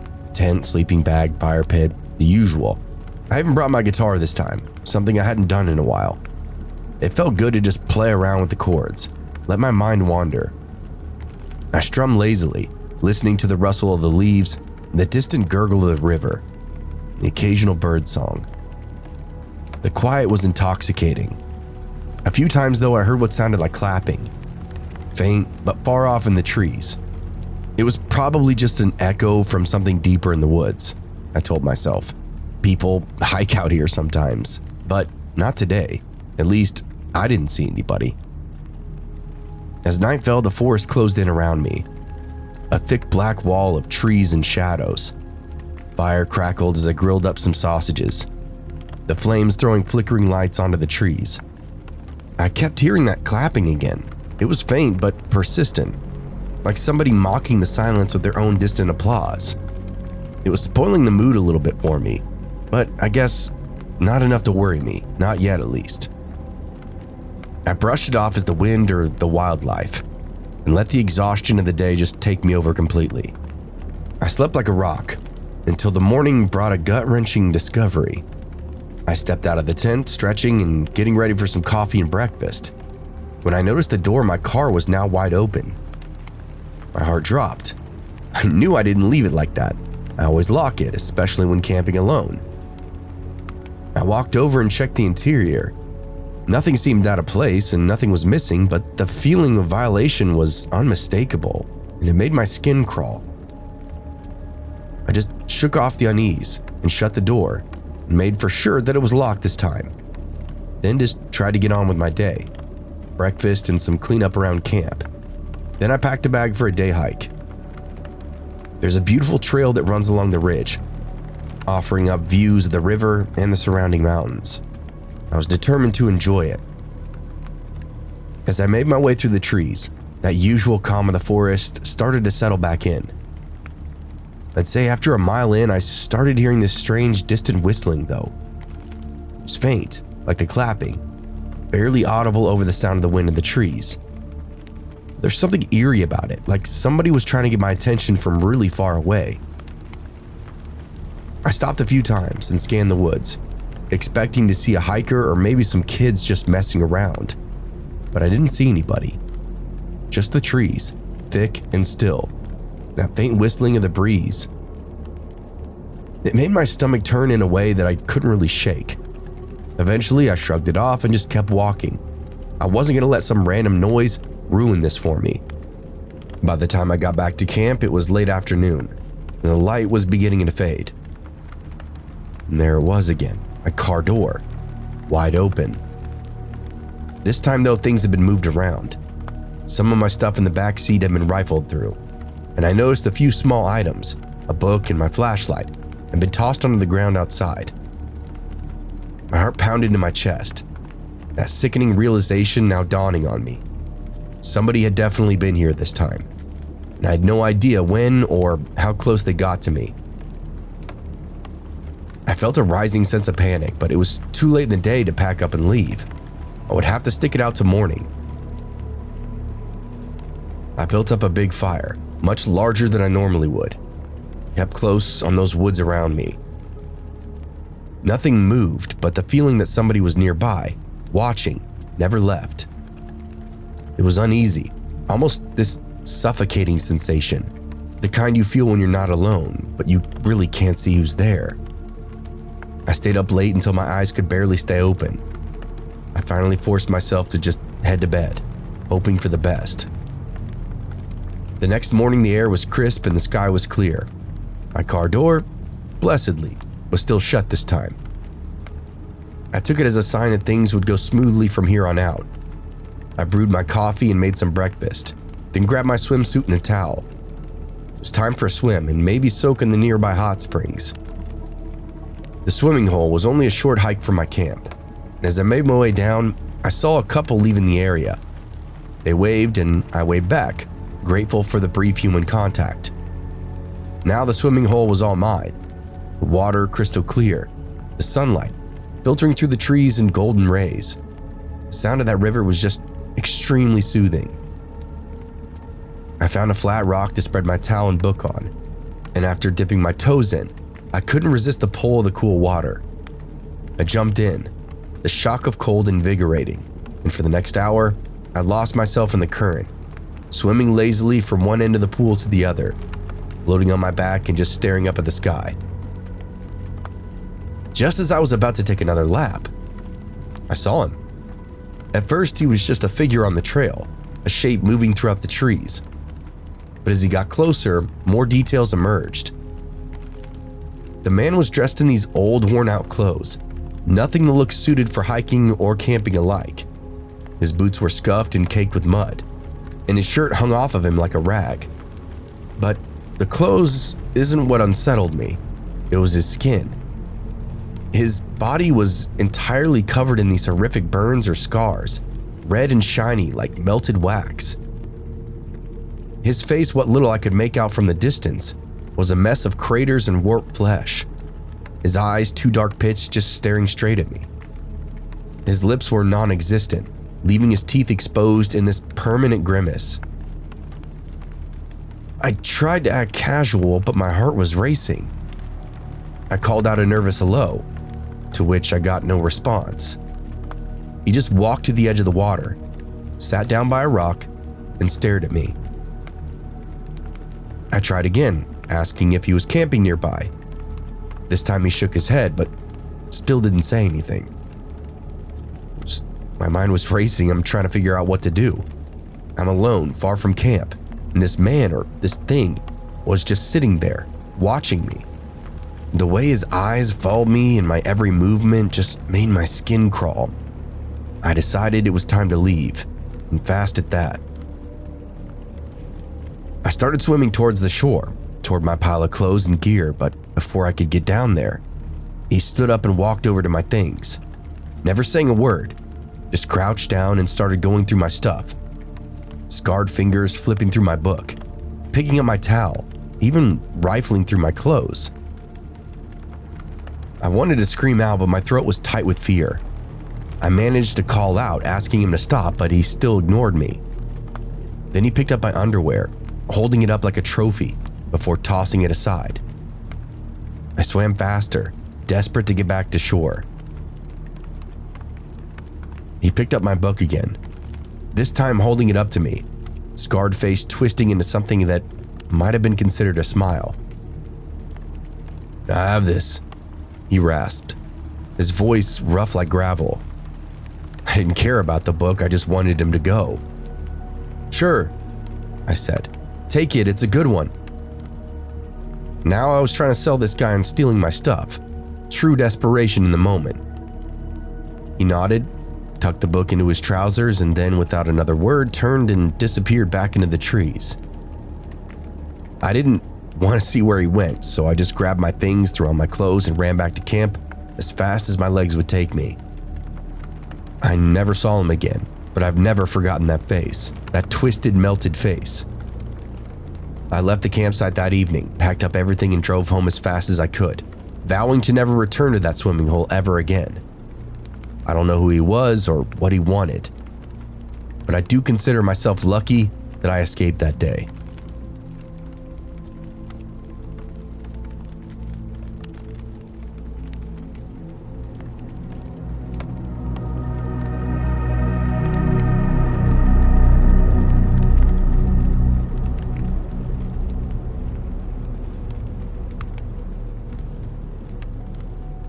I remember that summer night like it was yesterday.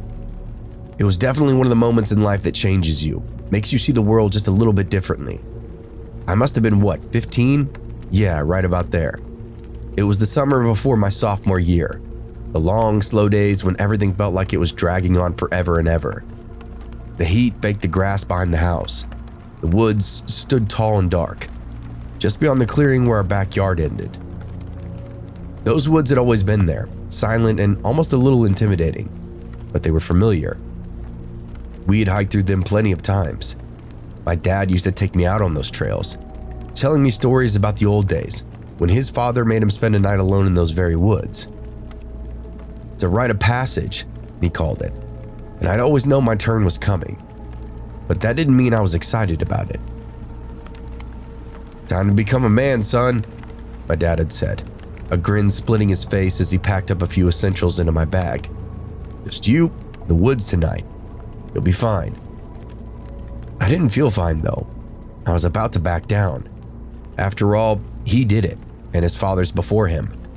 It was tradition, and traditions mattered in our family. So there I was, standing on the back porch with my bag slung over one shoulder and my heart hammering in my chest, staring out at the woods that suddenly seemed a lot darker and a lot deeper than they ever had before. My mom, always the worrier, gave me a kiss on the forehead and whispered something about being careful. Then my dad gave me a firm clap on the back. Don't let those coyotes get you," he joked. Though there was a glint in his eyes that almost felt like he was at least half serious. The trail that led down into the canyon behind the house wasn't really that far. I'd been down it 100 times, but this time going alone, it felt very different, very unfamiliar. The air was thick and now heavier. There wasn't much light left, only enough to see by. The trees on the other side of the path loomed over me, their branches reaching out like these bony fingers. I had a flashlight, but I didn't want to use it yet. No sense in wasting batteries before I even got to camp. Besides, the fading sun still lit the way, casting long shadows that flickered as I walked. The campsite was only a mile in, nestled by a creek at the bottom of the canyon. Our family still used it sometimes, and it wasn't far enough that I could make a run for it if I needed to get home quickly. But the isolation was very real. When you're down there, surrounded by nothing but trees and the sound of that creek, it felt like the rest of the world had melted away. And tonight, it would just be me, alone. The hike really wasn't that bad. I even saw a couple of deer in the distance, and even watched a hawk circle overhead. Normal stuff, and it helped calm my nerves a bit. Even when I stumbled on a rock and nearly twisted my ankle. But I kept moving, kept my eyes forward. Because looking back felt like I was admitting that just maybe, I wasn't ready for this. I reached the campsite just as the sun dipped below the horizon, painting the sky in hues of purple and orange. The clearing was just as I remembered it, quiet and still, the fire pit in the middle ringed by stones. I set my pack down and got to work gathering some wood for a fire. Soon enough, I had this small blaze going. The warmth was comforting, and the crackling sound helped break the eerie silence of the woods around me. Dinner that night was simple, beans and hot dogs, cooked over the flames. I really wasn't that hungry, but I forced myself to eat, trying to ignore the growing unease in the pit of my stomach.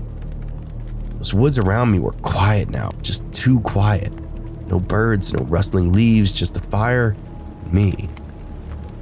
Then out of nowhere, I heard a twig snapping somewhere off in the distance, the sound echoing throughout the trees. I froze. The half-eaten hot dog slipped from my hand. My eyes darted toward the darkness, but I couldn't see anything beyond the ring of light from the fire. Another snap. Closer this time. My heart raced, pounding so hard I could hear in my ears.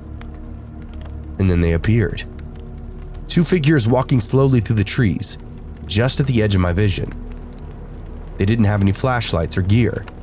Nothing to suggest that they were fellow campers.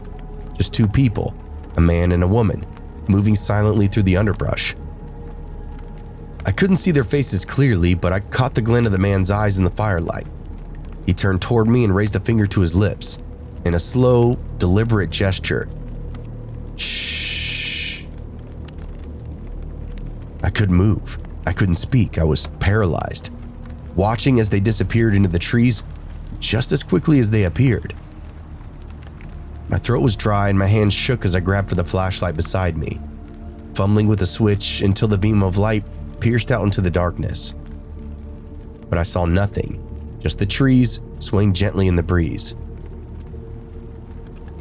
I should have packed up then and headed home, but I didn't. I couldn't. Pride kept me rooted to that spot, even as every instinct in my body screamed at me to run. Run now. An hour passed, maybe two. I sat by the fire, staring deeply into the flames, trying to convince myself that what I seen earlier was not real. My mind was playing tricks on me. But as I was thinking that, another thought crossed my mind, that those figures were still out there, just beyond the light, waiting, watching. It was late when I finally decided to turn in. I crawled into my sleeping bag inside the tent, leaving the fire burning low outside. The warmth was comforting, and exhaustion from the day's hike started to pull in around me. My eyelids grew heavy, and for a moment, I thought I might actually fall asleep. Then that's when I saw a shadow cast against the wall of the tent, moving slowly throughout my campsite. My breath hitched in my throat as I watched that dark shape glide past me, tall, and human-like, just on the other side of that thin nylon fabric. I held my breath, praying that whoever it was wouldn't come any closer. They'd just keep moving. But the shadow stopped, right next to the tent. I reached for the flashlight, hand trembling, and clicked it on. The beam of light sliced through the darkness, and I scrambled to unzip the tent, throwing my flap open, ready to confront whoever or whatever was outside.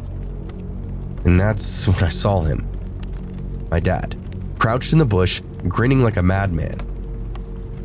"Gotcha," he whispered. Relief washed over me so hard that I almost collapsed. I couldn't believe it. He snuck out here, just like his father had done to him, just like the stories he told me before. Part of the tradition, he'd said. A rite of passage, sure, but also a father's prank, meant to test my nerves. I explained to him what I'd seen earlier, those figures walking through the trees, the man who had shushed me. My dad's smile faded, and for the first time that night, I saw concern in his eyes. He believed me. He believed that something wasn't right out here. "I did see some tracks on my way over," he said. "It could be hunters or could be something else. Let's stay up for a bit and see." He pulled a couple of beers from his pack. Apparently, this was part of the plan too.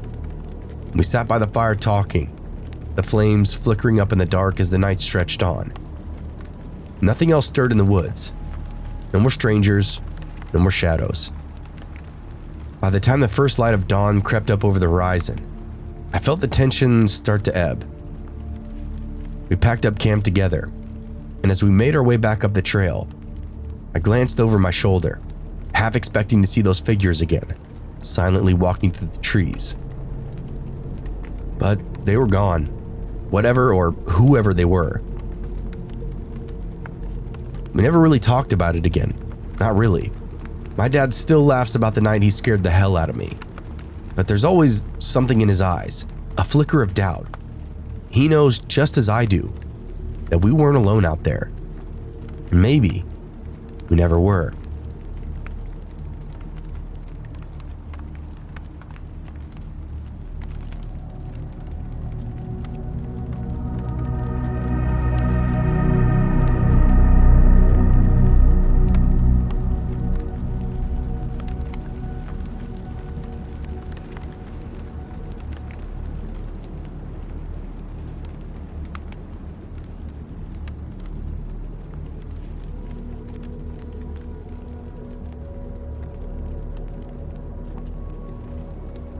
I've always loved the outdoors.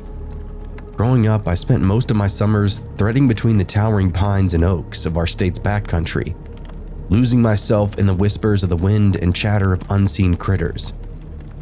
My father used to say I had bark for skin and sap for blood, and maybe he wasn't too far off. Even when life tugged me into the clamor of city living, concrete towers and neon glares that had no memory of starlight, I found my way back to those woods, those sanctuaries that whispered secrets older than any of us. Personally, I hated bringing people with me though. Not every time, obviously, but damn, nothing is better than roughing it all by yourself. I've had experiences when I was younger, bringing friends along with me just to have them complain about their problems the whole time, or get too drunk, or do some other undesirable shit. I had a consistent area that I've been using for years, and I didn't want to spoil it by showing it to somebody who would abuse it, so for the most part, I went alone. It was during one of those long stretches, a 3-day holiday weekend to be precise, when I decided to go deeper than I ever had before. I'd seen it once, a blue eye of a lake nestled in the crux of a canyon, far off the beaten path. I'd had a few conversations with local outdoor buffs, and confirmed it was real, a hidden treasure that only a handful knew about. Maps spread out on my kitchen table, packs stuffed with the essentials, and a buzz of excitement prickling underneath my skin. I set off early on a Friday morning. The road turned to dirt long before I reached the valley itself. My tires bounced over rocks and dry ruts, dust pluming in around me, and it seemed like I was driving through a fog of my own making. The air down here had a different flavor, earthy and damp, layered with scents of wildflowers and decay. The deeper I went, the more the trees seemed to bend inward, as if they were watching and waiting. It took me another hour of navigating narrow paths, eyes flickering between the GPS and the ever-thickening forest, before I finally found a clearing. The sun glanced off the grass in these golden waves, and in the distance, just past a slope of oak trees, I caught the shimmer of the lake. Up top, before the road dipped into the canyon that I was in, there were campers all over. Down here, I only saw 1 or 2 other campers set up, and they looked really rugged outdoorsy types. Questionable trucks and questionable towing methods for the trailers. Hell, I couldn't believe they even tried to get their equipment down there like that. Real pros that apparently knew the area themselves. I set up my camp far away from them with this practiced ease. Tent pegged taut, hammock strung between 2 ancient oak trees, and a small ring of rocks for my fire. I laid back in my hammock, letting the gentle sway and the soft rustle of the leaves lull me into a stupor. The warmth of the afternoon seeped deep into my skin, and before I knew it, the sky was blushing with the first strokes of twilight. I startled up awake, and the air now tinged with a chill that smelled of loam and shadow. Time to get to work. I napped for far too long than I intended to, and I still had a lot to do to get my camp set up. I'm kind of a big doomsday prepper, not really in my lifestyle, but when I do my outdoor activities, so I always expect the worst. This means I gather lots of wood, secure the area, make sure my food is stashed properly, and my truck isn't wasting any battery, all that kind of stuff. I gathered firewood, straying from clearing to clearing and zigzagging through the brush, arms filled with sticks and dry branches. The ground crunched underneath my boots, a rhythmic counterpoint to the sporadic chirps of crickets waking up for the night. Just beyond the thicket, I reached a spot where the trees parted, giving me a view of the lake. The water was as smooth as glass, catching the last slivers of sunlight and painting them in these streaks of molten orange. The rim of the canyon above darkened, swallowing the last rays and leaving the valley cloaked in this velvety blue. It was beautiful. It was isolating. It was heaven. I was so happy to find this little slice of wilderness all for me. I gathered the last that I could and then turned back for my camp. The fire caught easily, flames licking up hungrily, cracking as if in celebration. I sat back and skewered a couple of hot dogs and turned them slowly, savoring the way the fire's heat warmed up my face. Beans bubbled up in a tin at the edge of the flame. The scent itself was comforting, but also foretelling of what my tent would smell like later that night. I took my time eating, chewing each bite as the dark thickened around the stars and unfurled like pinpricks of ice. I loved eating like shit out in these woods. It was the only time I let myself eat really junk food. The first sign that something was off, though, came quietly. A rustle barely perceptible at the edge of the firelight. I glanced up, expecting to see a raccoon or maybe a coyote nosing about the underbrush. Instead, I saw a shape, a small figure just at the edge where the light met the dark. He was a boy, no more than 7, barefoot and disheveled, eyes that caught the flicker of the flames like twin mirrors. "Can I warm up by your fire?" he asked me, voice thin and careful, like the question might break if spoken too loudly. My mouth went dry, words tangled up in my throat. Who was he? Where had he come from? The nearest road was miles and miles away, but my shock stilled me, and before I could think to say anything else, I nodded. "Of course," I managed, gesturing to the other side of the fire. "Are you lost, kid?" He shook his head, the corners of his mouth tilting up in a smile that was both too old and too young at the same time. "No, my family's camped down here. I was just coming back from the lake. I thought this was our camp."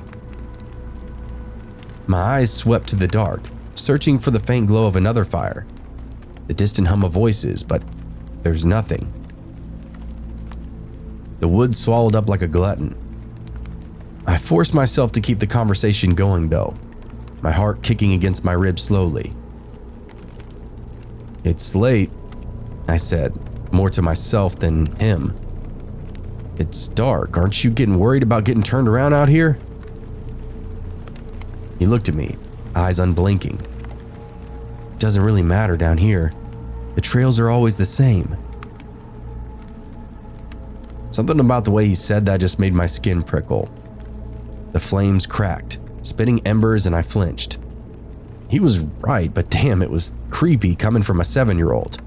Reminded me of Children from the Corn or something. "Do you have any more hot dogs?" he asked. "With ketchup?" I swallowed. The absurdity of the request made my brain stutter a little bit, but again I found myself nodding, forcing my hands steady as I speared another hot dog and held it over the fire. The kid didn't move. He didn't even seem to blink, just watched me with those reflective eyes. I wrapped the hot dog in tinfoil and handed it across the fire. He took it with a polite nod and a soft thank you before turning and slipping back into the dark, away from the direction of the lake, away from any path that I currently knew. Then he stopped at the edge of the light and turned around. "Did I have another one?" He was bold, but I couldn't deny him though. I quickly prepped a second hot dog, wrapped it in a bun, and put some ketchup on it just like the first, and then sent him on his way. He thanked me once more and then went off into the woods. My eyes followed him, straining against the dark until I saw it. The pale shapes of other people, just beyond the reach of the firelight. Indistinct, but definitely there, watching. One shifted and I saw the glint of an eye, the soft movement of a head tilting. They stood like shadows, silent and waiting. My breath caught and I nearly called out, but my voice shriveled up in my throat. As suddenly as they appeared, they melted back into the dark, the forest swallowing them without so much as a rustle. I stayed there, rigid, my eyes darting between the trees and the fire, heart pounding with a staccato rhythm in my chest.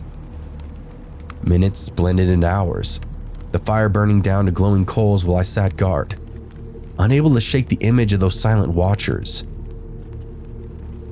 Eventually, exhaustion weighed in on me like lead, and my eyes started to droop shut. I crawled into my tent and let sleep take me for good.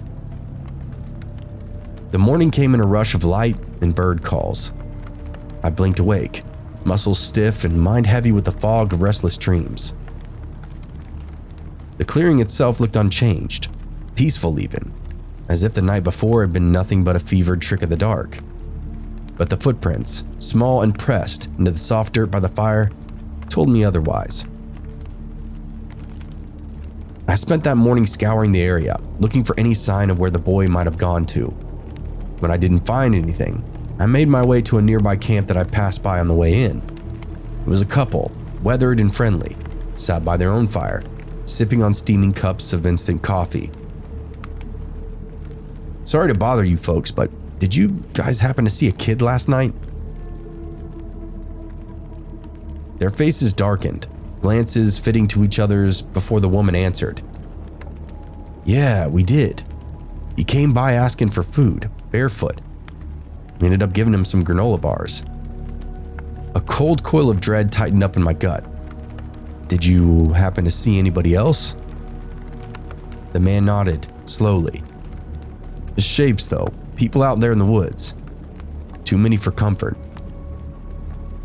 I compared notes with the couple for a bit and told them that same weird thing had happened to me the night before, and I just couldn't place what or why or even how. Who the hell was living down here with the first grader? We decided to let the authorities know.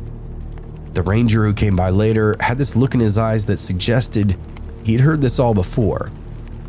"We have had reports," he said, shifting uneasily. "Been a story going around about a family living down here, hiding out. Maybe on the run, but no one's gotten close enough to figure it all out. Fishermen said they see a kid on shore of the lake every single weekend." I spent the rest of my weekend on edge after making the call. Every crackle of a branch or rustle of leaves sharpening my nerves. I saw him again, the boy, from a distance. He stood on the slope just above the lake, watching me, eyes glittering even in the light of day. This time, there was no smile, just emptiness that, I'll admit, chilled me. There were shapes too. The people, his family maybe, stood further up the hill. Their stillness, even more unnerving than his. They all looked young, but their energy was all off, and I had no interest in getting caught looking at them again. On the last morning of my trip, I packed up and left, the forest closing the door behind me, and I dared not open it again. I didn't end up going back to that spot, not once, or at least not to that exact area. Regardless, when I'm camping and the night presses close and the wind moves my tent, I still think about that boy and those silent watchers who seem stitched into the darkness themselves. Often I wonder to myself, they're still down there, and the place with the trails are always the same.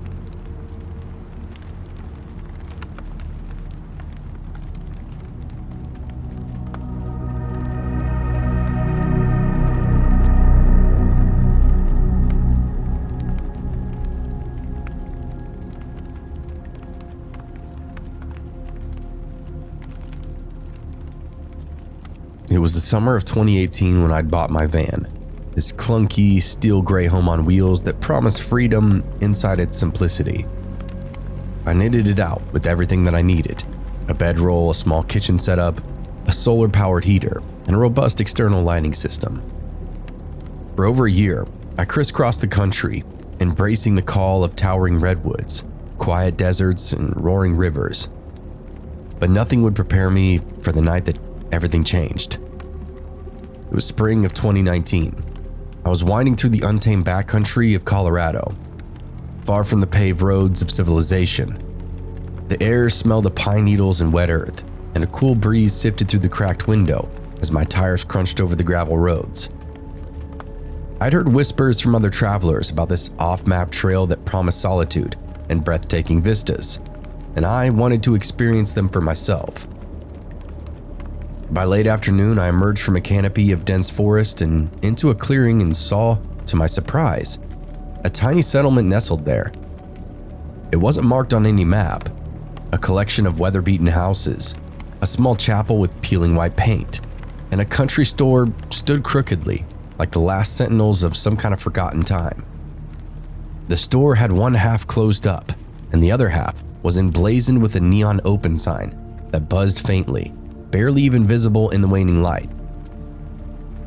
I slowed my van down, curiosity nibbling at the edges of my caution. The bar side of the store glowed warmly, and a few muffled voices trickled out of the door once it creaked open and then shut again. A man in a tattered hat glanced my way, eyes catching the reflection of my headlights before disappearing back inside. The presence of the township was oddly disquieting, but the voice of reason assured me it was nothing more than a relic of a bygone era, clinging to survival. Better keep going, I muttered to myself. Don't want to hear any banjos. The road twisted and snaked for another 15 minutes, dipping into pockets of shadow where the forest loomed close. The setting sun painted the worlds in strokes of orange and red, casting long fingers of darkness between the trees. When I finally found a clearing to park in, it was just shy of twilight. The space was perfect though, open enough to spot any wildlife, with a dense copse of pines for shelter on one side. I shut off my engine, leaving the headlights on as I prepped the space outside. My camp came to life, the sizzle of steak in the pan, the crackle of the portable heater, and the rhythmic clicks of utensils on metal. The light cast by my van splashed over the clearing, creating these sharp contrasts that reached deep into the woods. My external lighting system put floodlights to shame. I wanted to be able to light up a whole area with nothing but the click of a button. Forget the creepy shadows of a campfire. This was the modern era of solo camping, stovetop cooking, and light beams warded away any critters. With dinner now finished and everything secured, I stood there, savoring in the isolation. Night had now swept over the landscape like a dark shroud, and the stars above me felt unnervingly close. I stretched, feeling the chill seep in through my flannel shirt, and then relieve myself by a nearby tree before climbing back into my van. Nothing worse than buttoning in for the night and then realizing you have to pee, let all the warm air out. My speaker whispered this soft tune, the voice of an artist mingling with the whisper of the wind. I had this nice little speaker system in the back of the van for tunes or podcasts. It was my comfort and my entertainment when I wanted to relax or just fall asleep. Hours passed by inside the comfort of my tiny home. I read from a dog-eared paperback, then switched to a true crime podcast. Then I drifted off to sleep with the heater's warmth cocooning me in. It must have been around 2 a.m. when I woke up abruptly. My senses were sharpened to this razor's edge. Silence draped the world outside, so suffocatingly thick that it felt unnatural. Crunch. A footstep. No, two. My breath caught as the sound of shuffling and metallic scrapes reached my ears. I sat up with my heart thudding and peered out my window. The clearing was bathed in this pale moonlight, but what I saw tightened my chest with fear. Small beams of light cut through the darkness, jerking and bouncing, as if wielded by restless hands. Figures moved just beyond my vision. Their movements were erratic, almost inhuman. I wished in the moment I'd left my external lights on at this point, but they were a real battery sucker. My skin prickled as I spotted one of the shadows pause and then point their flashlight straight at the van. The beam hit the window, glaring through, and I ducked reflexively. My mind spun with possibilities. Teenagers? Hunters? What kind of hunter roots around an occupied campsite? That makes no sense. I reached for my boots and put them on, strapping my belt tight and then pulling out the large hunting knife from its sheath. Every nerve screamed for action, but I forced myself to stay silent. I crept to the side door and tested the handle. Locked. Confusion twisted my thoughts.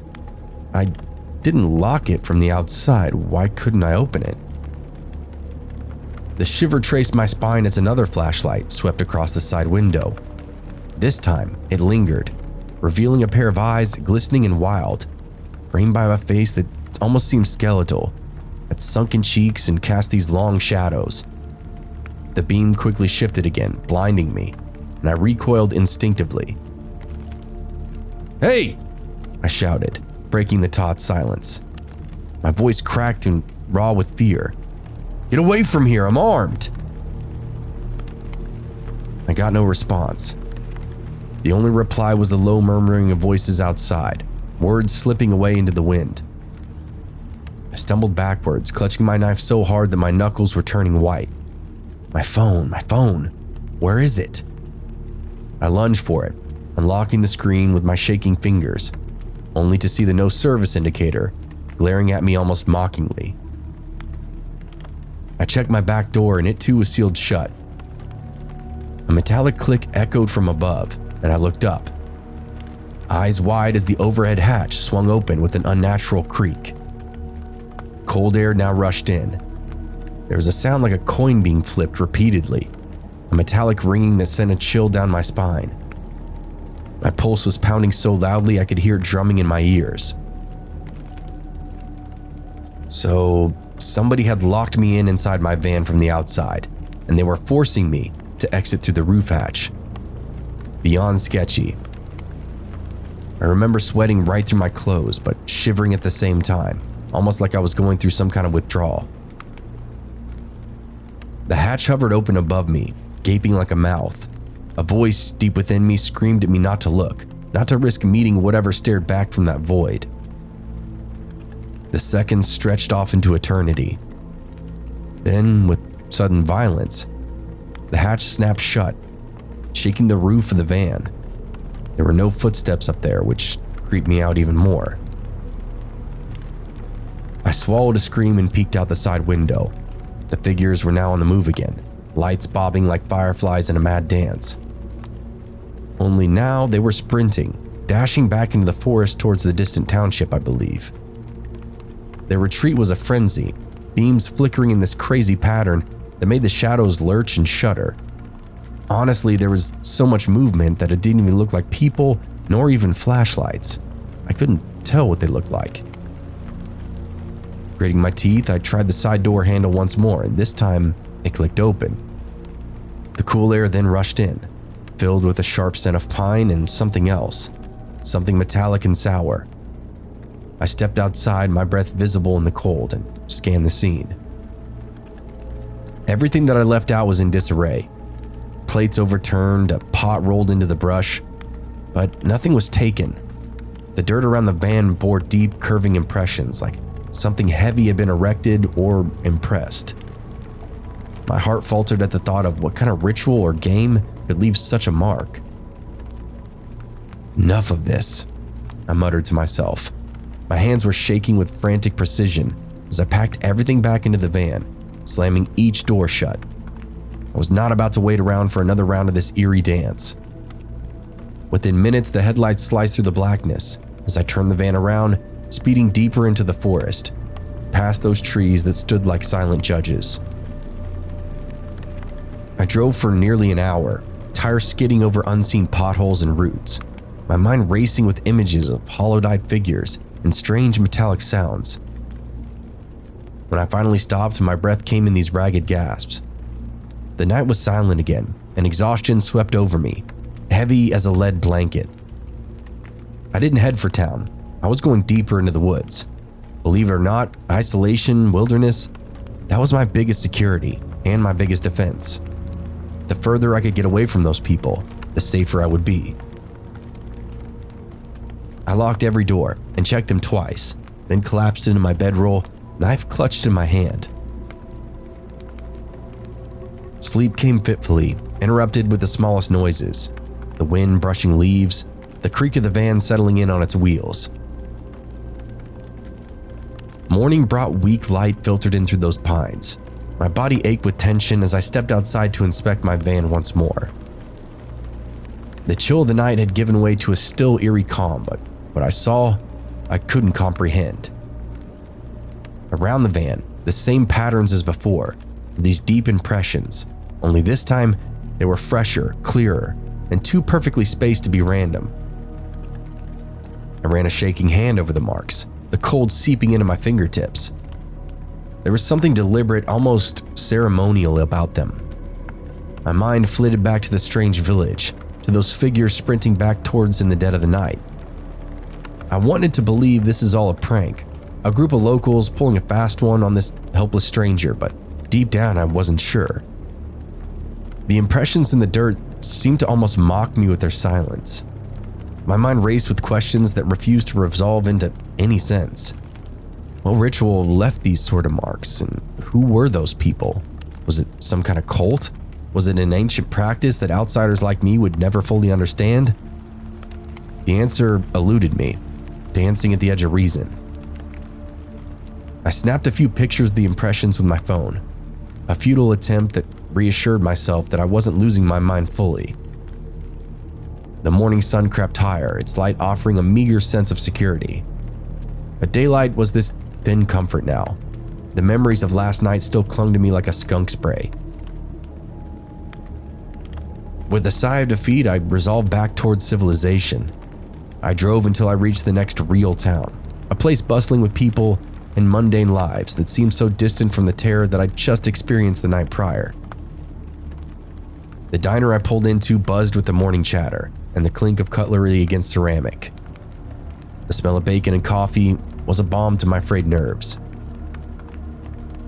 A waitress with very kind eyes approached me, notepad at the ready. I ordered some coffee, my voice still rough from the sleepless night. When she returned with the cup, I couldn't help myself. I leaned forward, the words spilling out before I could even stop myself. Have you ever heard of a settlement, maybe 30 miles northeast of here? Small, with a chapel and a store. Her face changed immediately. The warmth in her expression bottomed out like somebody pulled the drain plug. She glanced at the older man sitting at the counter, who caught her look and frowned himself. Shouldn't be going out that way, the man said, turning to me fully now. His weathered face was serious, and you could tell this was no bullshit. What do you mean?" The man's lips thinned, and he seemed to weigh his words carefully in the moment. "That place, it's not on any map for a reason. Folks around here don't go there. Old stories say it's bad mojo. Some people say that it used to be a mining town until something drove everybody away. People get sick living out there." I swallowed, feeling the knot of dread coil tighter inside my gut. "Last night, I saw..." My voice cracked, and I had to take a breath before continuing. "There were people there, with flashlights. They were surrounding my van, moving in these strange patterns. They looked..." I hesitated. How could I explain eyes that seemed to see right through me, or the unnatural way that they moved? I didn't need another warning. I left the diner without finishing my coffee, hands still shaking as I turned the ignition of the van and pointed it south, away from the mountains, away from that nameless town and the horrors it kept buried. The road stretched on ahead of me, winding and endless, but I didn't stop until the landscape changed to familiar, populated areas. It was only when I parked outside a crowded supermarket, the chatter of ordinary people buzzing around me, that I finally allowed myself to breathe deeply and relax. Never found out who those people were or why they haunted those woods, but those marks and that night stayed with me for long after, leaving almost a scar of the fabric in my wanderlust. Even now, as I tell you this story, I feel sick, and I can hear those rhythmic scrapes of metal, almost like a coin being flipped endlessly inside the dark.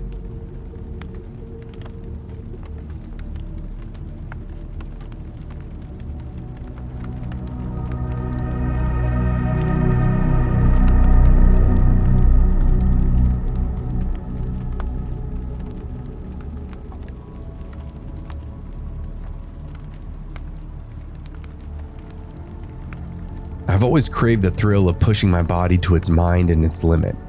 Back in college, I was known among my friends for planning the kind of camping trips that most people would scoff at. Trips into icy storms, the shriek of the wind biting at every exposed inch of your skin. Or deep into snow-blanketed woods where silence reigned like a tyrant. Those adventures were born from afternoons spent with a rock climbing club, a motley crew of daredevils who thrived on the challenge of pairing physical exertion with bouts of extreme weather. For me, the harder the trip, the more accomplished I would feel when I made it out the other side, exhausted but exhilarated. It became an addiction of sorts, a badge of honor among us adrenaline seekers. So when the idea of camping in Death Valley during peak summer heat gripped me, it was only natural that I'd take it as an ultimate test. But I'm not foolish. I knew Death Valley could be lethal, so I decided on a series of practice runs in the lesser-known deserts along the Arizona and Utah borders first. These places were desolate, with nothing to offer but sand, scrub, and relentless heat. They would teach me the patience that I need to sharpen my survival techniques, build makeshift sunshades, learning the best methods to trap cool air, and testing how far I could push my water rations before my body would start to protest. It was during one of these trips that I found myself deeper in isolation than ever before, 60 miles from the nearest town and surrounded by a landscape that felt untouched by human hands. The sun blazed with this angry white in the sky as I set up my campsite. The heat shimmered in waves, painting the horizon in mirages that wavered and taunted my eyes. I spent hours practicing various ways to construct emergency shelters, digging shallow trenches to lie in, covered by tarps that I weighed down with rocks. Each bead of sweat that trickled down my neck seemed to hiss into nothingness as it touched the ground. By the time the sun began its slow descent, casting the sky in bands of orange and purple, I felt deep exhaustion in my bones, but also a sense of achievement. I decided to hike down into the nearby dry creek bed, hoping the lower elevation would be a fraction cooler. My boots crunched against the cracked earth, every step echoing into the expanse. And that's when I saw a pair of shoes, bright white under the waning sunlight, half buried in the sand.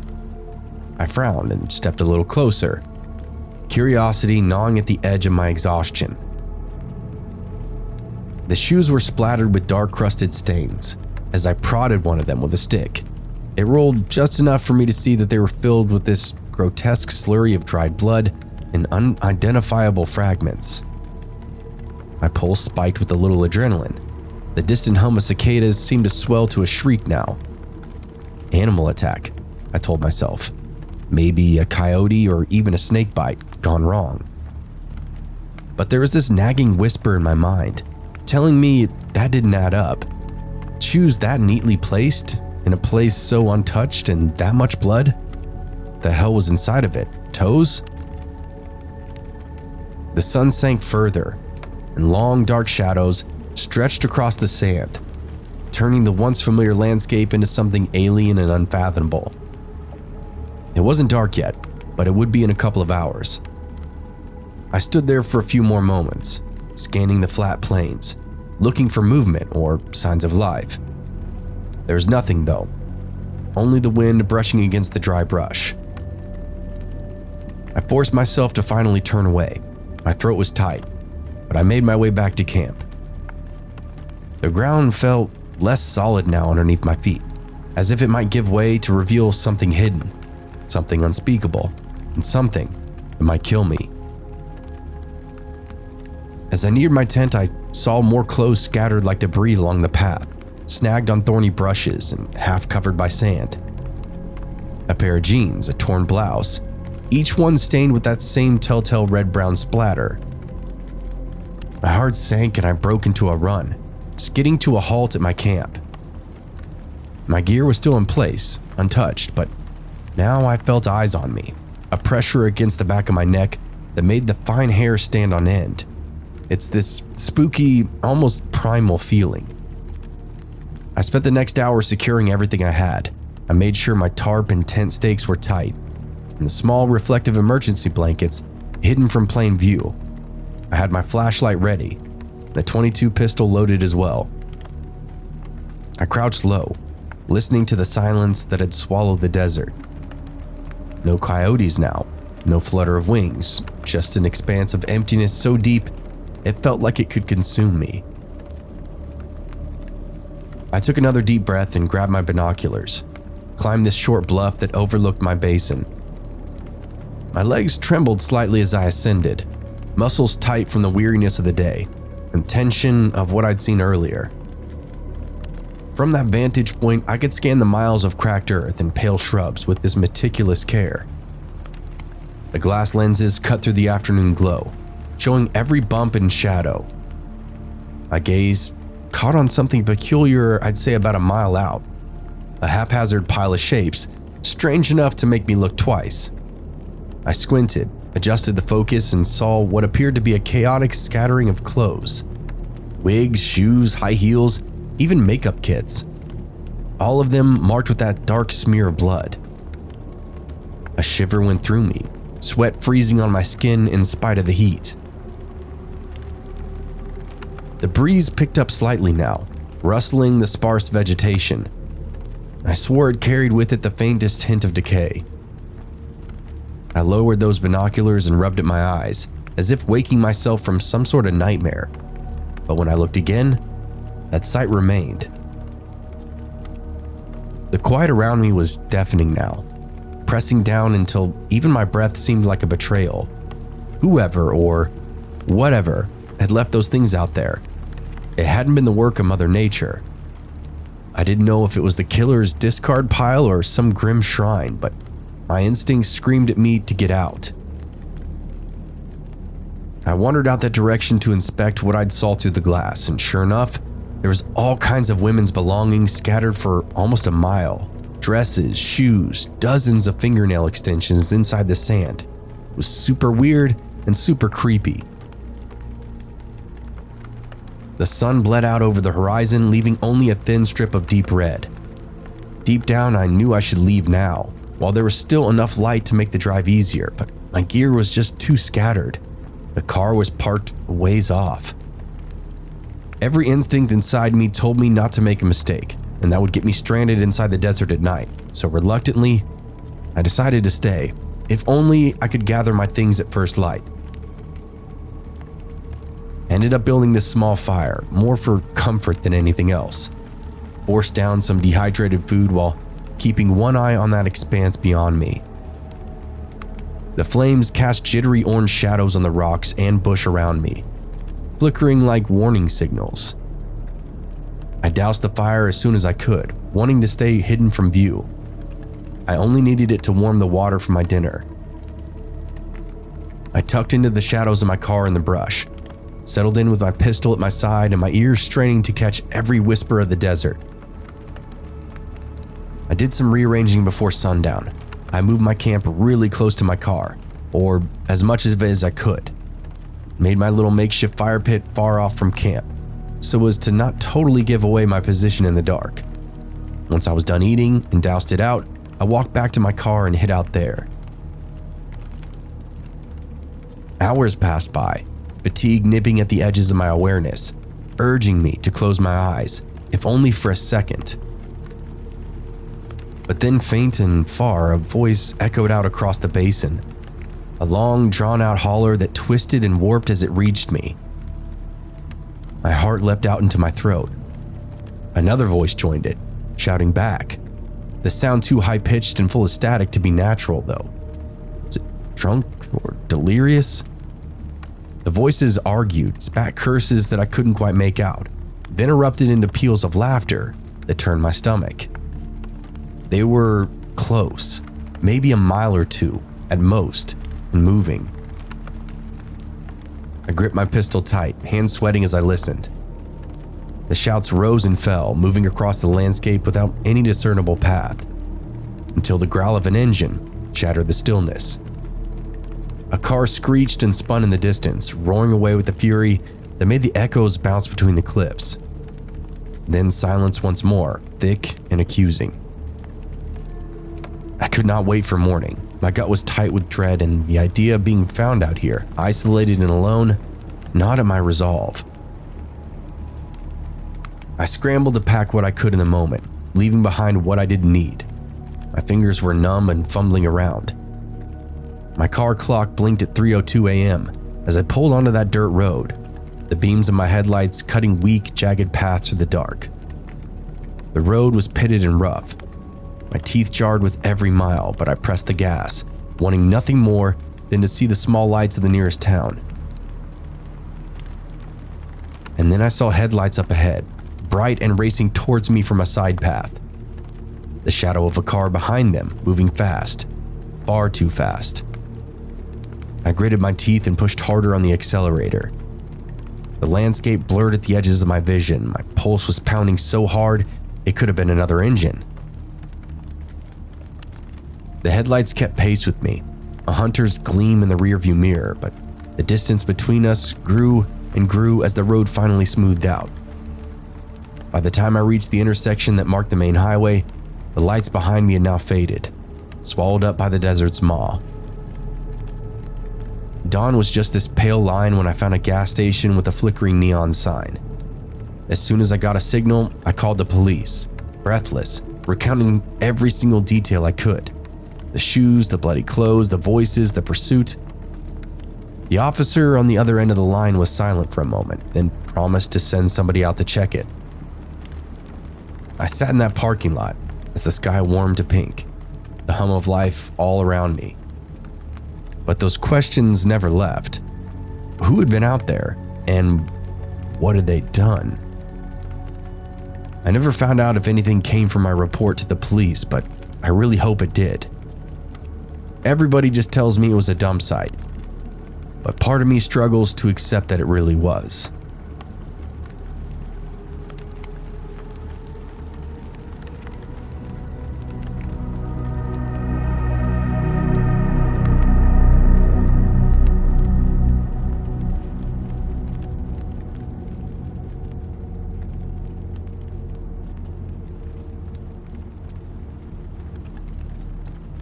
I've always found a kind of solace in the wild, a sense of freedom in the silence of the mountain ranges that stretches endlessly beyond the city's clamor.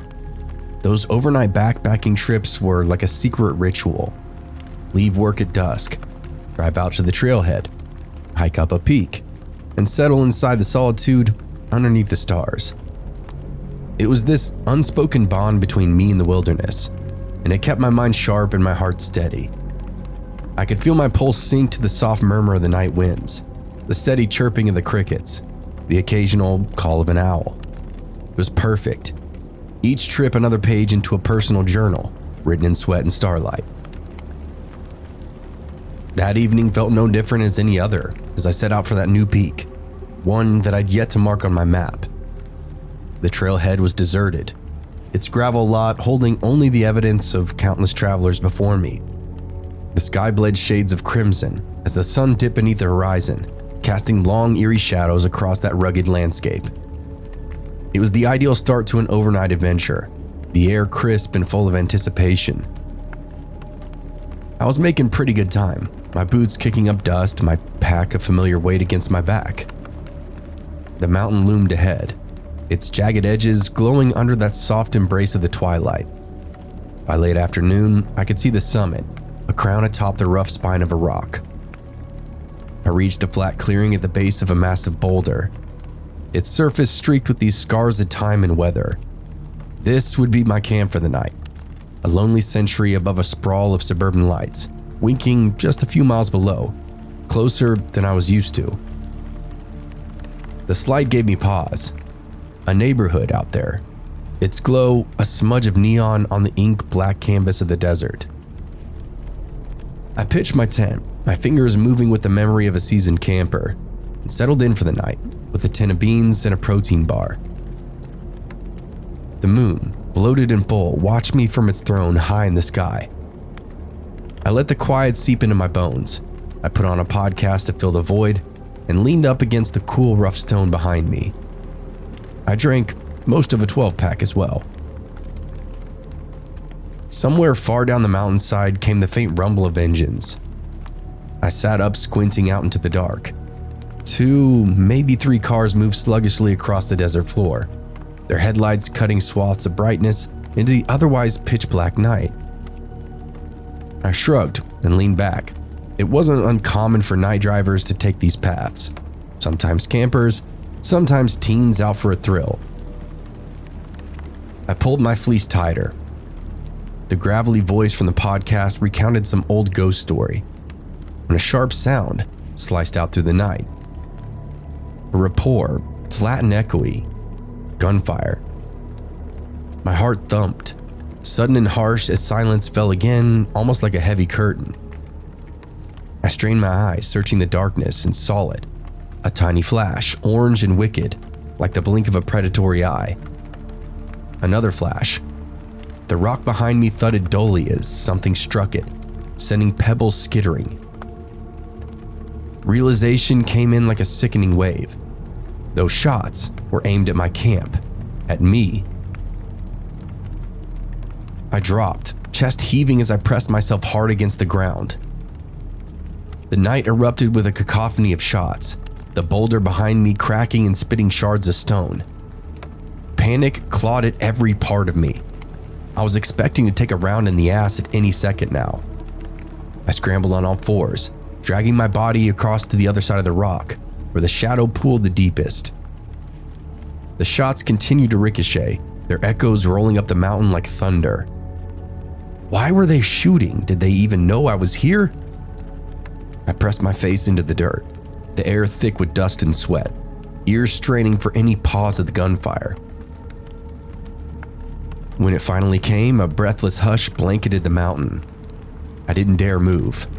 My pack, my water, my food, my phone, all sat within arm's reach on the other side of the boulder.